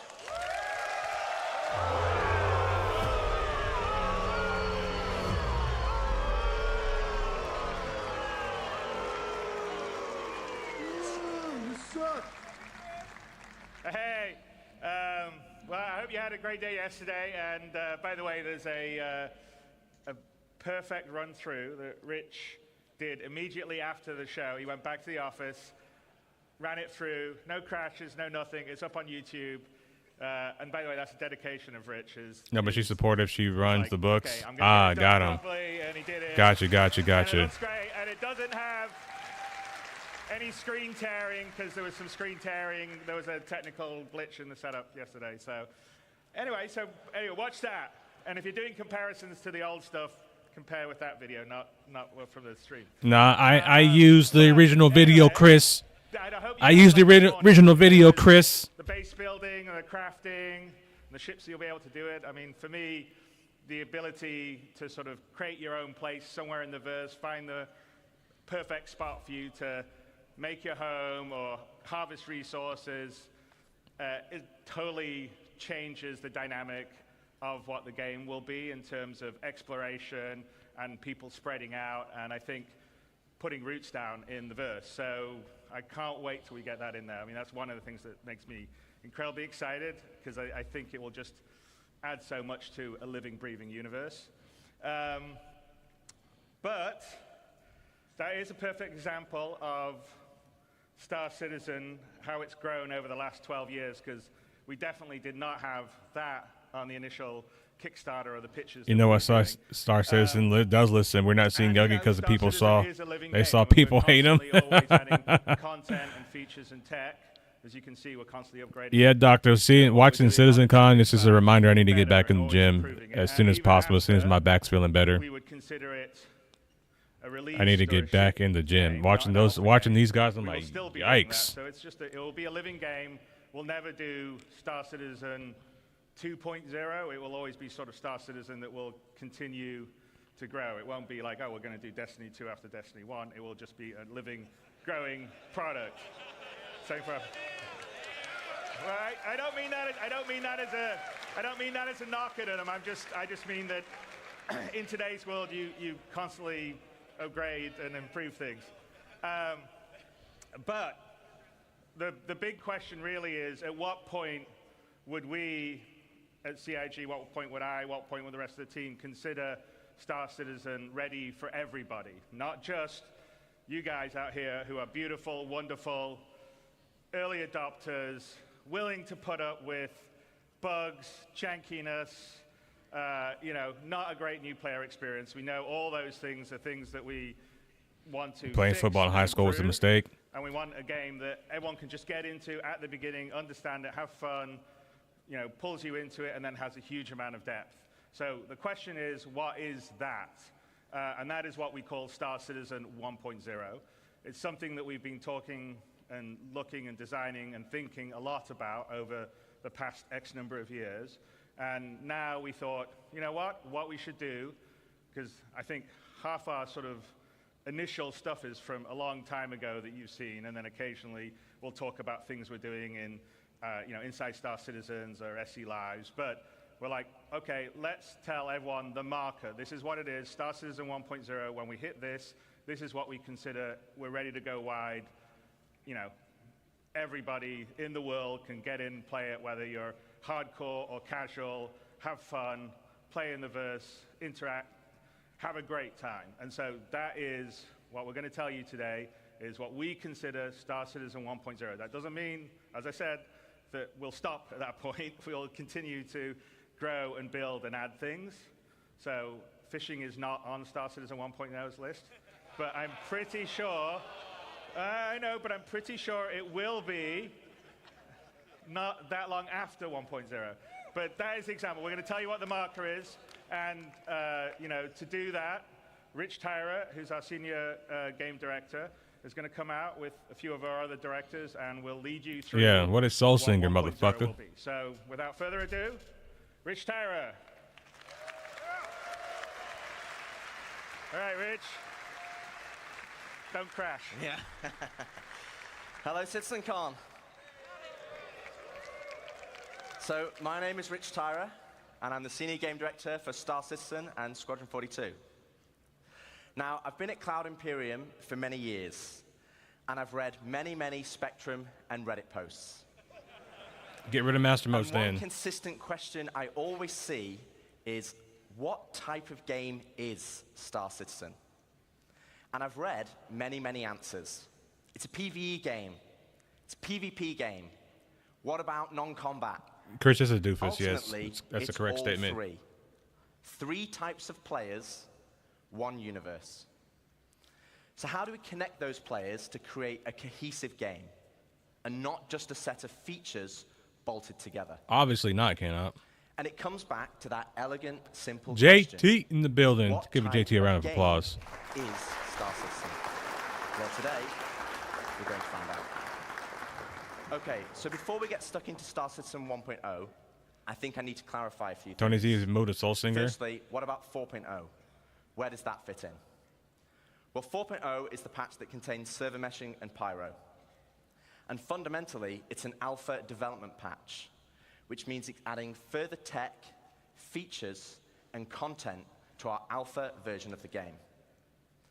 Today, though, is beyond 4.0, all the way to 1.0. And the big difference is that 1.0 is the full release of the game.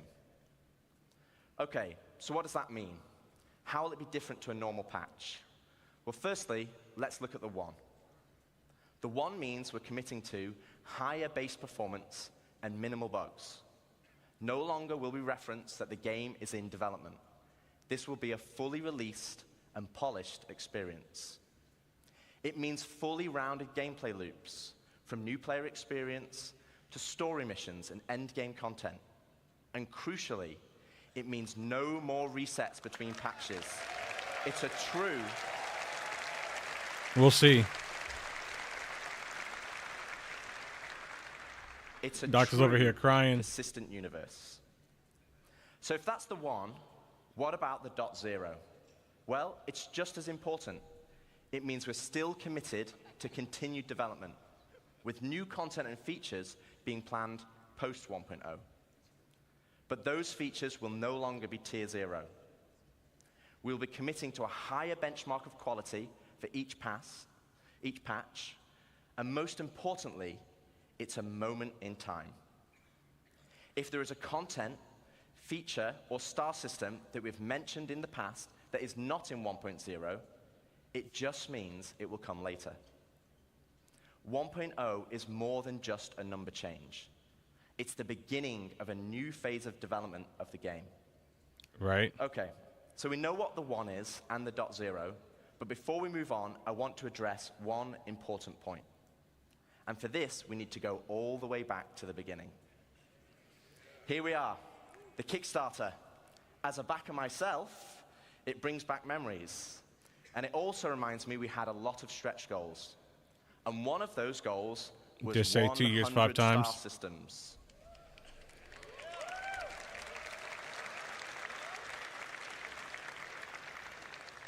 But, and there is a but, the star systems of old are not the star systems of today. They were based on the privateer and freelancer model. They were unexplorable planets with an isolated and small landing zone and had automated landings. And we all know how that went. To give you an idea, Stanton had 4 points of interest, and the entire 100 systems only had 90 POIs. Compare that to Stanton today, and we have 1,626 points of interest. And that is going to be dwarfed once we start using the Starchitect tool you saw yesterday.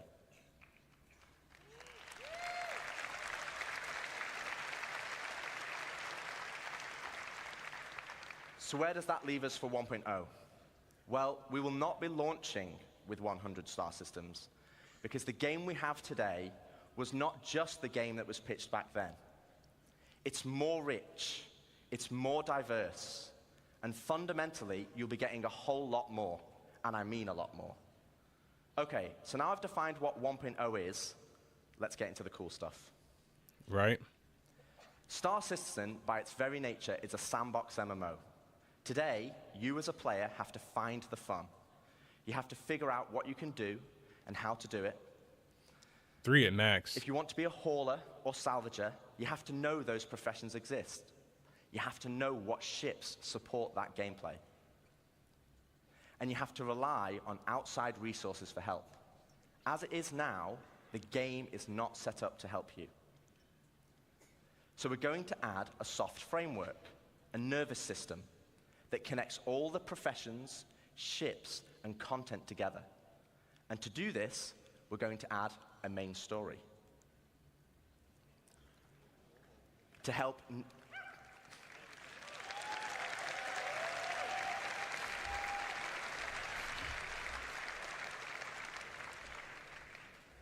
new and existing This is what I've been players, saying all along. to help discover all the exciting features and content we have, to take them on a journey of discovery of what the game has to offer.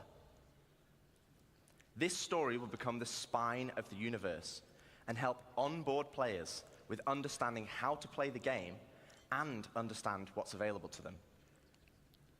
This story you will get 2 also stories. introduce each of our guilds and what professions we have to offer. Like the United Resource Workers, our core industrial guild, which supports 2 of our main professions, mining and salvaging. They also support many other features and professions, like repair technician, crafter, and builder. Guilds are hugely important in Star Citizen, and as you know by now, guilds are comprised of many factions. As you work for each of these factions, This is the you will pure gain copium right guild here in the hopium. reputation. You can then use this reputation as a currency to purchase guild-affiliated rewards, like ships, blueprints, and items. Yeah, so not a And each sandbox guild will have a MMO unique anymore. inventory of what they offer. Alongside economic growth, guild reputation will become a core progression of the game. And to talk more about guilds and our main story, I'd like to introduce David Haddock onto the stage, our very own narrative director.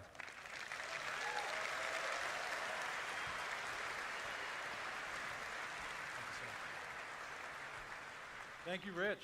Hello, CitizenCon. How's it going?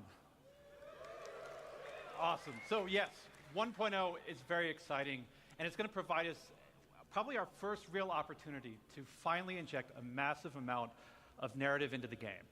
But we're looking to do that in several of ways. Now, Rich introduced the main story, so let's get into it. What exactly is that? First, it's a narrative experience. This will be a crafted what's it story about? through the star systems and professions of the Star Citizen universe, taking players on an exciting adventure that will finally kick off the growing tension between Earth and Terra. Yeah. It will be NPC-driven. So while Squadron 42 will always be the place to go for AAA cinematic adventure, we're bringing a lot of the techniques that we learned from that to capture and build a cast of dynamic characters, some of which may be familiar, for both this I can see story the droves of players lining up to be engineer on the ship where you sit around and do nothing until the ship main has story is also trouble. designed Oh, to the be sort fun. of like a tour bus structure. I've heard enough time where to call you some can hop people. on and hop off at any time you want to. So we're not also requiring you to do it. So if you want to log in day 1 and just go off and do your thing, you can do that. Or maybe you want to put the story on hold so you can go explore a new facet of gameplay that you just discovered. Go for it. The point is that you can complete it at your own pace. So that's the what. So why do you want to do this? What's the motivation to want to go on this ride? Like Rich said, for new players, it's a great way to ease into sort of the vast lore that we've been developing over 12 years. The gameplay, the locations that the game has to offer, and also give you a sense of Back in the day, it kept upcoming us on the stories that are about project, to and now come. just steals money. But you've been playing Star Citizen for years. You probably know the lore better than me. So what's in it for you? Now, of course, we'll have rewards along the way as you complete missions and whatnot, but we're finally going to offer a big prize for completing the story. Citizenship.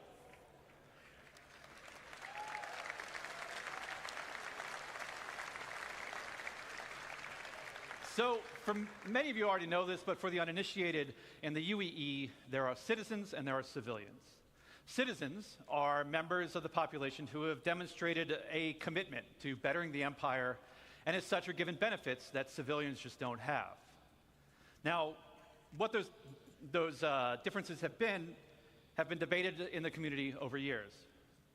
1.0, we're finally going to answer that debate. I won't get into the full list of benefits that we're going to offer, but can reveal that one of them will be around land ownership. Citizens will be able to purchase land anywhere in the UEE and enjoy the security that comes with it. But civilians will have a couple of restrictions as to which systems and which planets they can buy on. So that's the why. So where is this adventure going to take you? Well, 1.0 is going to include 5 star systems. This story is going to weave you through all of them, but where exactly are you going to go? First, we've got Stanton, which needs very little introduction. I'm sure you're all very intimately familiar with these 4 corporate-run worlds. But since I do lore, I figure I could take the next hour and just walk through each one of these. But I'm kidding.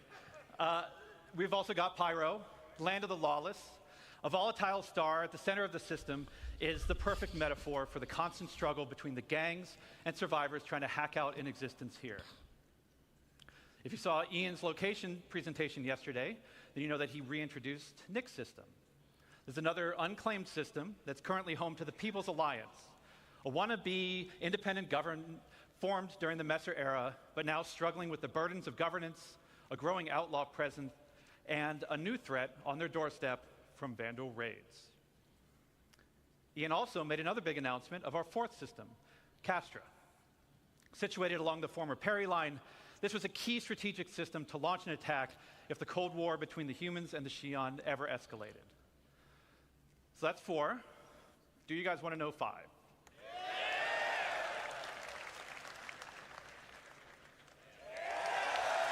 Terra.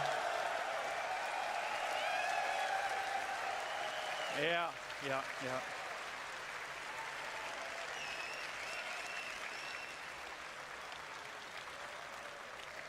We're finally doing it.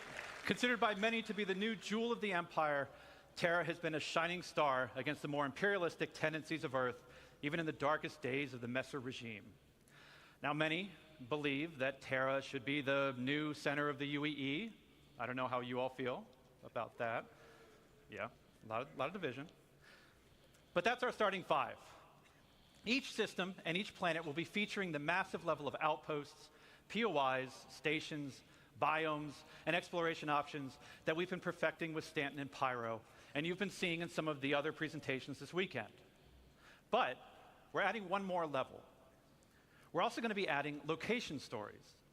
Now, these will be short, NPC-driven missions sprinkled across our landing zones and cities. Oh, this is going to be like Starfield, how you go to a place and they give you a fucking mission to do. Lore and character to the location that they take place in.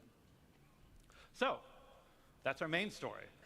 Let's talk more about the guilds that Rich mentioned. First, a quick recap.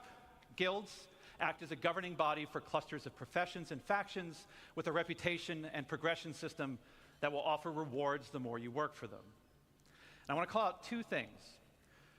One, I'm not going to have time to dive into all of the missions that you're going to see on this board, but just know that every mission type is either in the 1.0 roadmap or already in production.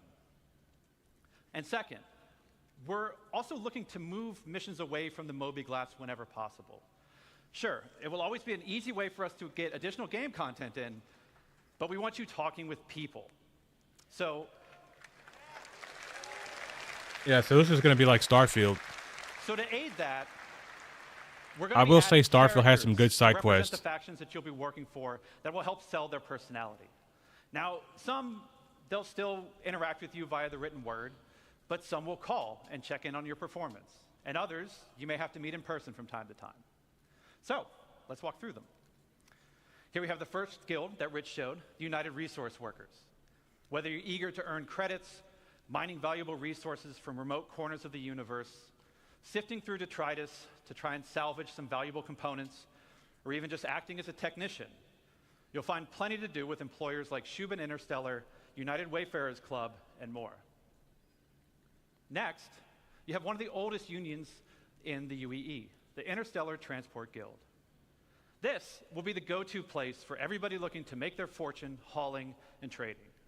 Some of the factions that many of you already work for now, such as Ling Family Hauling, Red Damn, Wing, you're going to have to fly and land and go to the person to go get them? Yeah. And we're going to be adding something special for the daredevils out there, the Imperial Sports Federation.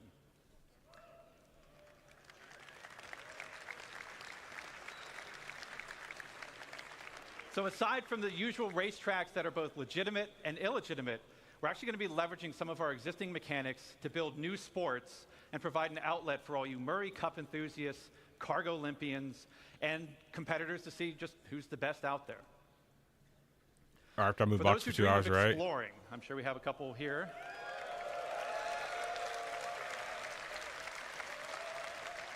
We had the Academy of Sciences that was brought up yesterday in the social presentation, if you saw that. This is a science guild that will include factions like the Imperial Cartography Center, who will task you with a variety of missions to better understand our universe, such as sending you into a nebula to do deep scans, or finally seeing what's at the bottom of that planetary canyon.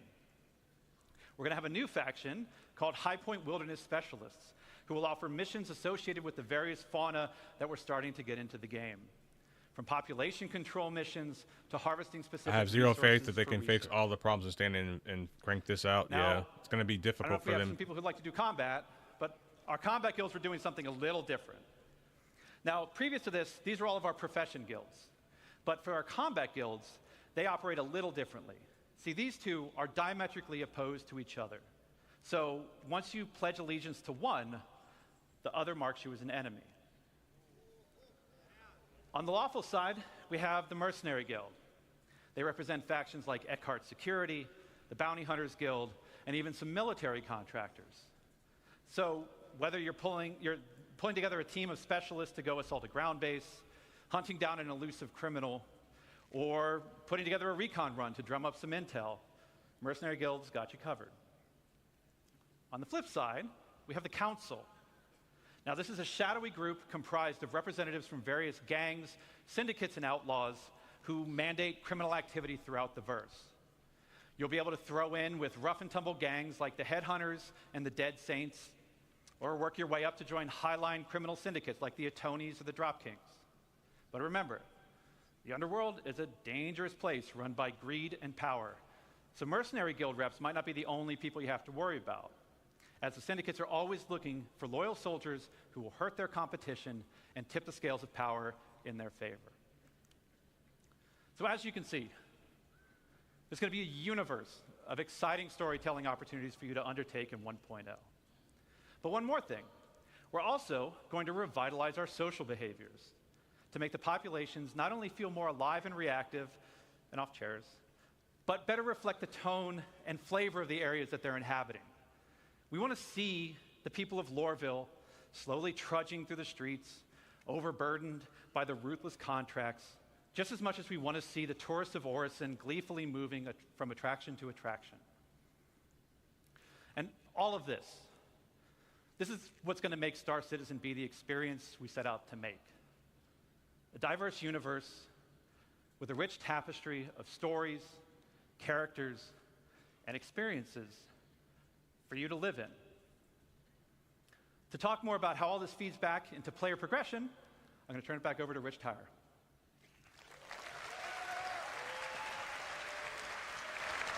Let's see what they're talking about. Smashed it.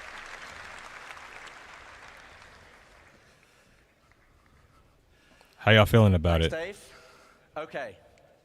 So we have a main story to connect the universe. We have all the guilds and their associated professions. And we have location stories to give the world depth and life. Crucially, though, we have a new core progression in the game, guild reputation. But what about our other core progression in the game? The economy. So, as we've discussed before, we're implementing a Star Sim-powered dynamic economy.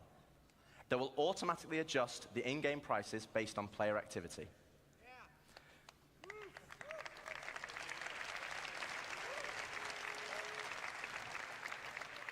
But for credits to actually matter, though, we need to have an economy where credits flow out as well as in. This means transactions such as repairing, refueling, and restocking need to have value. If everything is too cheap and the money coming into the economy is too great, we'll have massive inflation. And this is where taxes and insurance come in. Boo! He's talking about AI characters, real characters for these guilds and orgs, because no one's going to want to put their time into the fantasy. It doesn't want to. Death of a Spaceman. Doesn't involve flying a spaceship. Security tax It's for your true. base that will cover the cost of planetary shield tech. Insurance, on the other hand, will be split between medical insurance, which covers your hospital imprints, and probably the most important one of all, ship insurance. Now, as we have Death of a Spaceman, we also need Death of a Spaceship. Losing your ship should be significant. Right now, for example, over 90% of all claims in the verse are for ships that have not been destroyed. That's mostly your fault. And this My ship got is where stuck under a ship fucking insurance pad. And our new warranty mechanic comes in. First up, we'll have 3 tiers of insurance, with level 1 being chassis insurance, level 2, chassis and component insurance, and level 3, chassis, component, and decorations insurance.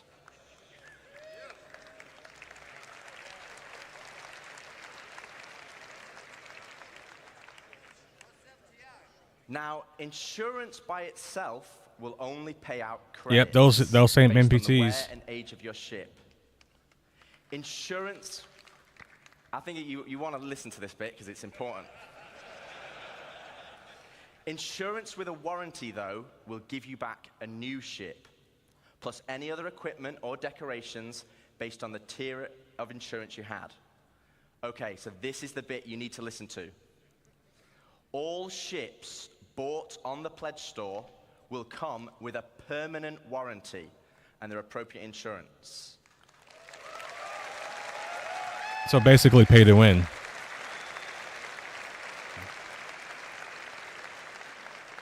This means you will always get your ships back if they're attributed to your account. Other ships, on the other hand, will require a transferable warranty, and these are rare. You'll be able to earn transferable warranties in-game, such as by completing the main story, as an example, and apply them to any of the ships you own. But there will be a cooldown for transferring it between ships, so choose wisely. Now, what about claim timers? It's another fun topic. And getting your ship back without a claim.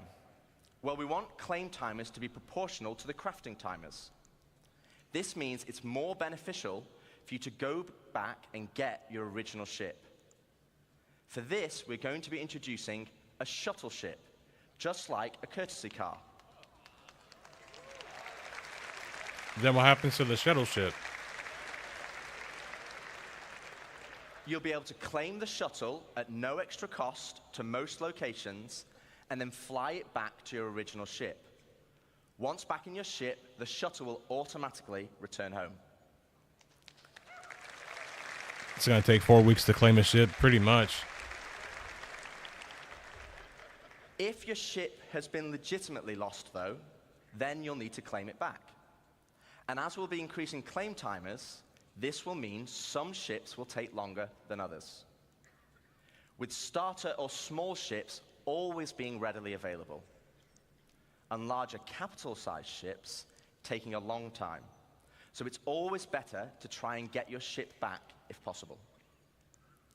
Okay, so we've talked about our 2 core progressions, but what does that mean to you as a player?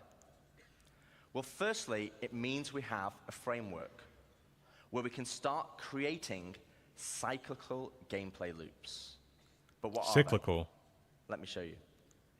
Okay, so right now in live, if you have a prospector, you probably enjoy mining. And the reward for mining is credits and the enjoyment of the activity. But in 1.0, you might be mining for a whole different reason. And this is where cyclical gameplay loops come in. Firstly, let's add all the manufacturers and ships in. I'll just give you a moment to take that in, because there's a lot. I actually had to ask them to take the variants out, because it didn't fit on this slide. And let's zoom all the way into the prospector, a stalwart of the mining community. But let's say I really fancy acquiring a military Mark II Hornet. Let's go on a simplified journey of how I could get one. Firstly, I know I won't be able to buy it, as it's a military ship, so I'm going to need to craft it. That means I will need the fabrication hangar blueprint. Luckily, I can earn it by doing mining missions to gain rep with the United Resource Workers, and I already have the perfect ship, my trusty prospector. With blueprint in hand and some excess credits, I can now purchase a small plot of land on Stanton and build my fabrication hangar. Step 1, complete. Now I need to grab the Mark II Hornet blueprint. For this, I need mercenary rep, and more importantly, a combat ship. With that in mind, I will do a few more mining contracts to earn enough credits to purchase a Mustang from the dealership. Now I can start doing combat pilot missions for the Mercenary Guild, so I can unlock the Mark II Hornet blueprint. Okay, step 2 of our simplified loop is complete. I have the Mark II blueprint, but I need the resources to craft it. So I come full circle back to my prospector, but this time I'm mining for resources instead. As you can see, this closes the loop. No longer am I mining just because I like it, and there's nothing wrong with that. But now I am mining for a purpose and for multiple reasons. For credits, for reputation, for resources. I mean, I don't really believe them. Like, I believe it when I see it. Stepping stone. That's where I'm at with it. My own ships to enjoy other professions. And this is just one of many loops. This is the core of Star System 1.0.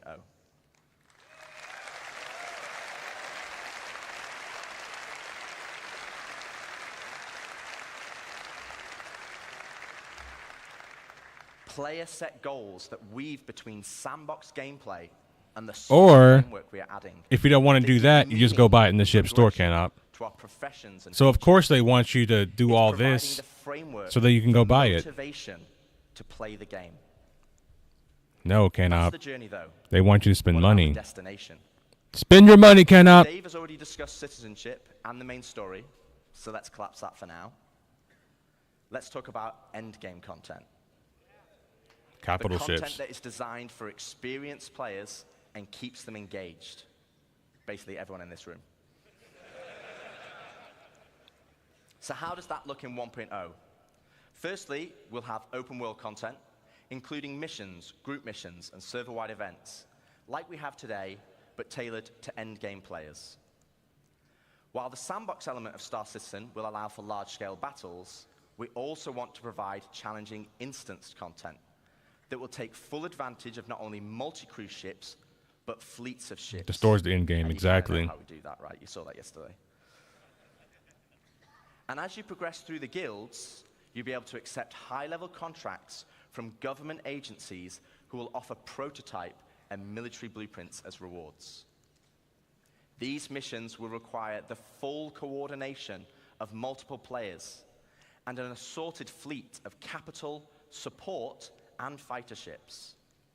You will finally be able to become the admiral of the fleet, directing your armada from your hologlobe, which, yes, is a feature included in 1.0.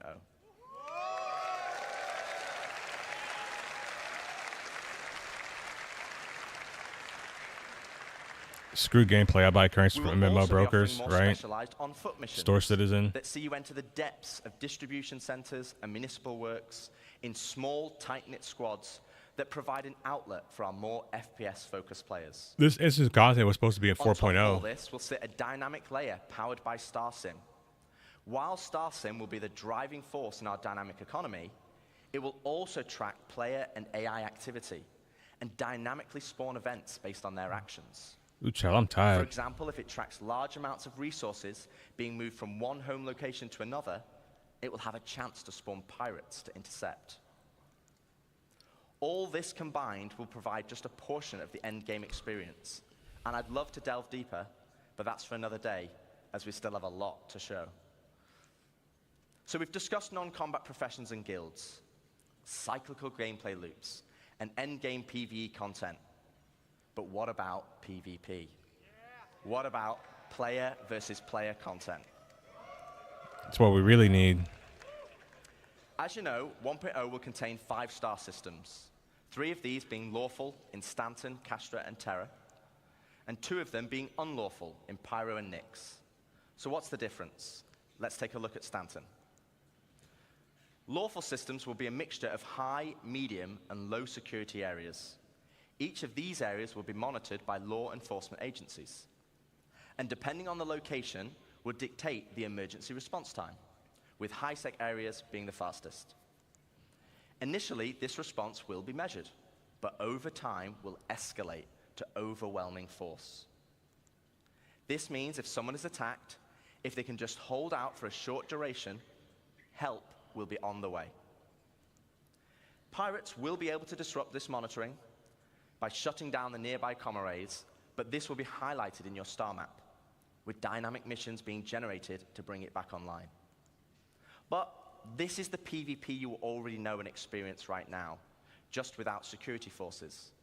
But before we jump into an unlawful system, let's explore what options you have if you pirate a ship.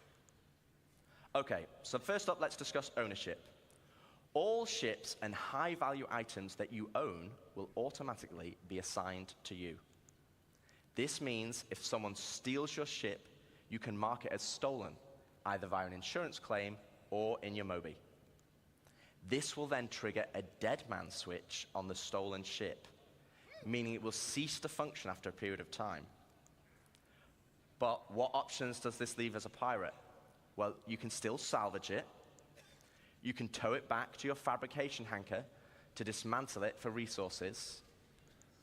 Or, if you have a high enough rep with the council, our criminal guild, you can get the dead man switch disabled and pay for a new title deed to become its new Grand owner. Theft Spaceship. I can't wait to steal somebody's Idris. Also, if you're in a lawful system, you'll need to find a transient jump tunnel, as all major locations and POIs will have custom security that will scan you on arrival. Okay, so with that out of the way, let's look at the unlawful system in Pyro. Unlawful systems have no laws at all, and with that comes opportunity. Pyro, as an example, has an abundance of high-quality resources and is a hotbed of criminal activity, the literal definition of high risk, high reward. With crafting now requiring resources, you're going to want to create bases to mine and extract them. This is where base raiding will become a new form of PvP. And it's That's what I'm going to be doing. I'm going to be raiding everybody's base. Ethos. Defending players will be able to add defenses such as walls, automated turrets, and most importantly, ground shields, a localized version of the planetary shields used in lawful systems that absorb the most powerful of weaponry. No longer can you just turn up and drop a Moab.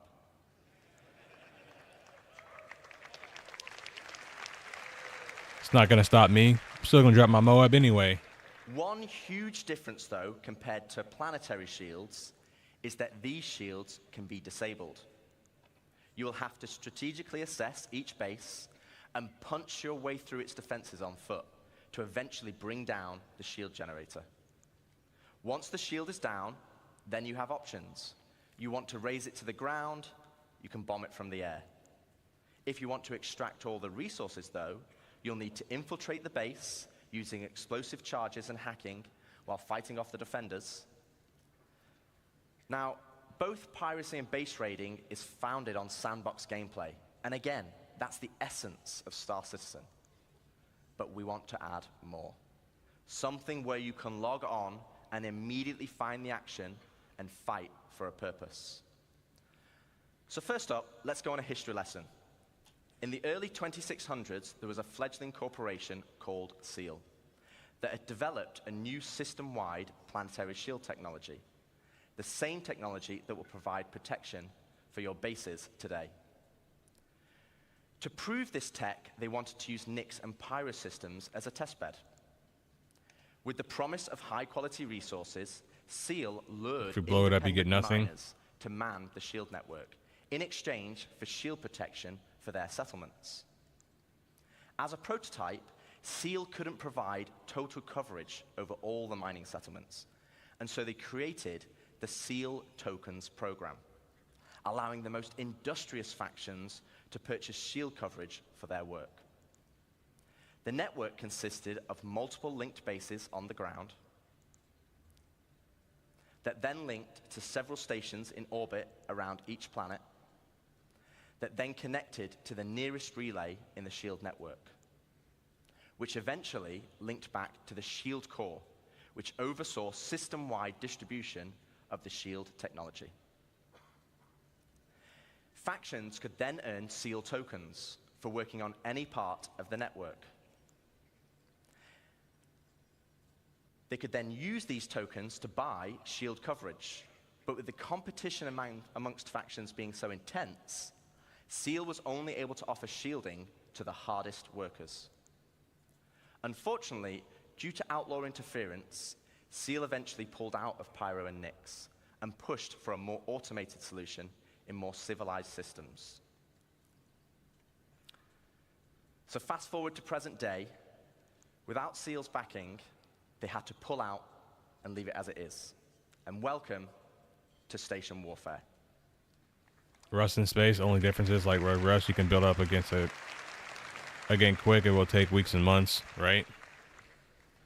With the SEAL network still in place, but lacking resources, orgs can take ownership of these structures to gain access to planetary shield tech, which, as you know, would make their bases invulnerable. Unfortunately, there's a catch. There isn't enough to go around. And as in the good old SEAL days, the system still works via the SEAL token program. To earn tokens, you'll have to assault a location and then deposit resources to power the network. This begins with ground bases and ends at the shield core. Each structure occupied will then accrue SEAL tokens over time, with larger structures earning more, and at the end of each week, you must then use these tokens to purchase shield protection. With shield coverage being limited, though, the system automatically selects the orgs with the highest bid from across all shards. Meaning for that week only, a certain number of orgs will gain access to shield protection. So this is a chance for your org to become the de facto leader of a system. It means you'll be able to log on and immediately find the action and fight for your org. And finally, it's not just sandbox PvP or ganking. You are fighting for a purpose. So once you've won your bid, what then? Well, to talk more about that, I'd like to welcome Ian Leyland, Star Citizen's falling asleep over here, man, to the stage.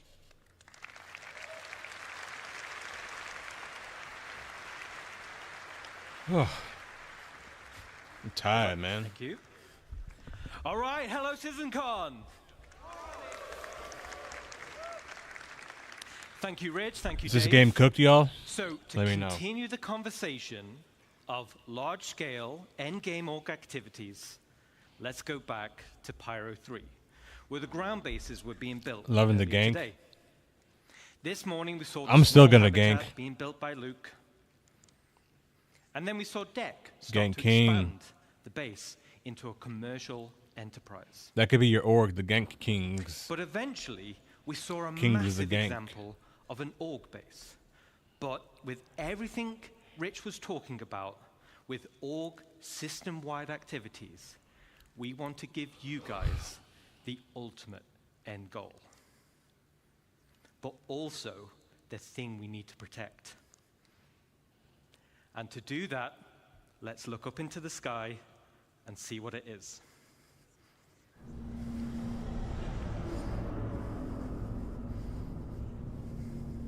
Dude's breathing hard. Cut off his mic. You're still here, but you stopped listening?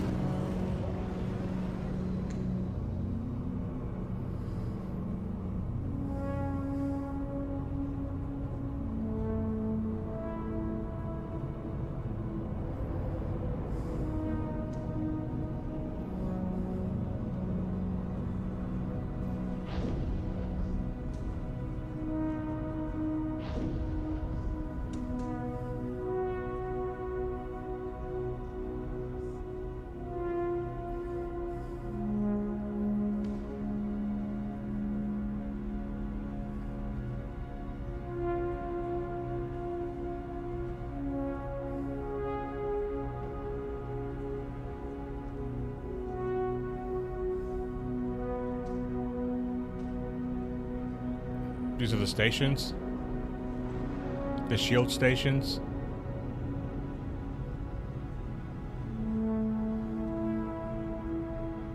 That's kind of nice for pyro. Shouldn't it be more run down?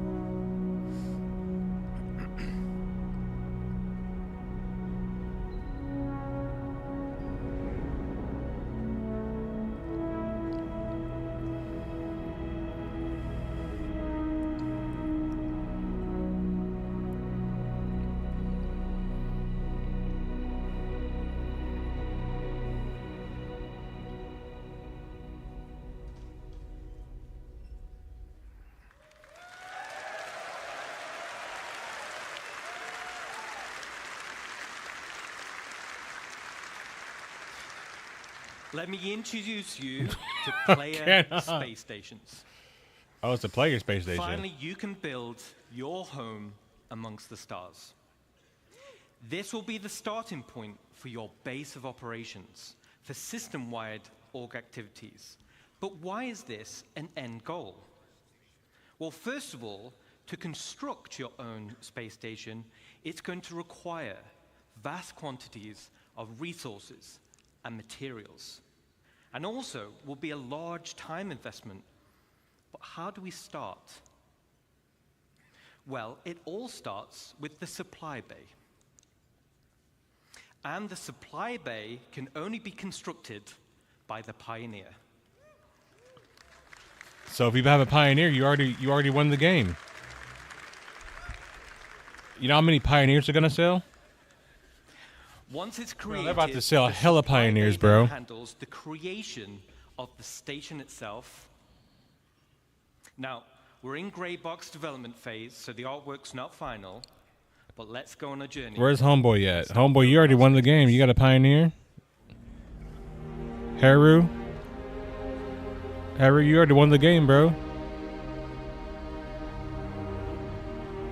Buy your own. Exactly. I mean, if you buy that ship, you've already won. All you need is a friend with a Pioneer, and like you've already won the game.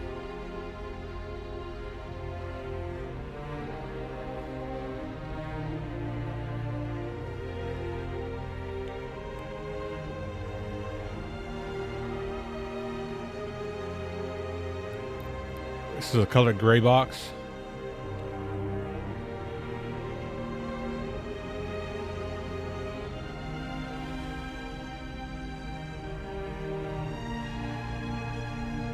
One JPEG to rule them all, exactly.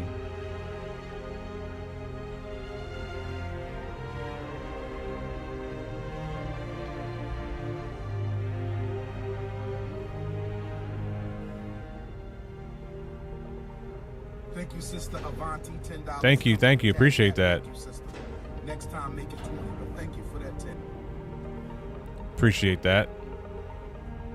Coming through.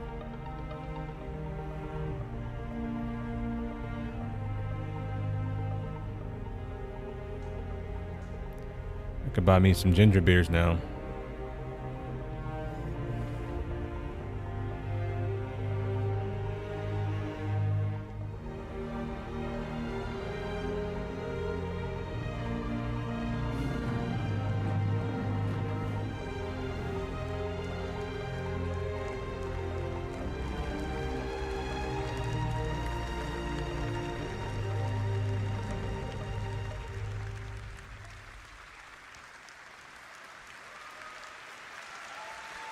Yes, sir. Awesome. Awesome. So as you saw, the cargo grid of the supply bay consumes resources, and the required resources will be substantial and will need to be topped up over time. So this means orgs will be encouraged to have efficient logistic networks to feed the supply bay. And as Rich outlined with professions, it's ideal. No. Orgs will be in terms of roles. Orgs just need to buy Pioneers. Can contribute. The supply bay has automated construction zones, which are used to create the station. And unlike ground bases, many drones are used at once to create the base. Once the station is built, the supply bay then integrates into the station itself. So here we are. We've built our core station module, and it's big. And out of the box, the station comes readily built with some core functionality. Let me talk you through it. Right on the top is the bridge, which is the command deck. This is where all further construction is going to be managed. From here, we can then monitor the status of the entire station. We have access to power and water management.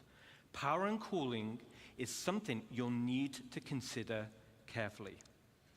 It also is an area to set permissions for who can enter particular areas, either divided by the ranks of the org itself or open to the public. And there'll be a radar station to track the activity outside the base. And the terminals to access logs of who has visited the station and see what they did. So let's jump back in game and take a stroll through our bridge.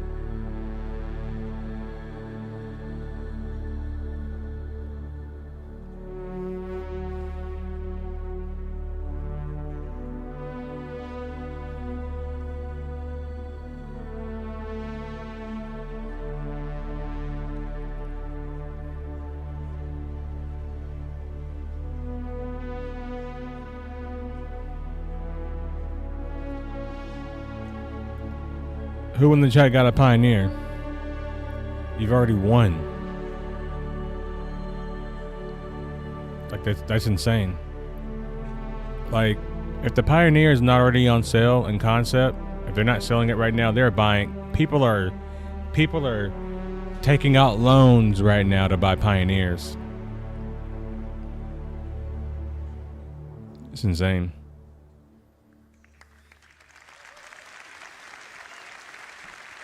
So that one day they can have that awesome. space station. The back of the bridge leads to a centralized transit network. This spine physically connects the entire station and will provide access to the various decks. Each level in the station will have a centralized lobby area, and this is your station. You'll be able to use the decorator mode, so you'll have plenty of space to theme it however you want. And speaking of having plenty of space, this space station will have a one-to-one interior layout matching the exterior. No magic elevators. Oh, I don't know if I like that.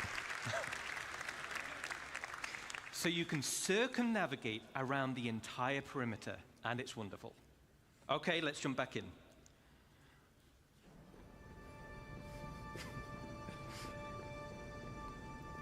Can we not have elevators? Can we have stairs?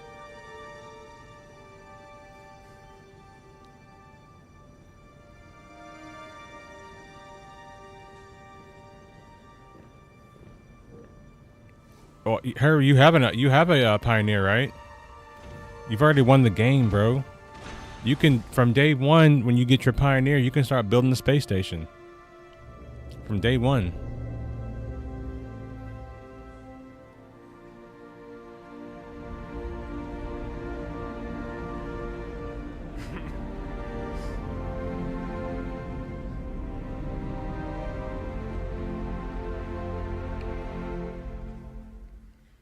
All right.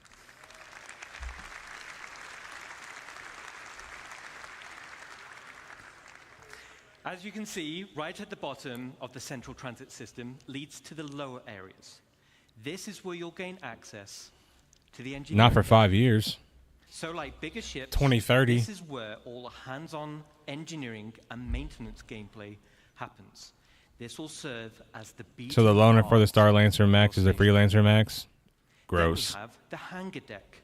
And as the name implies, this is where you'll gain access to your hangar network. The base station comes with a large hangar already built, along with 2 docking collars, and also empty slots for another 2 medium hangars when needed. There will be a vast network of internal road systems, meaning you can quickly drive from one hangar to the other. No elevators needed. Okay, let's check back in. I like to know no elevators needed part. Elevators scare me. I have elevator PTSD.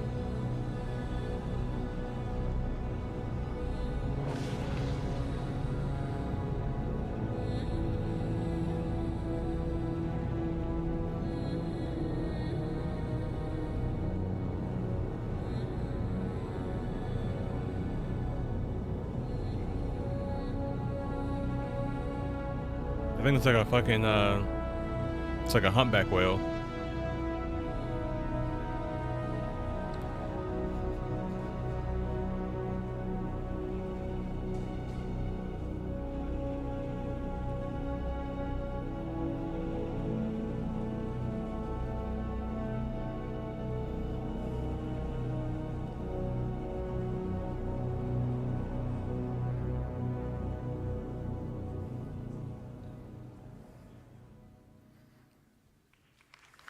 I don't, so I have to get a ground vehicle to move around. I'd rather take an elevator. Until the elevator shoots into space. So your station hangar will offer some enhanced logistics. For example, there'll be spaces for several freight elevators. And there'll be empty modules for open ship parking for vehicles and ships, vehicles and ground vehicles. And there'll be also exit points where you can simply drive out into your Yeah, it's still going. They're talking about space stations, player-owned space stations now. From the observation deck, you'll have a control room. And from here, you'll have master control over the freight elevators and the vehicle elevators. This means that even Brian already bought him a Star-Lancer. Hey, Brian, you want to buy me one too? Can be up into the hangar and ready to be loaded. You can buy me one if you want. Now, everything we've spoken about so far is what comes with your station. Let's talk about what you can do. The BS is thick. As I mentioned before, the station comes with a predetermined interior network of corridors and roads. Stations are the 2030 version of hangars, pretty much. I have a lot of ships, miners, salvage, repair, cargo, defense, offense, with all the dream of colonizing some distant part of space.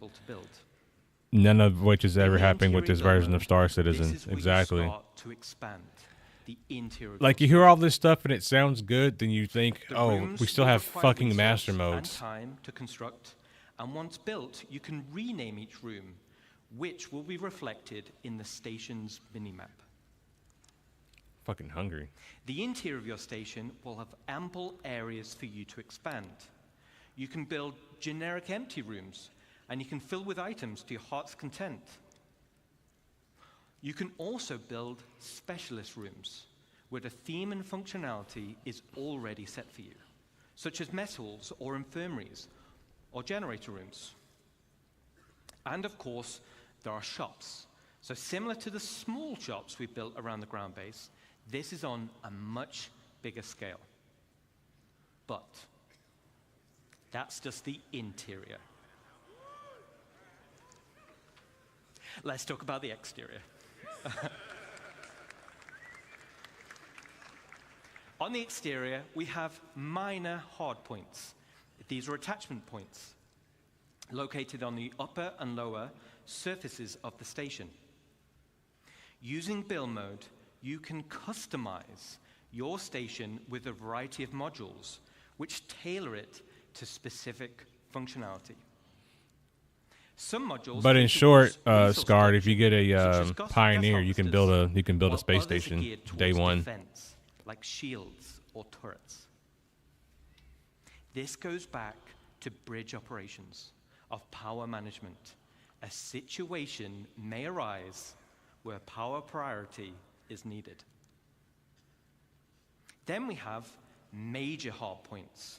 The core station module comes with 2 hardpoint connectors. Major hardpoints are used to connect substantial wing additions to your station. The first example. Oh my God, the copium. And my defense is only $25 to upgrade. Awesome, thank you. Awesome. My Zeus disappointed after the CL, and is it's the only cargo it's my wing. only ship. Okay, that makes sense. The cargo wing will dramatically increase How your much do I gotta inventory get? capacity. So this is ideal for orgs who are If you go to specialized ship in store, you can buy one during IE. Then we have the refinery wing.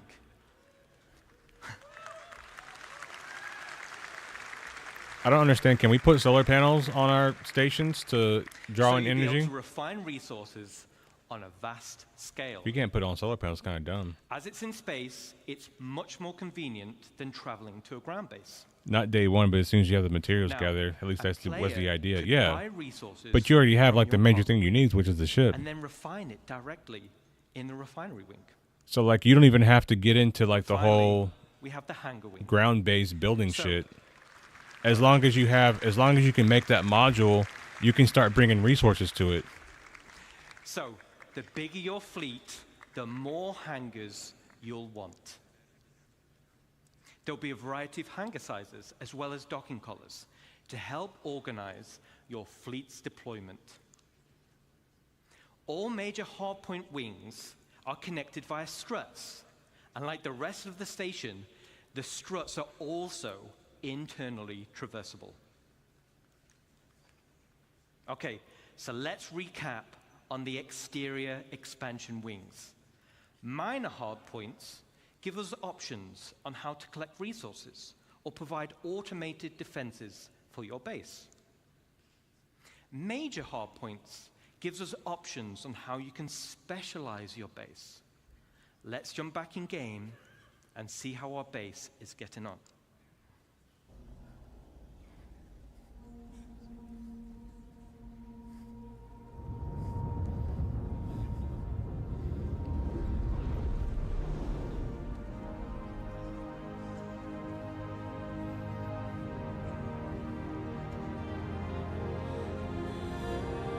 It's a good question.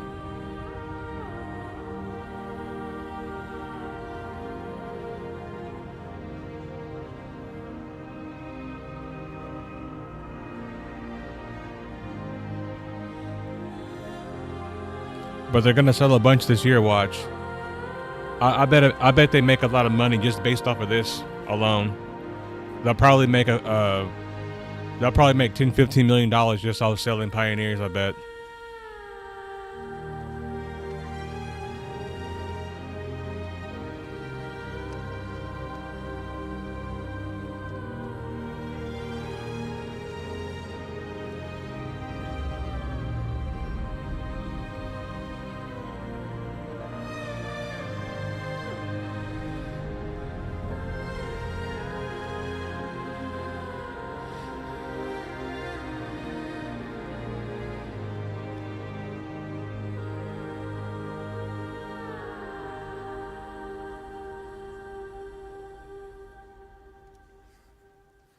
All right.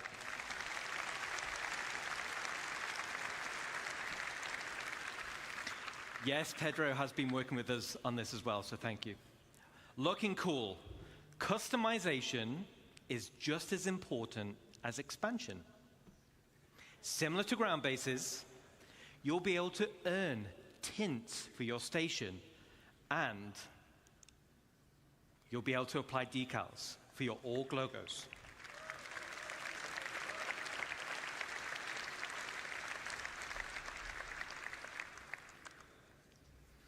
Outside of minor and major Squadron 42 bought them in 2 Your years. station will So come some with time 2 after unique 4.09 if base everything works. expansion points. Yeah.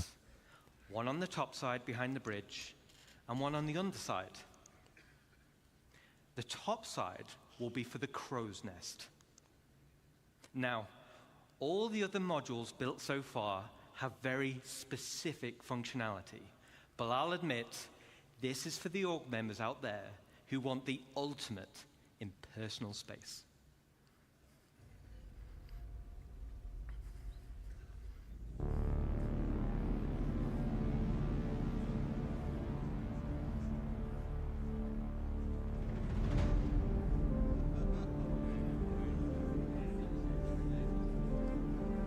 I can't wait to figure out a way to clip into somebody's station.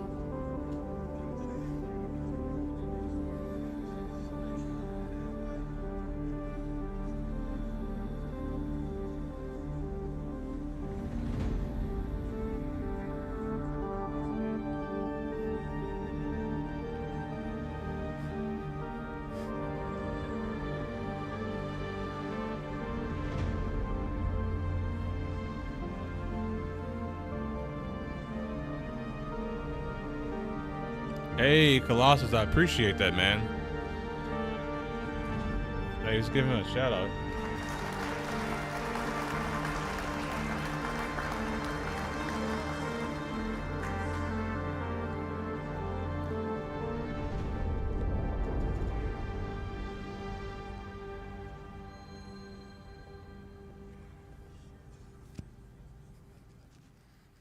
There better not any space claims to this bloody space. So I'm going to be flying around the verse, and I want personal invitations to see what you've done in those rooms, okay? Super cool. I can't wait to see what you do with it. Now let's talk about the underside. This is going to be for the flight deck, which also comes with an additional 3 major hardpoints. The flight deck is perfect for your rapid reaction forces. It's ideal for fighters, but big enough to fit most ships. It's the perfect home for your station's defensive air wing. And just like the Once you build hangars, it, you'll die if there'll you be an take your helmet observation off. deck Exactly. Which can override freight elevators, making rearming quicker and easier during operations. So an org with a tight flight deck crew can be substantially more efficient than others. Now, this one's my favorite. Let's take a look.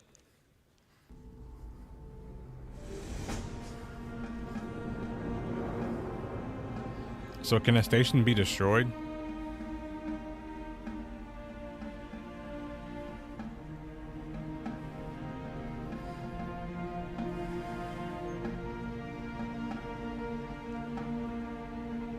I don't even want to get into the copium.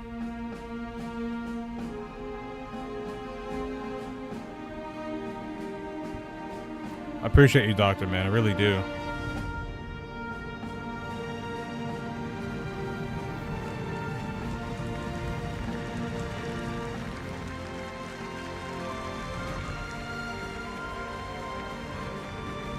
Pretty much.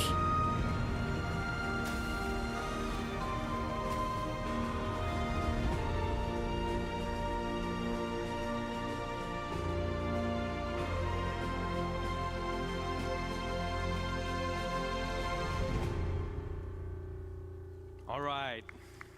Can a station be destroyed by, yes, by whatever new 8K ship comes out? There's a few little Easter eggs in that video. But why do you need a flight deck for your rapid defenses force? It's probably the Hornets If Easter you eggs. built your super awesome station in a super lawless system, now you're the potential targets for others. Everyone will have their eyes on your resources and wonder what gear you've got in your inventories. And let's say we didn't win the station warfare bid that Rich mentioned. Let's take a look at the inevitable.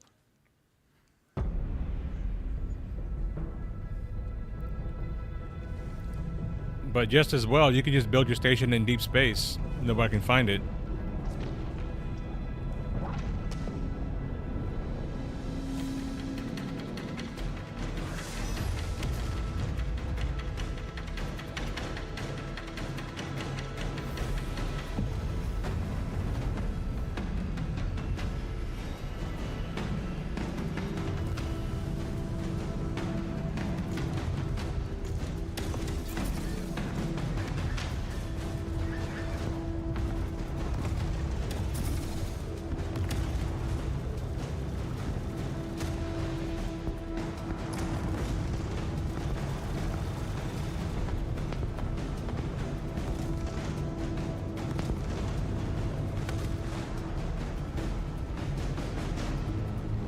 Exactly.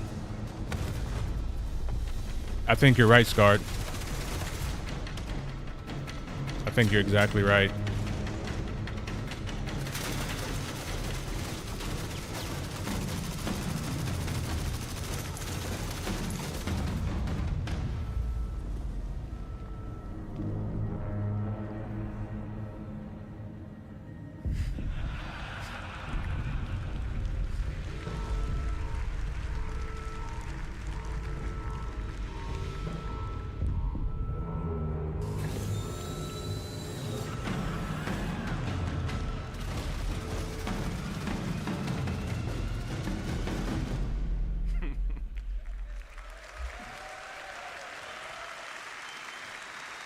Yeah. Orgs are about to get real toxic real soon. Okay. So not only is your station a staging area for offensive campaigns, it's also a defensive fortress. I'd rather have flat cannons and Exterior of the lasers. station itself can take quite a beating.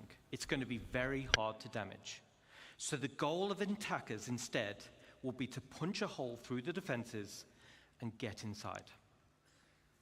The optimal way to do this will be to infiltrate through the flight deck or EVA hatches and work your way up. Once inside, yes, once inside and you've cleared out a hangar, you may also want to consider If I spend 20 elevating bucks to lose the bid a war. tank or two to clear some corridors. Raiders will have to hack freight elevators or bulkheads in order to gain access. And of course, bring enough ships with them to start hauling out the loot. Gaining control of the bridge will allow access In my to storage, opinion, which this year's would Silicon a lot of otherwise space worms and no substance. Can't wait to see what Grumpy So, posts. as a defender, Yeah. there are a variety of automated defenses you're able to install internally within the station, such as blast doors, which seal shut, systems to be breached, and a range of turrets like anti-vehicle or anti-personnel. These will all help slow down the attack. Last before I go to bed, I've been give wanting to time try for to tell people between quantum time and jump gate time, your buddies, So if your let's buddy's do a 39 final systems recap. away.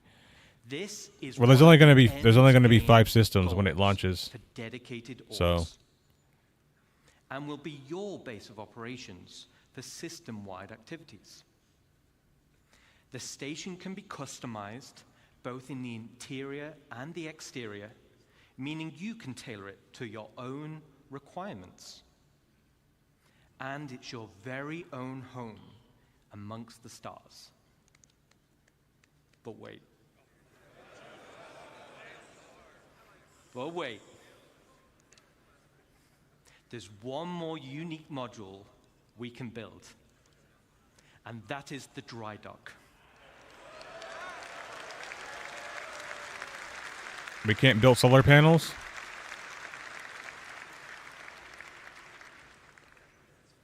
This unique slot will be at the back of the station.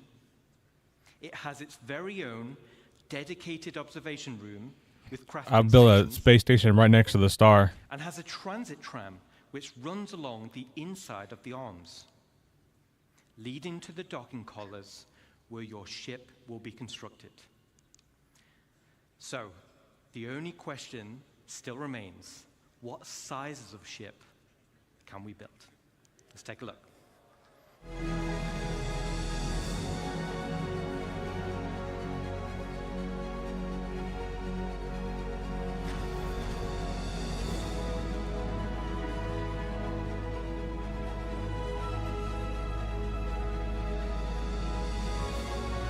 You're gonna have a ship out there being built for weeks or months. I'll just watch the end of the show.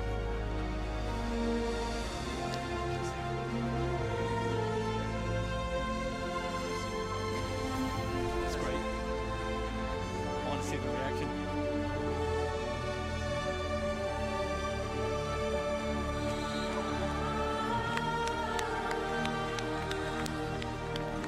It's a bingo carrier. Yes.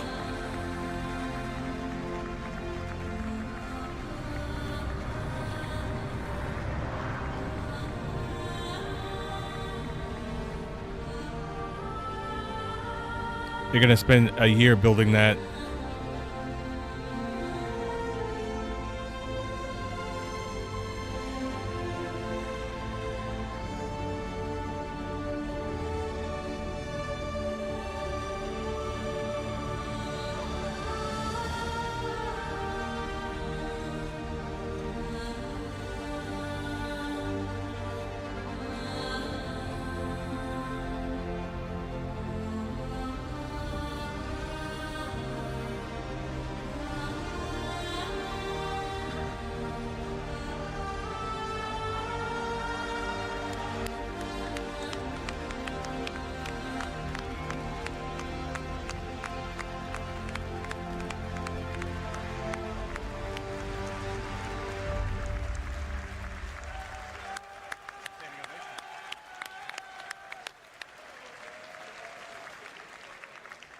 Thanks, Ian. So now we're talking. Multiple stations linking and dry docks to craft your very own capital ships. The ultimate end goal for any org. Okay, so let's take a step back. At the beginning of this presentation, I mentioned we had 3 types of players and 1 universe. And hopefully you can see we have purposeful gameplay catering to each type of player. But that wasn't the only goal. It was to build a game that connected all 3 together cohesively. And this is where you come in. The community, the lifeblood of Star Citizen. Whether you're a PvE player delving for unique crafting blueprints, a non-combat player mining for high-quality resources, or building a base with your friends, or a PvP player fighting for your org in station warfare to protect your base. Each one of you supports each other. You need the blueprints to craft, you need the resources to make them, and you need the equipment and protection to be safe.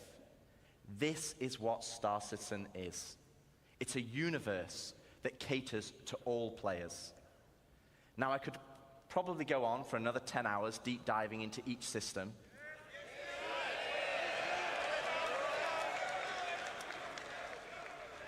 But I'd do Jared out of a job, and he needs future ISCs and SC Lives and CitizenCons.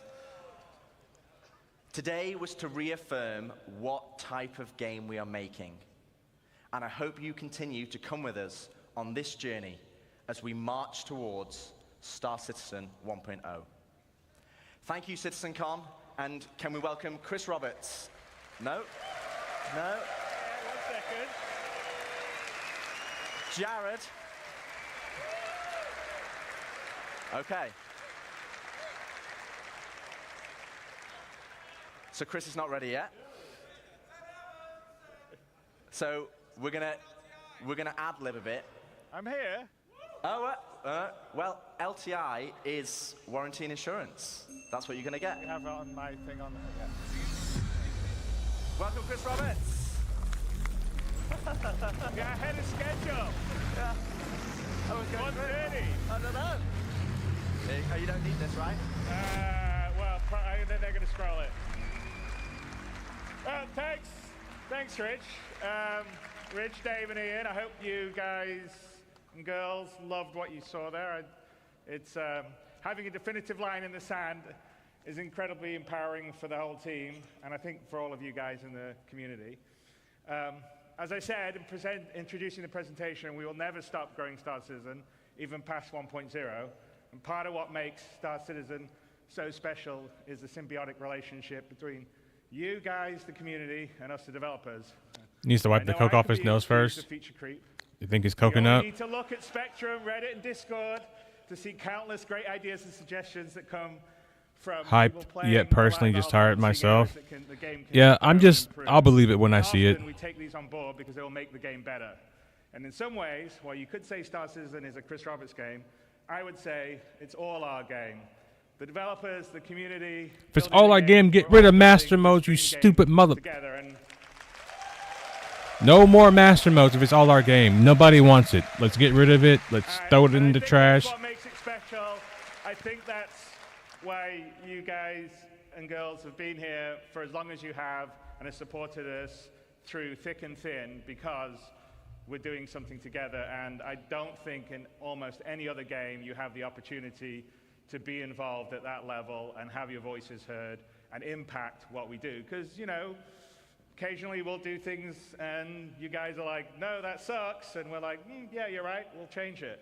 Master modes, change it. Also, like I said, we definitely Sorry for yelling in your ears, read and guys. look and hear all the stuff that you write. Some of it may not be so nice, but a lot of it is really great. And we take it aboard because we're just trying to build this amazing universe for us all to live in together.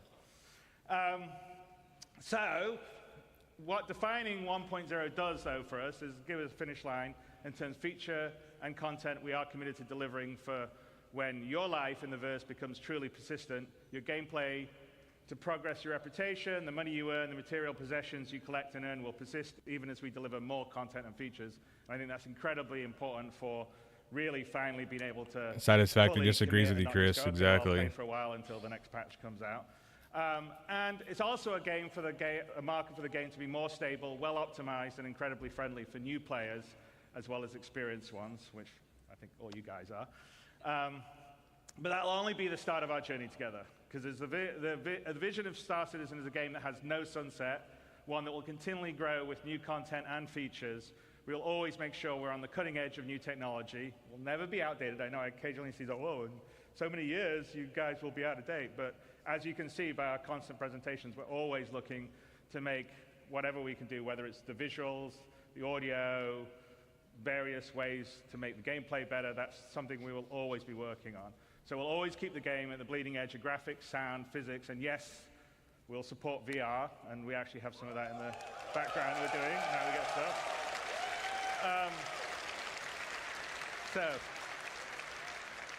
So I hope you've enjoyed this year's CitizenCon. We demoed a small prologue. I'm a noob. Squadron 42 live with a few crashes to prove it. As I said, there's a really great full playthrough, no crashes, that Rich did immediately afterward that's up on YouTube. Endless development And we've given a date keeps to the money finally train deliver the going. It spiritual does. successor to Wing Commander that the team and I feel comfortable in hitting. We've defined what Star Citizen 1.0 will be and shown features such as base building and monster hunting that we'll be delivering the next 12 to 18 months. 4.0 and server meshing and pyro is coming at the end of this year. We're already in Evercati on 4.0. I think some people have been streaming some stuff. And in coming weeks, we'll continually stabilize and improve the experience as it moves into PTU and then goes to live. With this, we will have delivered the majority of what we showed last year at CitizenCon, with the remaining features coming early next year. And there are over 1,000 people committed, 1,000 people at CAG committed to bringing you all this and more. We love what we do, and we're inspired by your passion and support. We know that we are truly lucky to have such a strong community that shares the passion and dreams we do. You allow us a privilege almost no other developer has, the ability to dream and reach for the stars. And I truly mean that, because as a developer, it's very unusual to be able to build a game of the ambition that Star Citizen is and Squadron 42 is. And that's all down to you guys and girls. So thank you very, very much. Keep up those physics. Crashing into a space station and blowing up. Or not blowing up, just bouncing off. Over the past year, an incredibly passionate group of people have worked behind the scenes to bring this weekend's event to life. And I want to take a moment to thank Leah and Ed, Tyler, Jared, Kat, and so many others who poured their hearts into making this weekend special for all of you. And a huge thanks goes out to our presenters and team supporting them, whether they're here with us today or watching from one of our other studios around the world. In the words of Admiral Bishop, I'm proud to stand with our teams and everyone that put this show together. And all of the CAG staff working on the show floor, your hard work ensures everything runs smooth and keeps the energy alive throughout the event. And finally, a heartfelt thanks to the community members who volunteered their time to run this year's show. None of this would be possible without their dedication and support. I thank all of you very, very much. I'd be passionate if I lost my days off too. Yeah. I got some final closing remarks. You know, many of us in the team are going to, myself included, are going to head down the road to the Factory International, the Enter the Atmosphere event that Atmos is doing. So I hope a fair number of you will manage to make it over there. There'll be a whole night of racing and esports, a bonus developer panel with Yogi Klatt and Richard Towler, which I think are as always, they're good panels. And with that, Citizen 2954 comes to a close. I hope you enjoyed what you saw, made new friends, reunited with old ones, and marveled at the creativity on display at the community booths, which was pretty awesome to see. And you know, CitizenCon always underlines what makes Star Citizen special. So that's you. You guys here coming together, supporting, watching, giving us, the team, the energy to make this game. So thank you, and we'll see you in the verse. So they didn't have Yogi at CitizenCon because they know that motherfucker was gonna get his shit pushed in, so they have to have it off. You know what I mean? And we're probably not gonna be able to see that, but I'm sure people will take video and post that online later on. So I will definitely be looking out for that. It's 5:30 in the morning here, so. You know, even before we get out of here, I just want to give some closing thoughts about what I saw from CitizenCon and what we didn't see from CitizenCon, more importantly. We didn't see any more updates on the quantum boost. We didn't see any more updates on control surfaces. And we didn't see any more updates on the flight model changes that they were showing us at CitizenCon last year. So that was a big L for Star Citizen this year, I think. The Squadron 42 demo has a major flaw in it, that this guy, the character, is flying through 0G with half a helmet and his neck exposed to the vacuum of space, so that doesn't make any sense. The end game of base building and all that stuff is cool. However, right, I know like how we get done over here. I say it's cool, but it still leaves a lot to be desired. For instance, right away, if I'm up in space, I'm going to be exposed to more sunlight than I would be if I was down on the planet. So it would make more sense for a resource management thing to have solar panels. And now you can make solar panels really difficult to make and all that kind of stuff, even though they're really not, because you would think by that point in the future that solar panels would be easy to make. But to gamify it, you can make it hard, right? But I still think that solar energy needs to be one of the main forces that you use in space and things like that. So I would like to see in the future that they kind of add that in. I know everything is right now, it's just white box, probably not even white box. It's mostly just concept. And